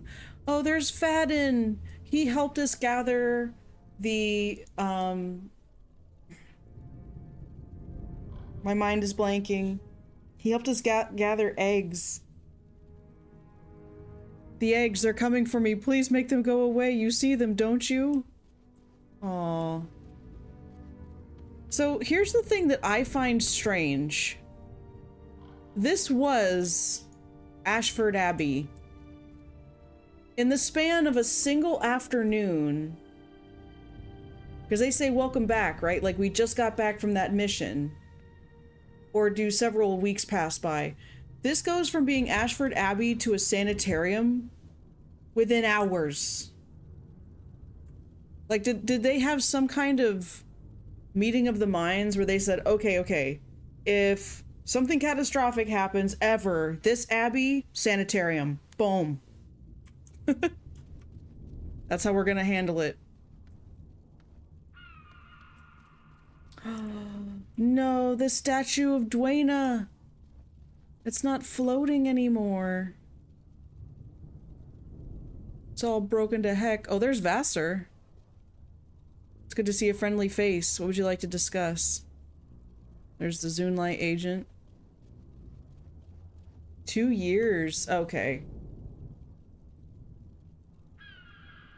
Hi there, LYDF. You always thought there was a time jump? It seems like it, right? It seems like there definitely would be a time jump. Just to prove yourself a true necromancer, group of Grawl raided the sanitarium several days past. Yeah, several days. So it's at least been several days. But having it been a year or so would feel better. 2 years later. Okay. That checks out. We drove them off not before they carried off a valuable artifact, a holy relic that Menlo had retrieved from the catacombs. I was there for that. I think. The Grawl were last seen just north. I shall accompany you on this mission. When you're ready, just meet me outside. Okay. So I guess that's another opportunity to get those skills if you didn't have them already. Task that seems well suited to your skills. One who was once a respected member of our order has turned against Ascalon. Oberyn the Reviled seeks to live up to his name by carving out his own kingdom. I think 6 should be sufficient. Okay, whatever. Death in the ruins. Oh, and we lose access to the catacombs? Ooh.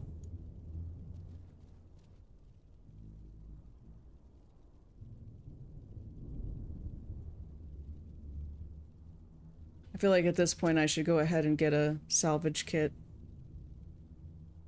That'll be useful.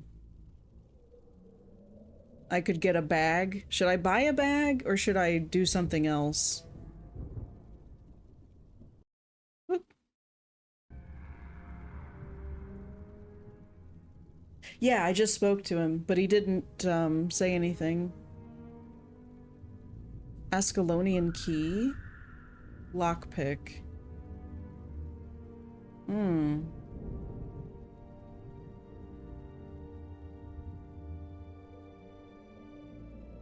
Crafting material. I don't need this hand axe, you can have that.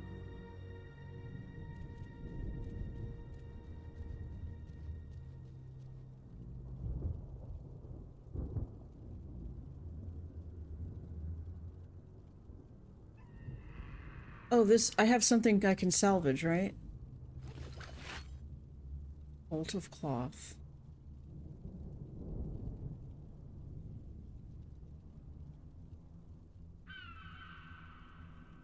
Warhammer.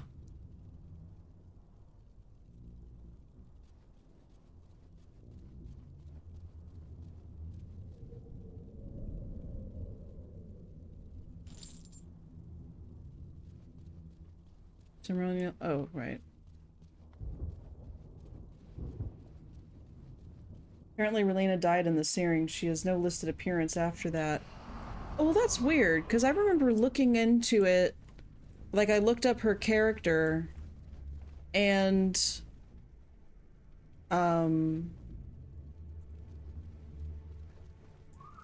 they mentioned that she had fallen ill.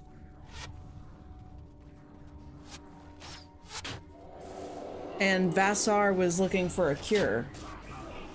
So I don't know if you actually see her NPC ever.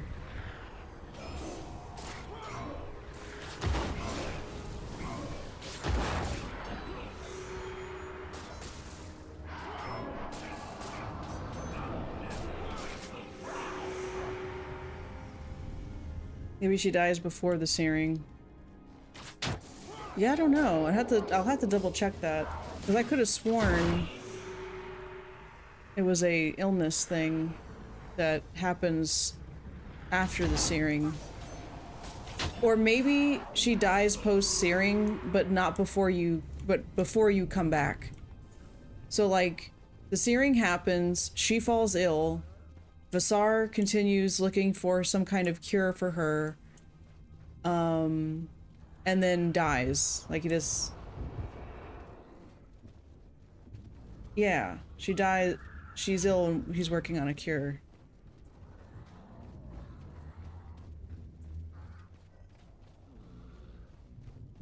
During trying times, and a cure for Relena is revealed that Relena fell ill from a disease brought by the searing, which...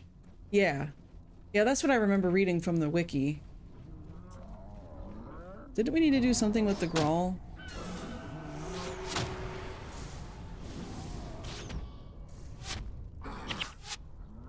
Oh, we're too far.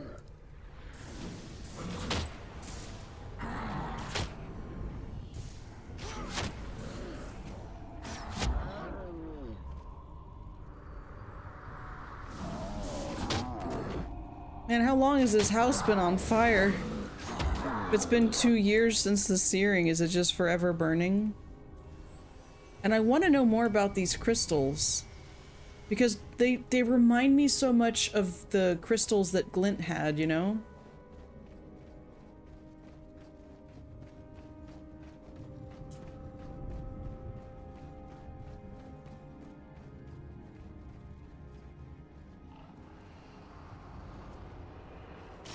Oh, there's the relic.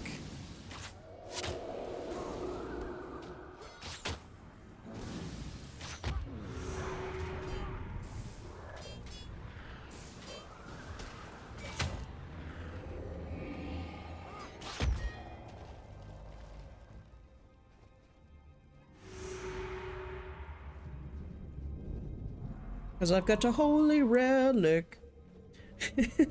I feel like I'm in Age of Empires, and I'm a monk, and I'm transporting a relic. Yeah, that is another pattern I've noticed, that crystals and magic are very similar.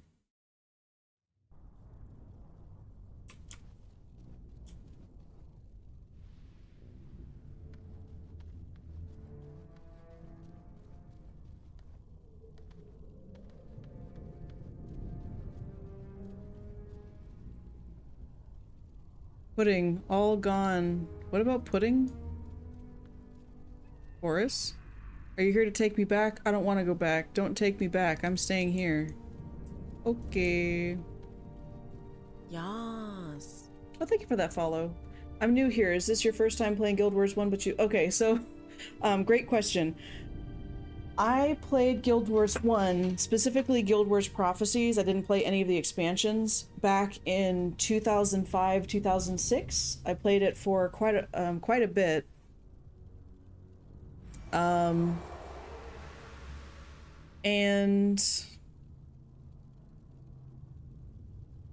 then I took a really long hiatus, and a little over a year ago, my husband got back into Guild Wars 2, and he said, oh, you should try it out. And I was like, I guess, okay. And I've been playing Guild Wars 2 for a little over a year. And I've played almost every expansion except for any of the Guild Wars 1 expansions. I haven't played any of those. And I haven't played Season 2, Season 3, or Secrets of the Obscure. And that's my experience so far.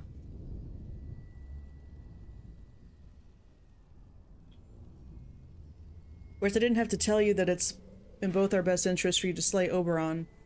He comes for you up the road from the east even now. Are you ready to face him? Okay.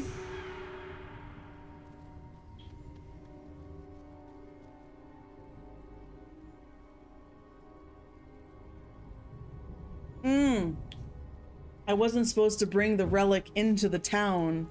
I guess I was supposed to meet her outside of the sanitarium while holding it. Oh yeah, absolutely. Like, what I do on Sundays is I do the lore dives, and that's kind of the focus, is just seeing what the landscape looks like post-searing. Like a couple weeks ago we talked about the origins of Tyria. I read the original, like the first manuscript, and basically did a bunch of different research from the wiki, and also within the game from pre-searing anyway. And then today we were looking at a bunch of maps from Guild Wars 1 and some of Guild Wars 2 to see where some overlap is. I don't like to do that. Oh, now you're here.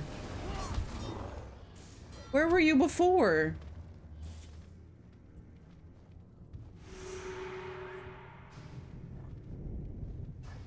Oh my gosh, this is just my luck. No! Ah! Does it want me to take this in? Return to Necromancer immune for my reward. Oh, she's over there. If you guys could just handle that for me, that'd be great.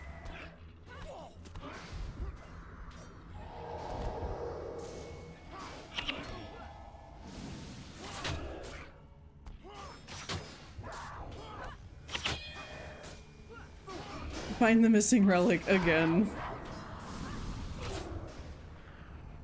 Oh my goodness. Did we get them all? Oh, no, there he is. That's the main dude. Okay. I have the relic. Bring the relic to me. With the return of this relic, the inmates will sleep easier. It's all thanks to you. Okay. I'll worry about that stuff later. Alright, so this is pretty cool to see. Like, I'd forgotten about these giant crystals that are everywhere. Like, I vaguely remember it. But I'm enjoying, like, remembering just how much the landscape changed post-searing. And I'll probably explore more stuff off stream just so that I'll be able to come back to different areas and warp around for more lore dives in the future. But now I want to switch over to Guild Wars 2 and revisit some of this territory when it's in Guild Wars in the Char territory. Did I have something to turn into you? Hello? See graphs of the henchman's life over time. Must have been slipping. Still, you did manage to defeat him. You deserve some sort of reward. Thanks. You're so nice. I'm not strong. He was weak. I have an unidentified cleaver. Yeah, so we're gonna park this here and switch games. Putrid explosion. That sounds cool.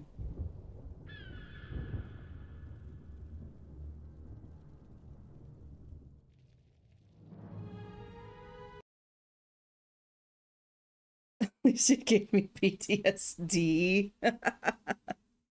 Okay. Alright, Guild Wars 2.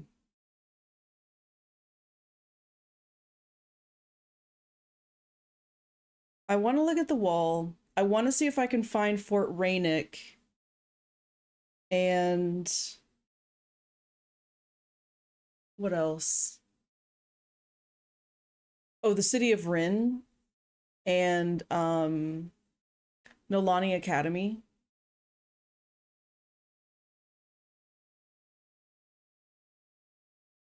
Oh, there's an autumn sale?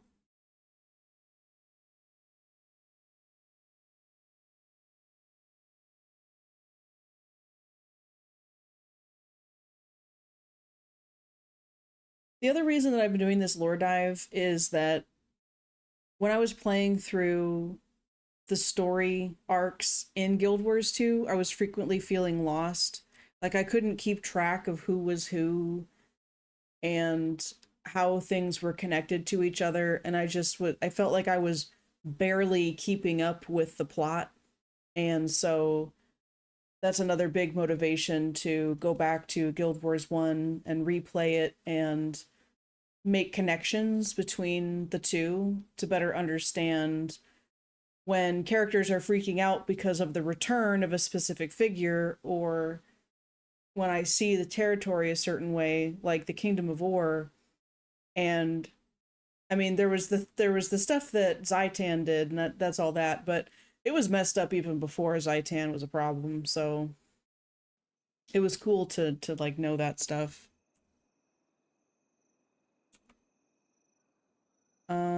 I think I have music off. Still loading in.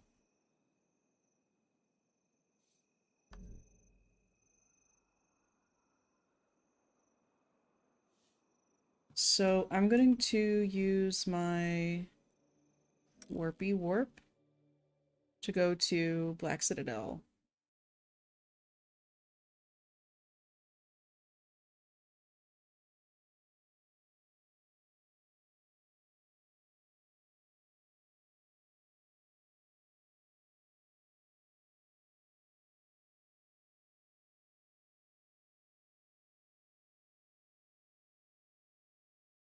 Really long loads today.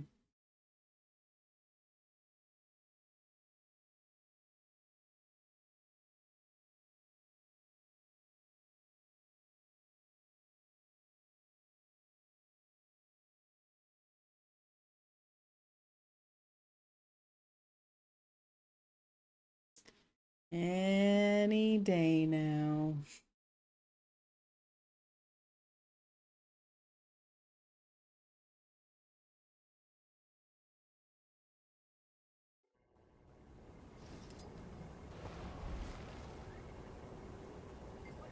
Oh. Lions Arch, capital cities. There we go. One thing I really appreciate is that there is a lot of crossover with the maps between Guild Wars 1 and 2. So being able to see the map overlay that that shaman made. Oh, you're at Stormcaller? Okay. Oh, that's right. I was crafting right before. Last week I was crafting. Okay, let's just use this. Was there any specific character popping up in Guild Wars 2 that inspired you to go back and investigate? No, it was just this overall. Oh, that's what this is? Oh my goodness. Wow. I had no idea. This is Stormcaller. So, the main thing just overall that inspired me to go back to play Guild Wars 1, number one, nostalgia. It's just, I knew I had an old account. I finally took the time to send an email to say, hey, I'd like to recover this account. I also realized I was able to purchase like just this bundle on Steam where I was able to get all of the expansions and story bits and stuff from Guild Wars 1. And when I've never played the other expansions, so now that I have them, I'm like, well, now I do want to play them. And the other thing was that as I was playing through stories,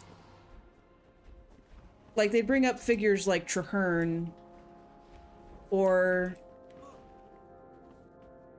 there'd be stuff about the Char themselves, or different races or nations or places that were really interesting, but I felt like I was missing chunks of information. And so I thought, well, maybe if I go back into Guild Wars 1, I'll get full context. I'll see what lands were like before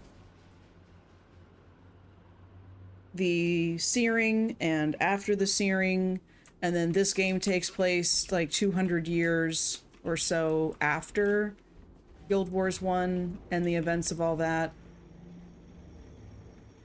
So I was curious just to be able to better draw connections and understand. And I mentioned Traherne specifically, but it wasn't like his character specifically. I just mean in general that people were brought up or things were referenced, like talking about King Adalbern or Prince Rurik or whatever, and feeling like lost. There's the Academy ruins! And then this is where the wall starts, the breached wall.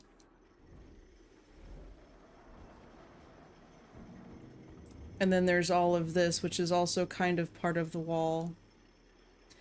And then there's Conir, which actually, Zeno just linked me. Kinar Fort. Wow. Now we just, in Guild Wars 1, I was briefly inside Fort Rainick. Oh, I didn't complete this map yet.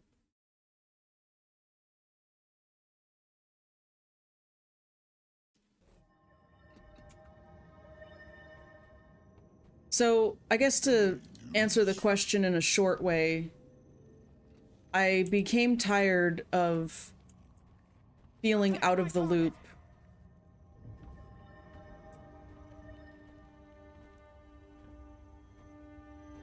Oh, there's Sentinel Faith Shredder. The Gem Store outfitted NPC. What are you selling? What are you buying? Time to go. What's this? Secrets of the Obscure. Oh? This might be the time. Ends in 2 days. Okay, I'll come back to that. Sick.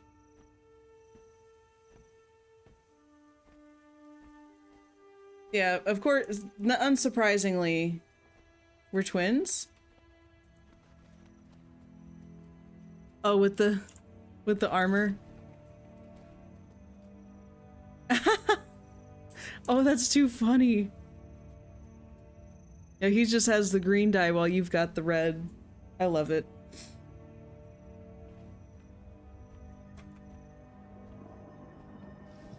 Oh, whoops, that's the wrong mount.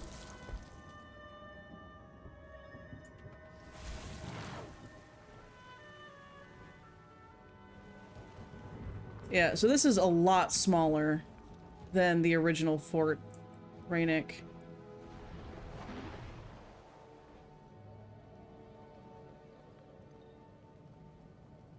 And then there's all this stuff. This grossness. Everybody drank!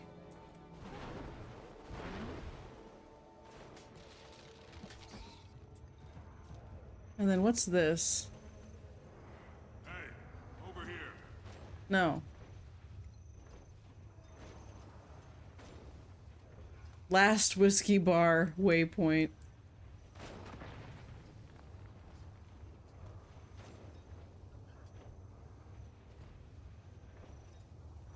Ooh, Ascalon City ruins.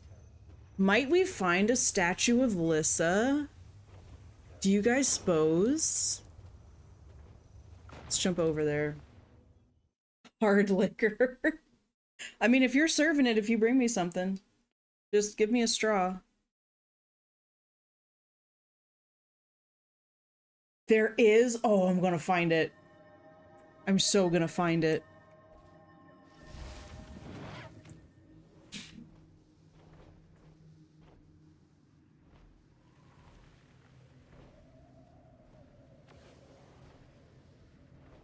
I just want to find, like, one recognizable thing. What's this?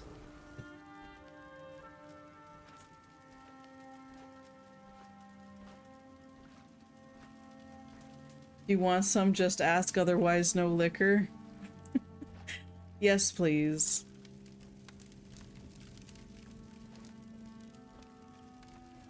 I think I'd like, a rum with a Diet Coke lime.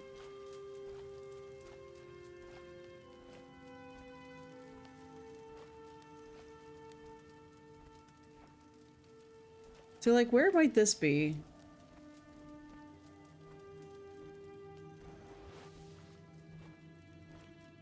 Wait a minute, I wonder? I want to try something. I'm gonna start Blish HUD. Take notes. Well, you won't.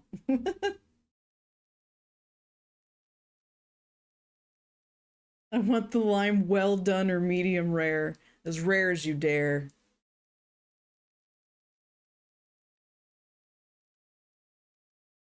Okay, we are here.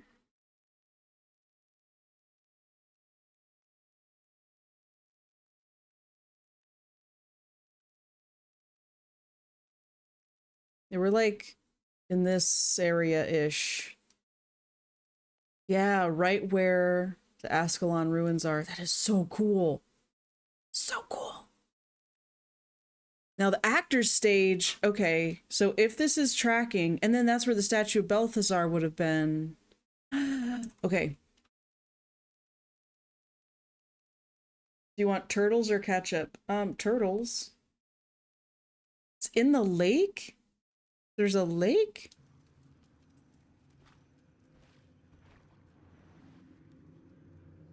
Oh, that's interesting. Like, I don't know where this is, this, like, pit of despair. Is it possible? Whoops.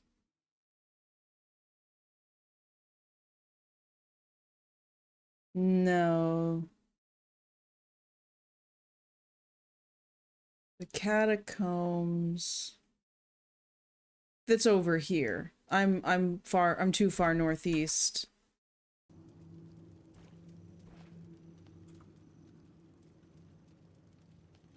I want to see, like, what I would love is a map that would show you where you would have been in Guild Wars 1 on, like, this on this mini map. Would that not be so cool? Is that even possible?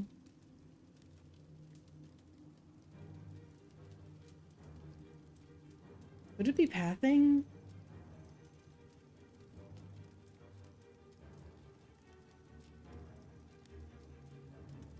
Do I have free range ice or caged? I prefer caged. I want cruelty rich ice. All the cruelty for that ice.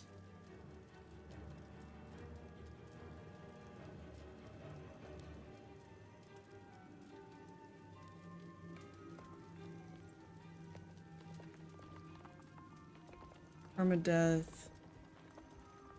Movement on the world? Quest-like, scenic, and at times challenging map tours. That sounds interesting. I don't think that's quite what I'm looking for, but I'm just gonna grab it. There's hard zones. Taco markers.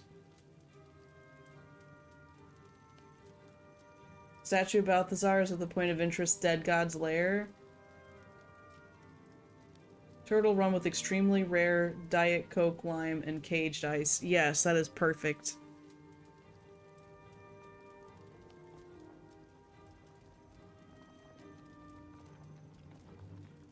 Oh, and don't forget the finishing touch. I want you to blow it a kiss before you bring it to me, okay?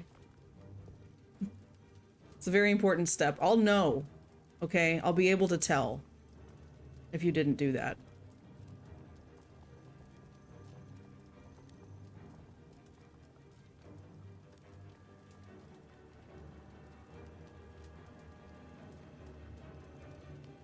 Roller beetle.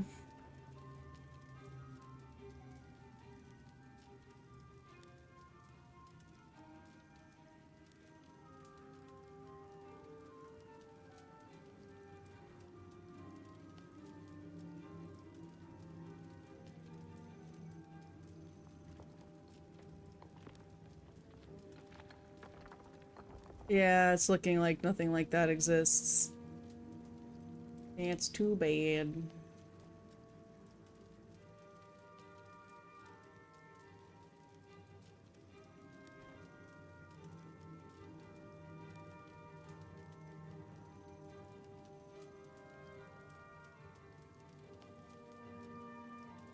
You kiss the— No, I didn't say kiss the straw. I said blow the drink a kiss. You'll want to read Movement of the World on the Guild Wars 2 wiki sometime? Okay. Oh yeah, look at all this stuff.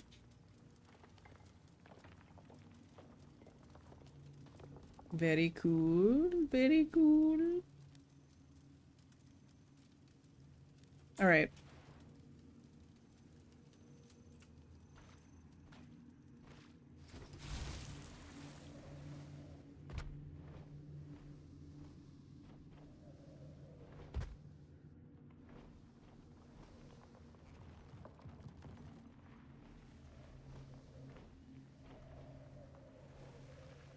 What does this say? Siege Master Lormar.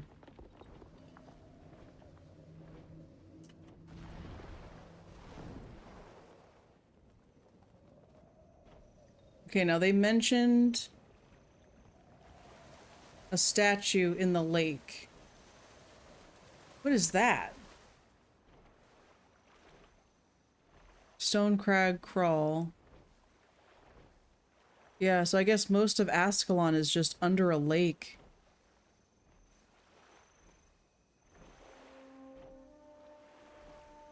The viewing hill. Is that where Gwen viewed the searing? Is that why it's called the viewing hill? The Hero Point Challenge? Order already placed, no takesies, backsies. I'll have to let my husband know about this.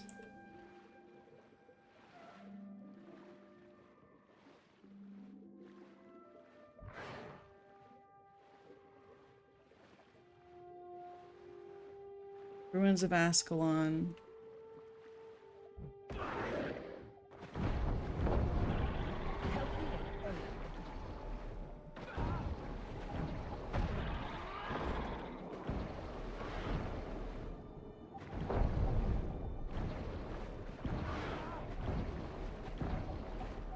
Where is he? I'll fight him. Never mind. Just get me a drink.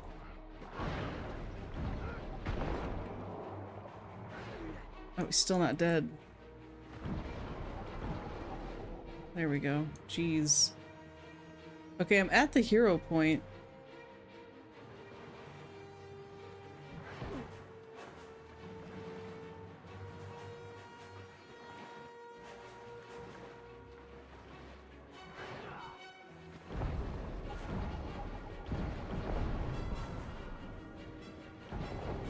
What happened to the good Guild Wars? I'm doing both. So the whole stream is about lore diving. So in this lore dive, I'm comparing what like the land of Ascalon. We briefly ran around it pre-searing, then we went into post-searing and got a quick glimpse of Ascalon areas.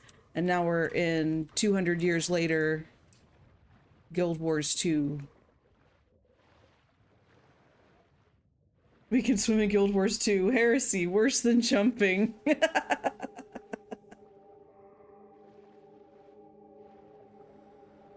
I know, it's a lot to take in. Wait until you hear you could ride raptors. I'm looking for the statue of Lissa. And I kept hearing, you know, go to the hero point, but I'm not seeing her at the hero point.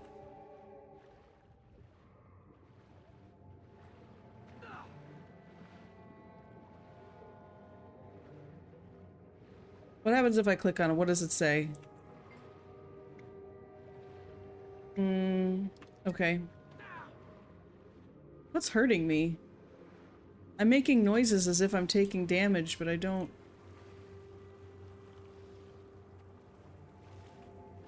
Maybe thinking of one and ore?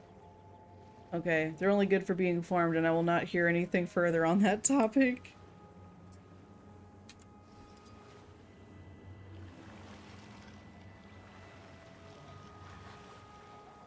Ascalonian battle plans. Oh, right.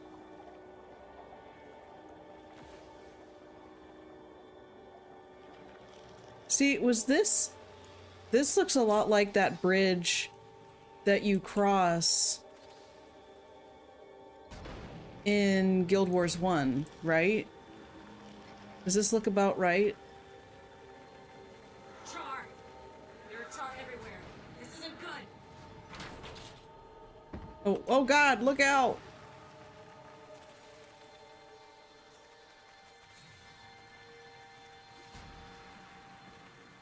Yeah, this looks like, that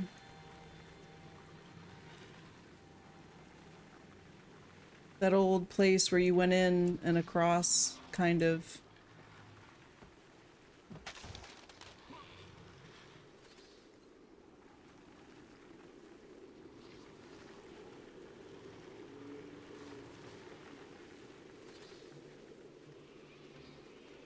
But the cool thing is that after 200 years, grass is starting to grow here again. And I appreciate that detail. So it stayed pretty burnt to a crisp for a very long time.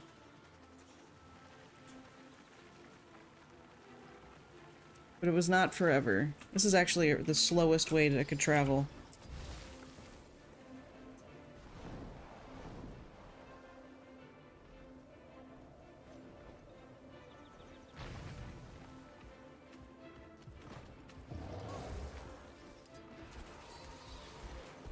Wait, thank you.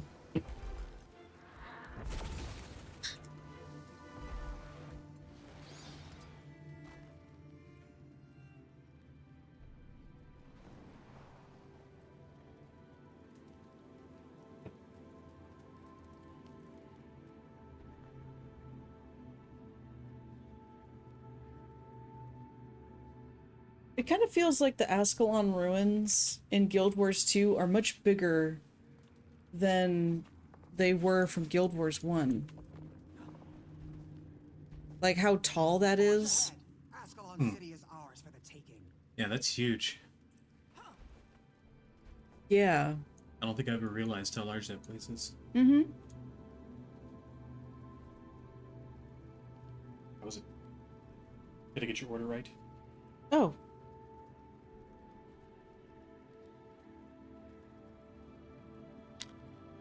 Yes. Too strong? Except you didn't kiss the straw, did you? I didn't kiss the straw. I knew it! I gave it a little hot tua. Grody!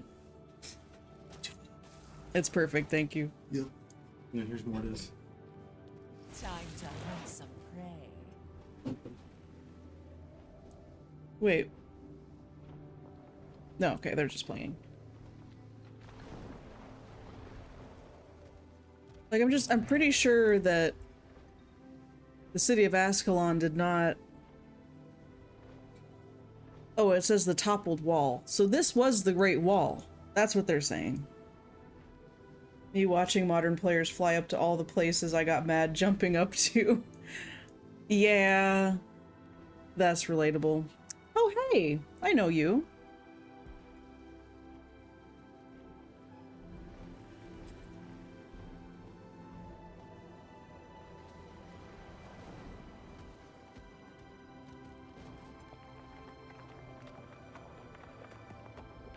I had to work really hard for this sky scale and most of the mounts. The Raptor is a gimme. And the... Oh, what was the other one?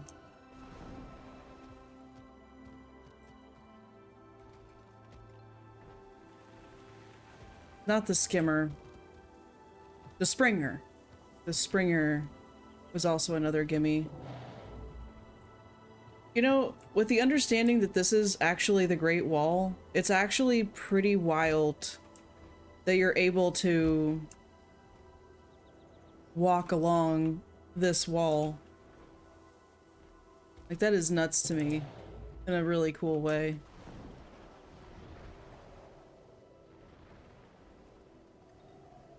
There he is! Wow.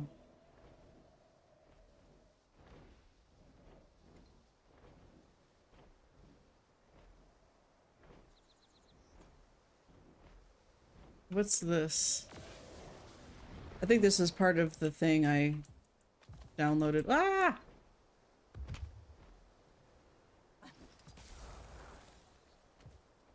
Balthazar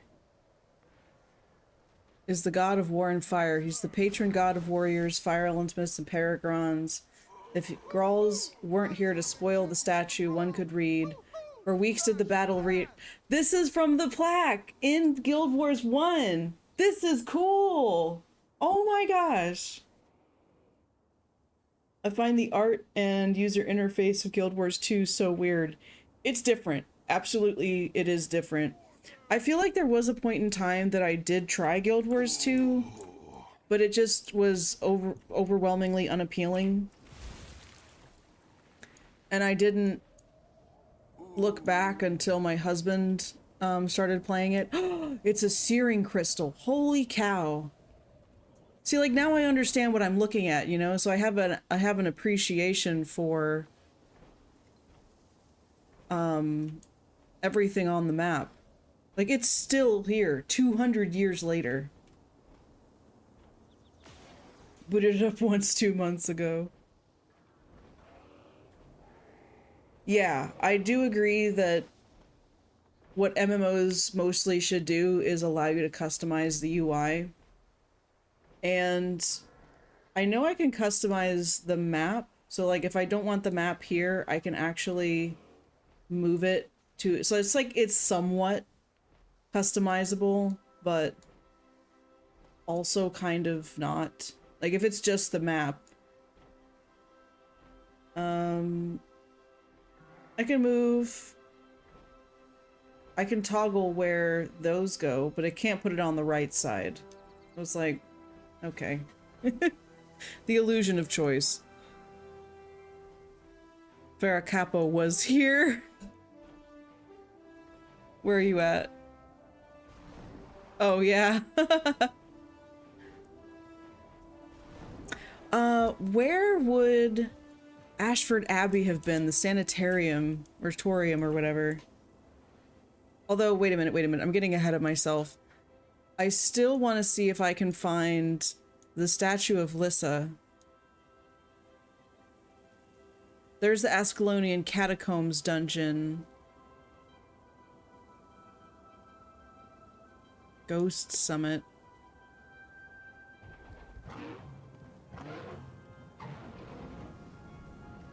Yeah, because based off of the map, Lyssa would have been here-ish. I'm gonna fly east.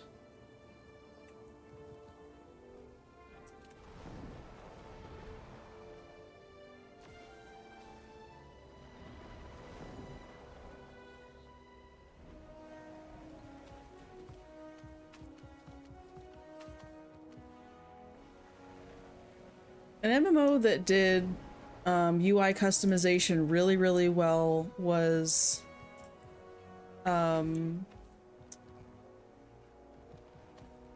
Star Wars: The Old Republic. That was like massively good.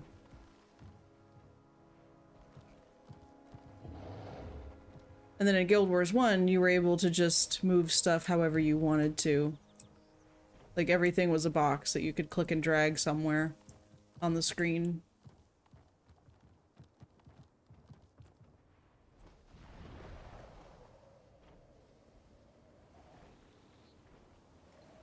There's some old ruins. Been close to 5 hours. Appropriate. That's fair. Reach out. Squeeze the shoulder blades together. Ah, much better. Now, what is this? Is this the Ghost Lament thing? No, that's Swordcross Outpost. Oh, there's a meta event going on. Ascalonian peasants! The ghosts of peasants.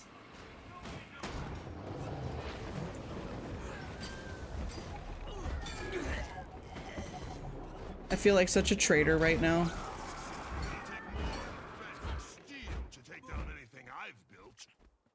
You know, they don't understand your taunts. Can't play Star Wars: The Old Republic without wanting the heroes to be more like Guild Wars 1 heroes. I'm ruined. I need my soldiers to feel my confidence. That's fair. That's fair. And we're not leaving.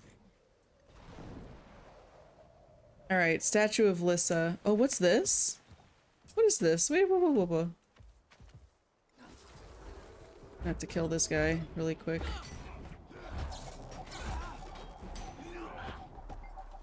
This time-worn plaque remembers the tragedy of Ascalon, bears an inscription detailing the hill's historic significance.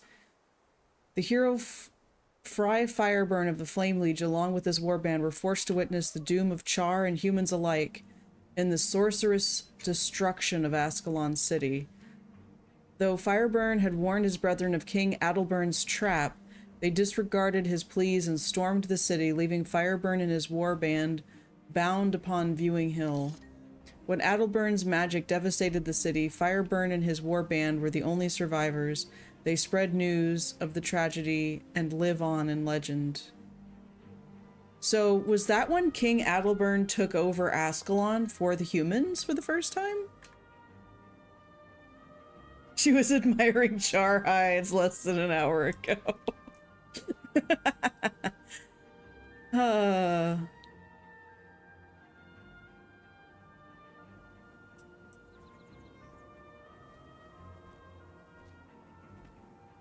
Or no, that's when the faux fire thing happened and King Adelburn cursed Ascalon.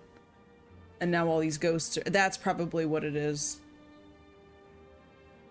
Yeah. Yeah, I agree. Faux fire. Wait, where am I exactly? Yeah, I'm thinking the statue of Lissa did not survive. I mean, it barely survived the searing. Like, the theater was upended.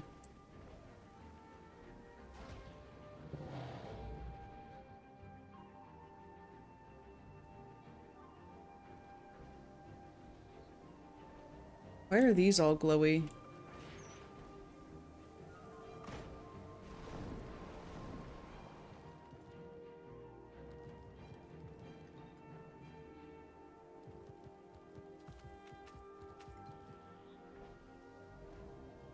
Well, I really love this Blish mod. I'm gonna be using that in the future for sure. Like, I could see myself running, just through the map and reading all of the different tags and things. And it's just like, have a stream where I run the whole, like, I choose a map and I just run the whole thing and read all the stuff.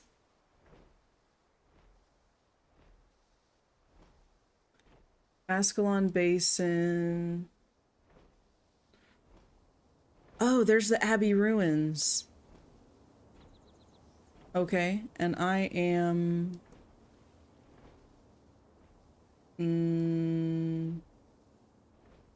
not sure where I am. Where's my marker? Oh, there, right there. Okay.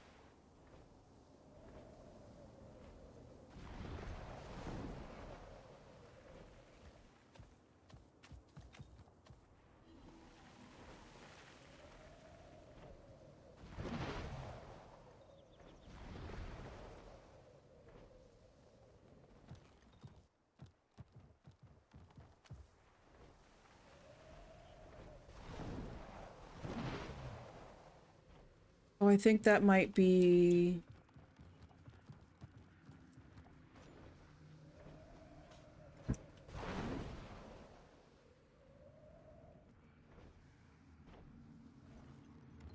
This looks like where you would go for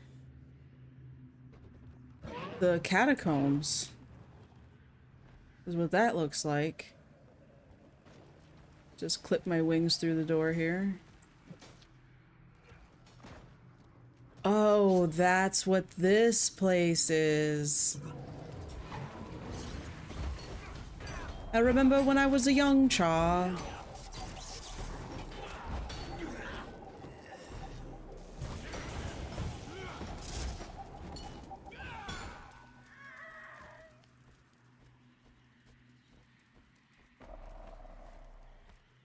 Yeah, that direction would have been going into the catacombs.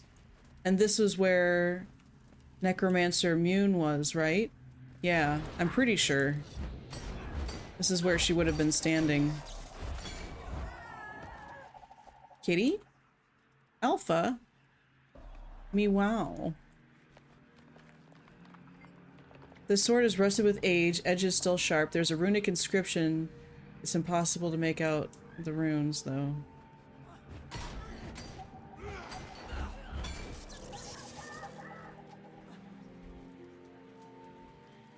What does this say?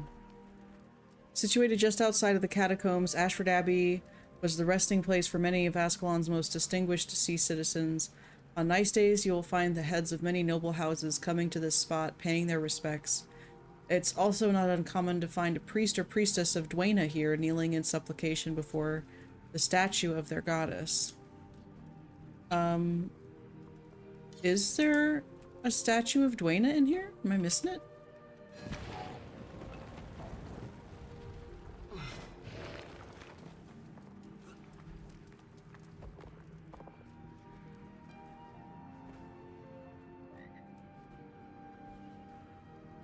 I don't see one.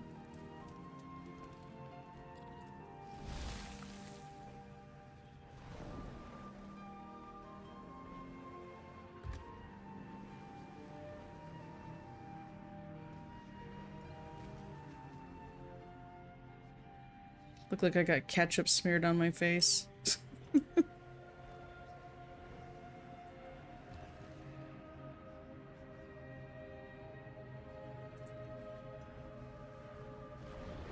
Will of the Mist that lets you leave notes in the world. You can only use certain words and it's public, so not really any good for making in-world notes. Okay. It's cool though that that's a feature.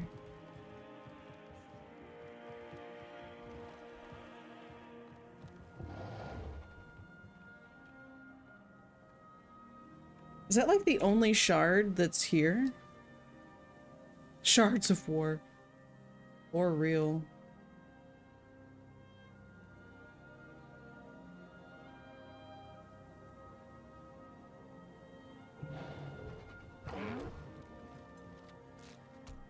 Ashford Forum. Old Duke's estate. Oh, we gotta go over there. Old Duke Barradin.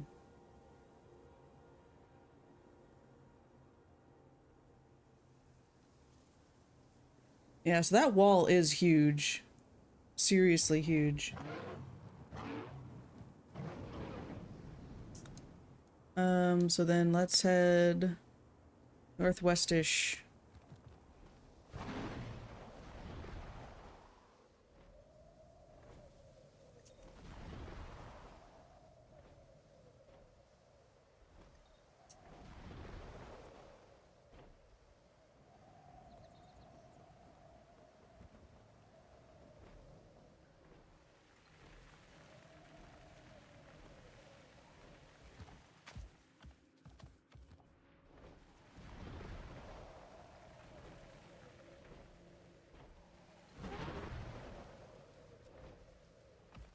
Oh, what does that marker mean? Looks so fancy.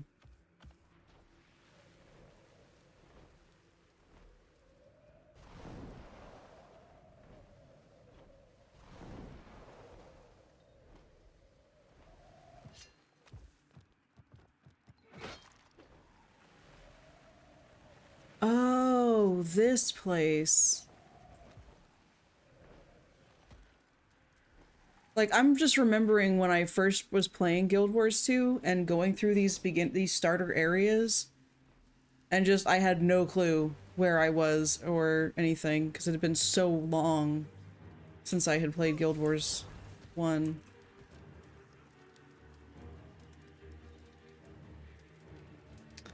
Yeah, and that's from the wiki, I believe. And this is where there's lots of ghosty goos.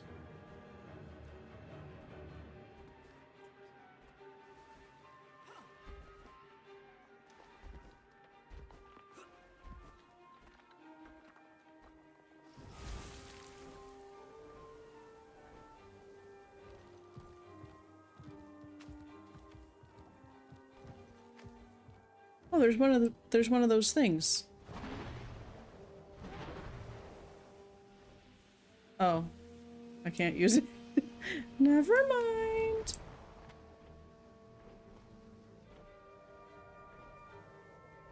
Is this already back to the Black Citadel? No, is it? Village of Smokestead.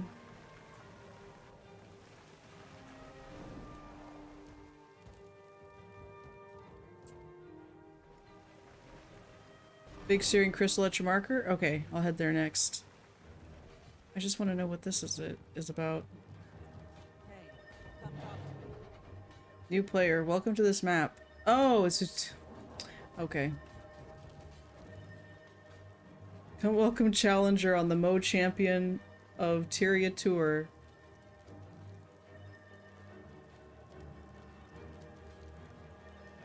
Interesting.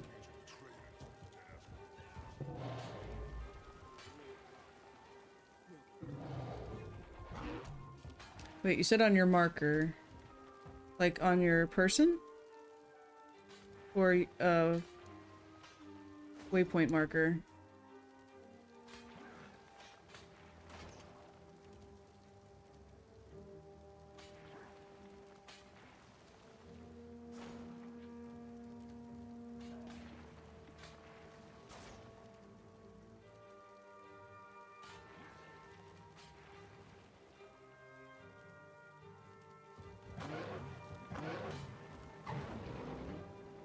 Oh, over here. Pockmark Roughs. Okay. Well, since I'm right next to, Black Citadel and I wanted to see Rin and Haunted Nolani. I'll do that first really quick.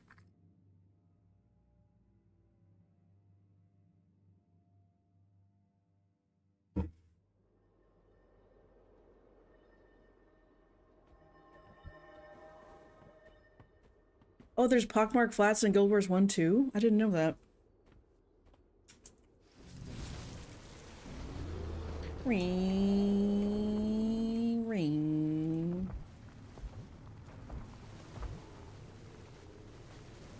Wait. Raptor Gaze. Nox, whatever. Pharaoh, the Butcher. I was just wondering if any of these guys would be Burn Fur or any prominent char from the Searing thing. I guess not.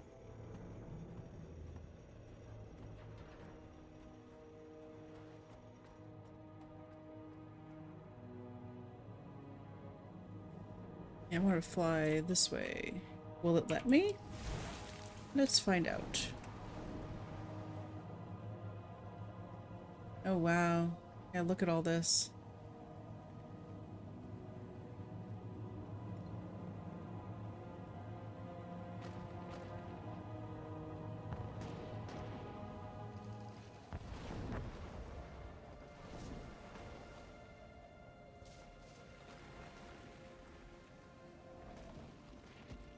This is probably just as far as I can come and that's it.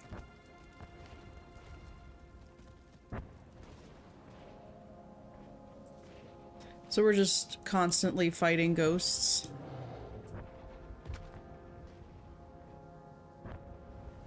I guess that's what that would mean. I can go in here?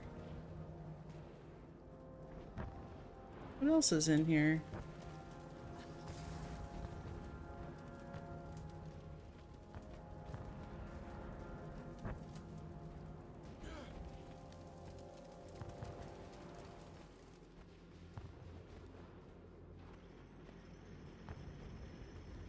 Cal has another spirit a revenant can summon.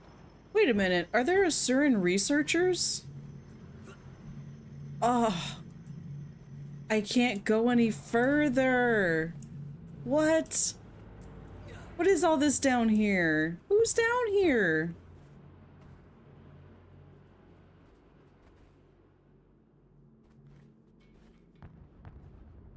Fine.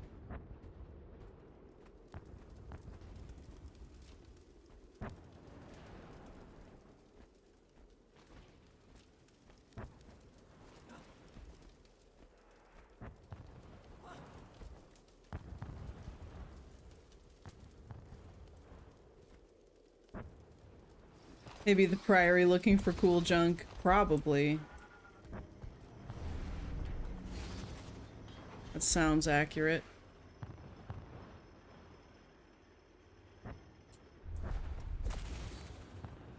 Woo! Woo!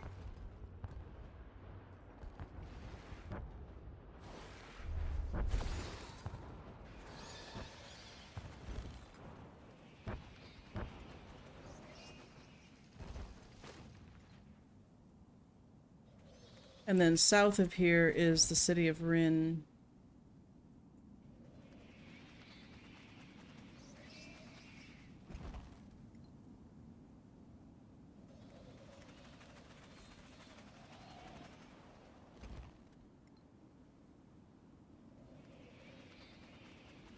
Is this Rin? Yeah.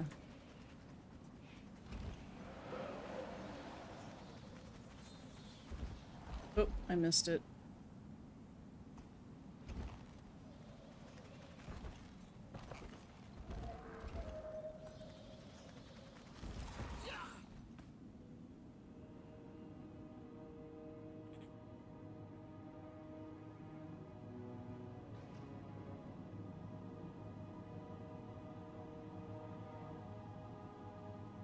Oh, there's Char just hanging out.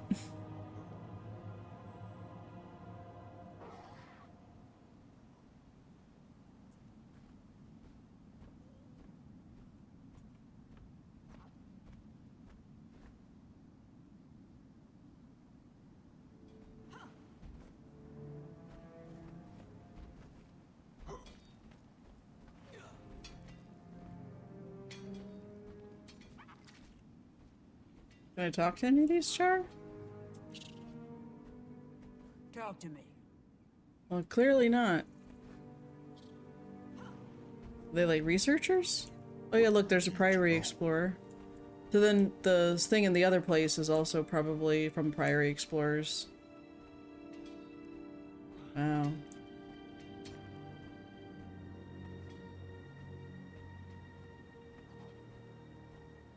Is there anybody that can tell me what they're looking for? Or are they just digging stuff up to dig stuff up? Artists? Hello? Oh, it's a karma vendor. Would you like some basil?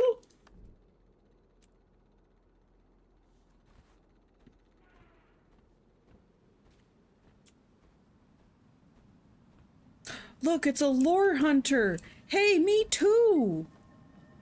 I'm Array Lore Hunter, lead researcher on this project. Yes! I'm hoping to document the facts about Rurik's ambush on Rin some 250 years ago. Rurik had led an ambush on Rin?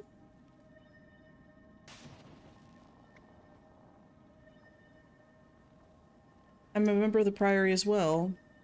Rin was once the capital of the human kingdom of Ascalon. King Adelborn ruled from his throne there even when he invaded and held the city. Or even when we invaded and held the city. Prince Rurik took it back with the magical horn Stormcaller. Okay. We reclaimed it eventually as we took most of these lands, but that was a long time ago and not the focus of my work. My interest lies specifically in determining the truth of Rurik's attack. Okay. Historical accuracy. Reports we have from few survivors of that ambush are dubious at best, but we hope to find evidence of the truth. Do you doubt the official story? I have reason to believe the official story told to visitors to the Stormcaller Monument is embellished. I hope to produce a more reliable account. Does anyone else share your suspicions? Jorg and Sten have undertaken their own studies. Jorg is looking for a mysterious tome. That book is thought to have been misplaced during Rurik's assault on Rin. What do you think of Sten's project? Sten will only say that his research is incomplete. All I know is it has something to do with the ghosts here. Wait, but I have more questions. Senior member. I'm the youngest by a whisker. What's the focus? Historical accuracy. How's your research coming? It's been frustrating. The Devourers get distracted by every little pebble and grub they unearth, so the actual excavation is slow and tedious. What do you know about the other Priory projects? Okay. You seek knowledge. I do seek knowledge. How did you know? Where are the other dudes? Sten and Jorg or whatever. There you are. Tome Feaster. That's a great name. Are you a fellow scholar? I'm fascinated by the mysteries of lore. Would you mind if this old scholar bends your ear for a moment? What are you working on? There's a reference in the ancient archives to a book called The Tome of the Fallen. It's said to have had great magical powers. I believe that book may have been buried near here, if you had any luck. No, but there's an apparition that appears here in the ruins at night. Occasionally it will speak about the tome. Has this apparition provided any clues? It seems more like an echo than an actual entity. It speaks, but I've been unable to communicate with it. Okay.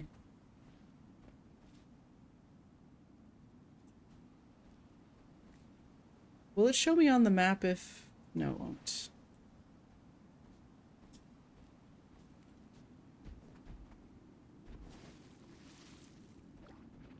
Oh, it's just water.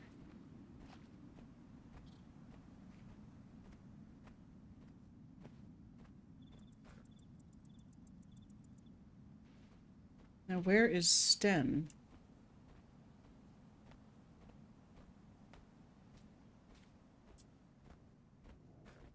Wait, what is this doing here?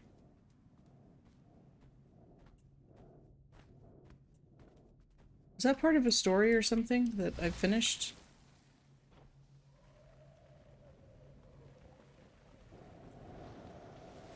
Well, this looks cool.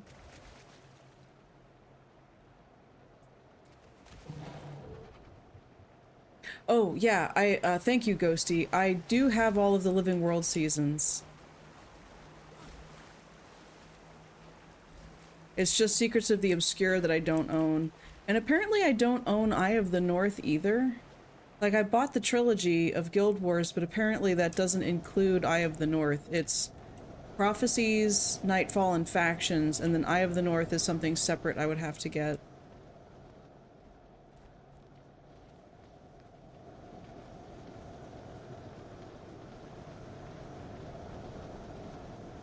Come of the Fallen appears in the Nolani Academy mission in Guild Wars 1, and returning it to where it belongs is the bonus portion of the mission. Yeah! I remember that. It's one of those missions I'm gonna look forward to. I mean, gosh, tomorrow night I might actually play Guild Wars 1 instead of Guild Wars 2, and do more of the post-searing stuff on that character. You know, continue on.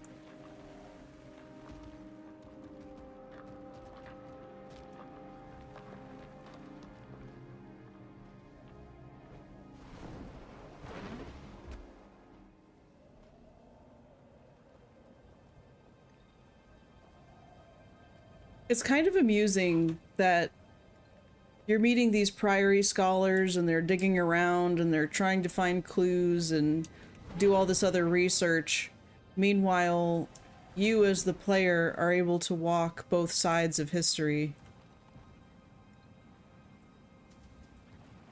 Petrus Crimson Hack? What you doing? Go away, find your own spot to scavenge. I'm not here to scavenge. That's what all you poachers say. There's nothing but rubble and water. Not just any rubble, Ascalonian rubble. There's gullible humans who will buy all the trinkets I can peddle. I guess given humans' declining importance, nostalgia is all they have left. I feel so called out right now. How are you getting anything done with all these devourers? I've trained about a dozen of the ugly buggers to scrounge around for anything shiny. There's a fortune in pebbles ripe for the taking. You trained your devourers? They're smarter than they look. I'll let you go. Trained or not, I wouldn't turn my back on a devourer. Yeah, that's true. That fear carries over still from Guild Wars 1. A healthy fear, in my opinion.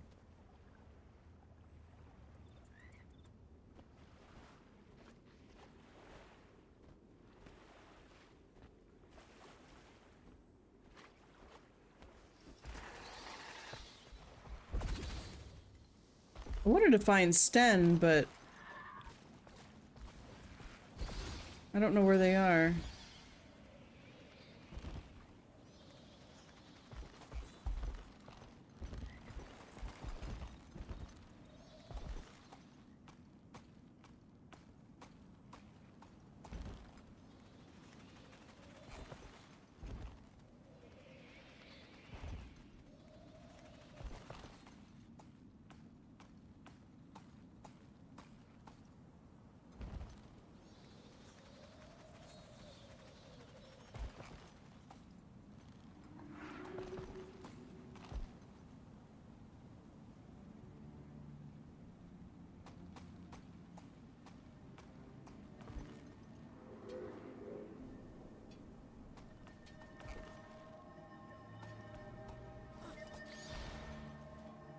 Are you here on Priory business? Because if your business is otherwise, your business is elsewhere. I'm a member. What are you working on? My team and I are here to research the sudden disappearance of the gargoyles. Oh? 150 years ago, the gargoyles disappeared. We've had a lot of curious types wander by, but we tell them our research is purely historical. But it's not? There is a historical curiosity. We are, after all, scholars, but as you know, the Priory has a special interest in things like the sudden, large-scale disappearance of a species. There are some important questions to be answered. Exactly. The secret to anything powerful enough to be responsible for such a large-scale event is a secret we want to be the first to discover. Finders keepers, after all. Oh my gosh. You know, just some low-key genocidal power.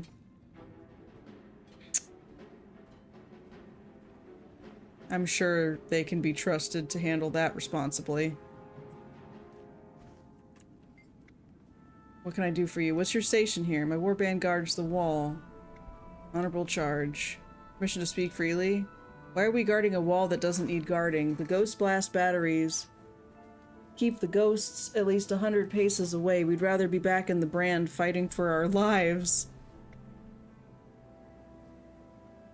The Legion has placed great trust in you. What would happen if the batteries ever failed?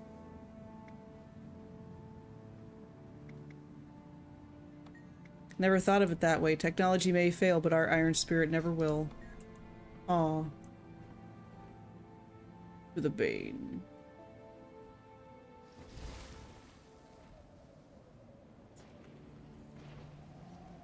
Well, if I can't find this Sten character in the next, like, 5 minutes, I'm gonna call it a lost cause. There's just so many people wandering around here.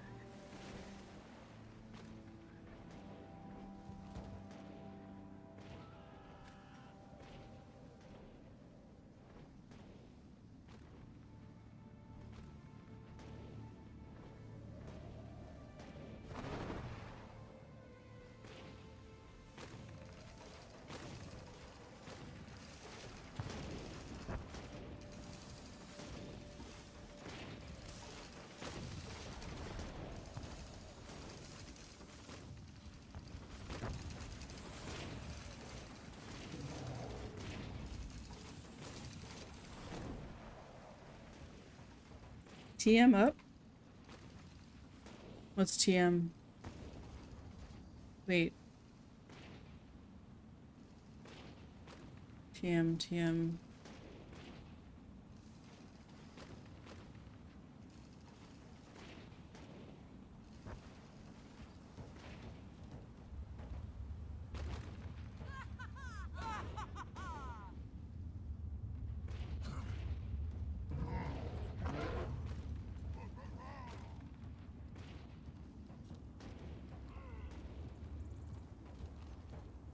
Oh, does this go inside the...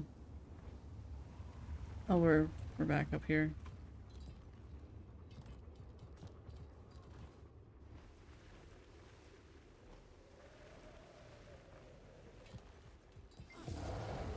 Grand Cub of Pyre Fierce Shot, Callous Scorch Razor led the rebellion against the Flame Legion and their domination of the other legions. Herself a member of the Blood Legion, she gathered allies from all across 3 legions and trained 3 female soldiers in secret to become a formidable force. The rebellion turned the tide of the final battle with the shaman cast on the plains of Golgain.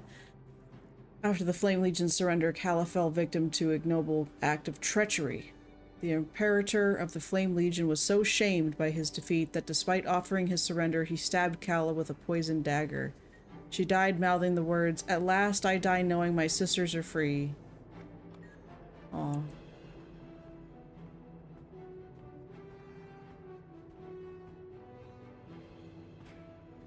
Yes, I don't know where Sten is. But... Oh, who's this eye gouger person? Wheels keep turning. Just been issued our orders. Our warband is gating out soon. Where have you been assigned? No idea. My Legionnaires' real need-to-know type. A rendezvous with Centurion Rabidblood somewhere near the Ascalon Basin. Doesn't that narrow it down? That could mean either ghosts or the brand, depending on whether we march east or north. Doesn't matter. I'm looking forward to finally getting my paws dirty. Warband is named I. Why? Because we have a keen eye, unblinking, always watching, and we like the idea of an all-seeing eye floating around, eye guts dangling, and because we go for the eyes of our enemies. Okay, good luck. That's nice, dear. Don't be shy. The Mistborn needs folks like you. Rely on iron, not false gods.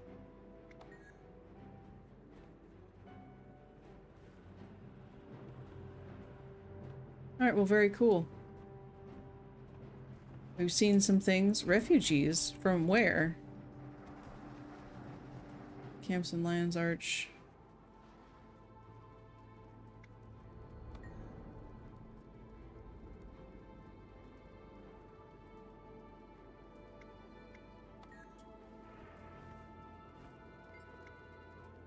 Never should have come here. Now you're gonna pay. I need some time to think and regroup. The ranch in Diesa Plateau. We were outmatched when the Flame Legion attacked. Wish I had it. I wonder if these are items you can actually find and return to them. One's missing a belt and the other one's missing a logbook or something. Interesting. Well, anyway, we covered quite a bit of ground today. Literally and figuratively. So, let's see. We saw the Searing Crystal, we saw the Ascalonian Wall, pre and post Searing, and then 250 years later-ish. Fort Rainick, which is now known as Fort Kinnear, or Kinnar. I mean, you know. And that's that. I think that's quite a bit. We were basically focusing on Ascalon when it came to investigating the map in the game. But something I'll probably be doing from here is going back to these maps and doing a bunch of cross-linking. I actually did that for the other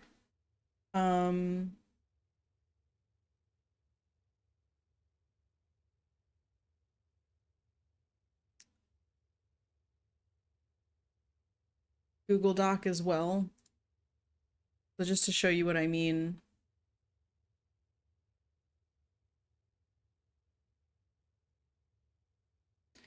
Like in this one, I summarized some of the notes of like what I took away. And in the manuscript, I had listed like, here's locations that are mentioned and names that are mentioned, races and groups that are mentioned, events that are mentioned, like all that kind of stuff, as well as other notes. And these were kind of like general suspicions or questions that I had. But there was a lot of this. And then the other thing I made actually was pre-searing in-game notes. And these were the cities and the people I found, like where I found them. Ascalon Academy, which I don't think I ever actually went in there. But this is basically where I was learning about different people. So, like in Fort Rainick, War Master Grast, which becomes a ghost you encounter in the Ascalonian Catacombs in Guild Wars 2. So, you know, bunch of that kind of stuff. I sorted out. But that's going to be it for me today. I'm going to see if there's another person who's streaming Guild Wars. I'm always open to recommendations, whether they're streaming Guild Wars 1 or Guild Wars 2. You can tell me their name. Don't link their channel, because if you post a link, the bot will delete it. So, I mean, you're not going to get timed out or anything, but just links don't work in my chat. So if you just give me their name, I'll look them up. And then, Zeno, if you're down, I'd love to do a gather. Because that's always a good time.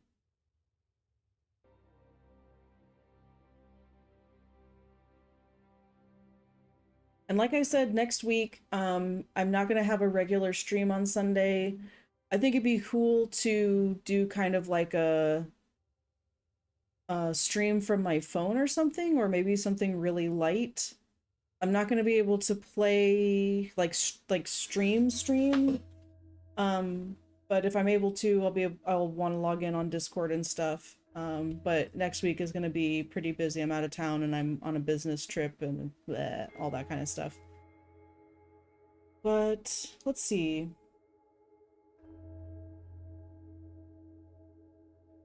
Looking for someone to raid.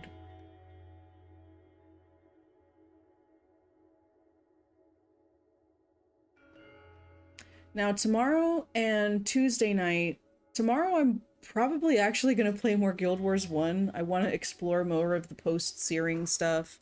And then Tuesday night I'll probably play Guild Wars 2 because there's stuff I'm continuing to work on in Guild Wars 2. And then Friday night I play Fallout 2. That's like our retro night. And then Saturday I'm going to hold a vote to see what kind of game people want to watch me play, but it's usually a puzzle game, mystery game, that sort of thing. So I really appreciate you guys hanging out. It was a lot of fun today, and I'm looking forward to the next stream where we do this lore stuff. But let's see. Guild Wars. If you want access to any of the docs that I've been writing up, I post links to them in my special Guild Wars lore discussion channel in the Discord, so you can join us there, and I'll give you a special tag so we can... Only people who want to be there will be able to see it and discuss the lore and have access to those docs. Let's see, who else is playing Guild Wars 1? I'm kind of curious what they're up to. Reviving OG Necro? I love that.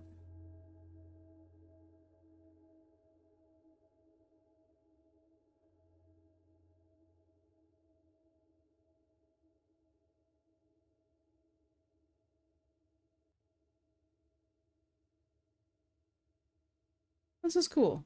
Let's go meet somebody new. This is the raid call for anybody that would like to join us.